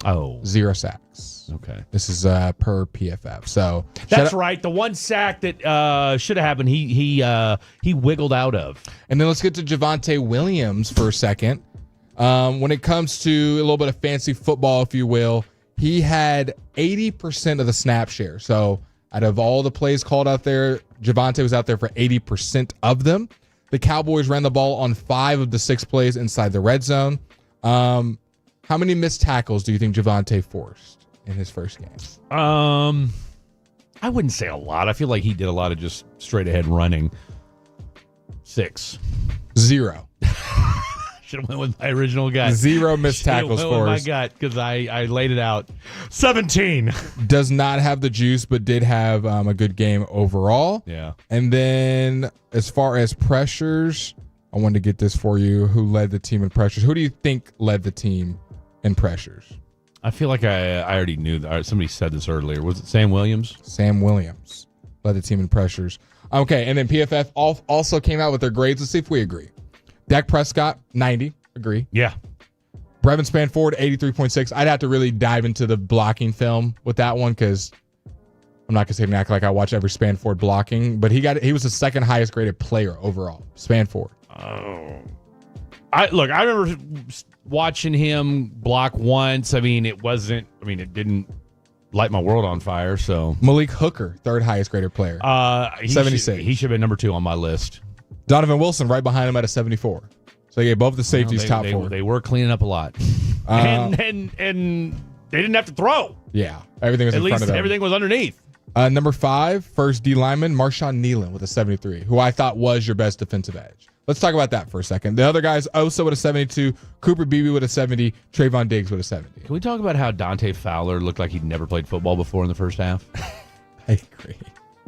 They couldn't get a pressure to save their life. They couldn't get past anybody. Or even when he did. Remember the third down when they're inside the red zone? He ends up scoring on that when he's got him dead to rights. Yeah. Dead to rights. And then just kind of just rams him and then he runs around him. What the hell was that? And then that transitions to my next point. The secondary was great. A.J. Brown, apparently, according to the data, was open 0% of the time. He got 0 separation. Diggs, which I said was going to have a good game. Trayvon Diggs had a great game. Deron Bland had a great game. Kyer Elam did get picked on. Yeah, he did. He did get picked on. Especially the only big play. In that first half, he definitely got picked on. But the secondary was great. Although he did have a big play in the fourth quarter on that third down. He was playing. I can't remember who they threw it to on the edge, and it was like I said, it was a 3rd and 10, 3rd and 12, or whatever. He made an open field tackle. He made a play on. Well, that was probably the only open field tackle that was made because the linebackers just weren't good yesterday or on Thursday. I don't really know how else to put it. The linebacking group was not good. Maris Luafau got the least amount of snaps, only got 7. Everyone else was at 40 plus. I think he'll play more on Sunday. Damone Clark, Sanborn, and Kenneth Murray got the most, with I think Sanborn getting the highest. They were all around the same mark. Damone Clark out-snapping Maris Luafau by about 5 times definitely kind of threw me off because I thought Maris gives you a little bit of burst. Damone Clark, Damone Clark was out there just a lot more than I thought he was going to be out there. He was a staple of the defense on Thursday. They loved what he did, and of course our boy Jack Sanborn got okey-doked on that final third and Maris Luafau 6 snaps. Damone Clark 41. Sanborn 47, Clark 41, Kenneth Murray 62. So Kenneth Murray was on the field pretty much every play. The entire game. I don't get why Maris Luafau was on the field. I thought they did a worse than average job open field tackling. Whether it was Saquon, who felt like he made 3 or 4 guys miss every play. Whether it was because they held him to I think 3.3 yards per carry. It was better when you look at it overall. But just like Saquon would catch a screen pass or catch where Jalen doesn't have anyone, he's just checking it down to him. Well, hell, he's making 3-4 guys miss. And then he stiff-armed our boy Murray into next week. Yeah, he stiff-armed him bad. Yeah, he did. Eberflus, are we going to switch it up and have a quarterback spy? That is the only way that Jalen Hurts was being. He was not throwing the ball down the field. And you were getting decent pressure. The O-line, you were getting some pressure here and there, but you weren't sacking Jalen Hurts. He was evading. So I liked the blitzes in the second half. They had some more blitzes and got inside of Jalen. Stunts that worked. But the overall scheme of not having a spy on Jalen Hurts, I thought was poor because Jalen Hurts was killing you running outside the pocket. That's where both his touchdowns happened. I think he thought they were going to throw more for some reason. And you don't have Overshown out there, which I would assume would kind of be your spy in the situation. They can run him down. Oh, hands down. But I think you could have easily plugged in Maris Luafau and said, hey, I don't. Or had Murray do it. I think Murray's Murray or put another safety in there. And I'm not in the defensive room, so I don't know if they called it and it didn't happen or they were trying to disguise it. But from my naked eye watching on the TV, it didn't seem like they called a spy any play. And that would have been a quick adjustment for me. Hey, Jalen, if you start beating us over the top, we'll adjust. Well, but until then, 3rd and 6, 7, whatever it was, we knew that was going to happen. Spreads it out, empty backfield. What do you think's going to happen there, man? He hasn't made a downfield throw all game except for the one to Jahan Dotson. And then he's going to suddenly just decide to drop it over the top now. Maybe he does. It's 3rd and 5, and he can see exactly. Defense spreads out. Jalen Hurts versus Jack Sanborn. Okay, Ray Charles saw that coming, and he. Takes half a second and just takes off? And hey, taking nothing away from it. Again, you came out, that defense, for as porous as they looked in the first half, it was, you started to think to yourself, this team might give up 30, 40 points a game. Yeah. Now, that said, let's not pretend like the Philadelphia offense isn't one of the better offenses in football. And they'll probably get it together. Okay, and you're not going to play offenses that look that good. But let's their best showing. Let's call it what it is, too, though. Look, you're going to have your hands full with the Commanders' offense. Mm-hmm. All right? You play these pass-heavy offenses. You play the NFC North this year. Yeah. Okay? You play the AFC West this year. All right? So you've got your hands full as far as teams are going to be throwing the ball. And I thought what we saw in that second half from them looked a lot more encouraging as to the adjustments that Eberflus made. I'll get you out of here with this. This was the defensive line snaps. Nick Harris put a good graphic out for us. The most snaps on the defensive line, Osa, 41, Kenny Clark, 40. That's exactly how it should be. Next on the list, Sam Williams got the most defensive end snaps. He had 39 snaps. Yeah. Marshawn Nealon, 10 less at 29. Yeah. Dante Fowler, 2 less at 27. I don't think, did he even play much in the second half? I don't know. I don't think so. I thought most of his snaps from the first half, and after they saw that debacle, they said, you know what? Let's go ahead and give some of these young guns a try. Solomon Thomas with 25. Yeah. Ezra with 21. Jay Toya with 20. And James Houston with 9. What do you have an issue with on that list? I don't have an issue with any of it. It's week one. We want James Houston out there a little bit more? I would love to see James Houston out there more. And I think you're going to see him more out there. Maybe a little less Fowler. I think you're going to see less Fowler. And I do think Fowler will be more disciplined. He's supposed to be leading in sacks on Blake's predictions. So Yeah, I need him to step it I had up. James Houston leading, so I feel pretty confident about that. But I think you're going to see a more disciplined approach in week 2. All right, final segment of the program. Let's talk a little Texas Rangers. Who is our home run picks, and what's our prediction against the hated Houston Astros? Don't go anywhere. Do Crohn's disease or ulcerative colitis symptoms keep coming back? Tremfya.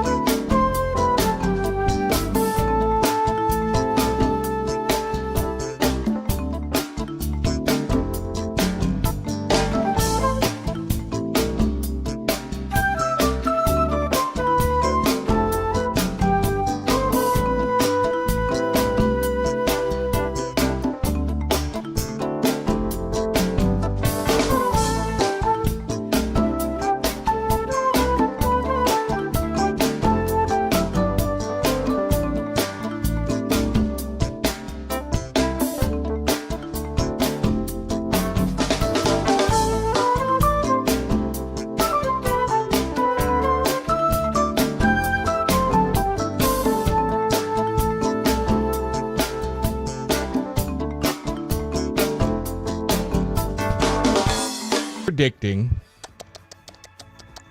6 innings, 1 earned run from DeGrom. Okay. 8 strikeouts. Wow. My prediction. Score. Rangers win 4-3. Down to the wire. For you guys at home listening, Josh Smith leading you off, Wyatt Langford, Jock Peterson, Jake Berger, Dustin Harris in right, Josh Young, Alejandro Osuna, Jonah Heim, and Ezekiel Durant. So this is still for the most part, you still got a lot of guys that we didn't really believe in that are going to be trying to carry this team to the playoffs right now. No real marquee names other than Wyatt Langford that I just read. And maybe Josh Young, but he hasn't been that good this year. You better put some respect on Josh Smith's name. No, I agree, but I mean he's been. I mean, no, Josh Smith Ranger wise, yes. Dare I say, if you had to give out an MVP award right now for a Texas Ranger, who would it be? Probably Evaldi. Probably Evaldi. The guy who's missed. You just said MVP. I didn't say who's going to big chunk. Who's going to win the rest of the year? I would give it to Evaldi or DeGrom. They've willed you to W's. I'm putting on Josh Smith. I mean, doesn't miss game. Okay, durable. He's okay. Durable. Who's been the most durable? Yes, you said MVP. Exactly. We have different answers. Sorry, my MVPs don't miss time. Okay. My MVPs. You act like Smith plays every day. He gets days off. He literally does. No, he doesn't. He gets days off. Not as a utility guy. That dude has played, I would bet you money, probably as much or more than any other Ranger out there. Probably, yeah. Yeah. I agree. Okay. Don't. I just said he gets days off. No, he doesn't. You're trying to disparage my boy Josh Smith. No, I'm not. All right. You act like Josh Smith never misses a game, though. He doesn't. Fight me, bro. I'm looking it up. Yeah, look it up. Google it. I know he's ChatGPT. I'm very aware of how Grok it. See, why do you keep saying Grok? I've never used Grok in my life. Yeah, I don't even get problem. that reference. That's a you problem. You don't know who Grok is? I know it's on Twitter. You actively use Grok? I absolutely use Grok. Of course, you're missing out. You needed the reading comprehension. Okay, let's look it's at Elon, bro. It's Elon. It's going to power the world here soon. You're buying Eons. Whatever. I use multiple AIs. Okay, I use multiple AIs. Games played. Josh Smith, number 1. Oh wow, 128. Wow. You know who's right behind him? Who said that? Put some respect on my baseball name. I'm Freddie Gammons to you. You know who's Freddie Gammons from here on out. You know who's right behind him and hasn't played it? Bill Self. And hasn't played in 2 weeks? Who? Marcus Semien. 127. So yeah, the whole team's been hurt. Yeah, like Josh Smith is Iron Man and has never missed a game. He has been Iron Man. Anyway. Dolis Garcia's got 3 less games than him, and he's been out 5 different times. My MVP. Josh Young's got 111. Who's your home run hit choice for today? Marcus Semien? Well, my boy isn't in the game today. No Cody Freeman. I'm going to go with Josh Smith. You know what? Such an antagonist. Josh Smith, 405 to left. Castellanos, there's a deep drive to left field. I'm going to go with, I also think our boy goes 6 innings tonight. Okay. 2 earned runs. 7 strikeouts. You said Jock? Oh no, Josh Smith is our home. Is your home run? Yeah. Is your home run choice? You know who pick Alfredo. Alfredo Suna. Yeah, our boy, friend of the program. Mm-hmm. Let's go with Jake Berger tonight. Jake Berger. Jake Berger is my home run pick, and I like the Texas Rangers to win 4-2. Okay, 4-2. Jake. All right, Jake. Real quick, I'm gonna pick the Rangers to win. Give me 5-2. Oh, okay. I think DeGrom goes 6 innings, 6 punchies, and I think my home run pick is going to be Higgy. Okay, good choice. I like it. Higgy is not playing today. Oh, don't care. Okay, well, pinch hit, buddy. Pinch hit, buddy. Come on. He's coming in off the bench. Jonah Heim. He's coming in off the bench. I'm going with Corey Seager with blood dripping out of his. Appendectomy scar. Mashing with one arm. So there you have it. What are you doing? Don't worry about it. You know what? I got Billy McKinney. I don't even know who that even He's on the Rangers. Person. All right, what a show. What a show today. Absolutely. Hats off. We're back. We are back. Football's back. We're back. 99% of you texters were fantastic. A couple of you guys are a-holes, and you know who you are. Great stuff as always from the one, the only, Mr. Jake, the degenerate. Blake, the only phenom that I know. I'm Fred Davis. Go Rangers. Good night. God bless. We'll see you tomorrow. With the Bosch 18-volt Glide Miter Saw, you'll feel...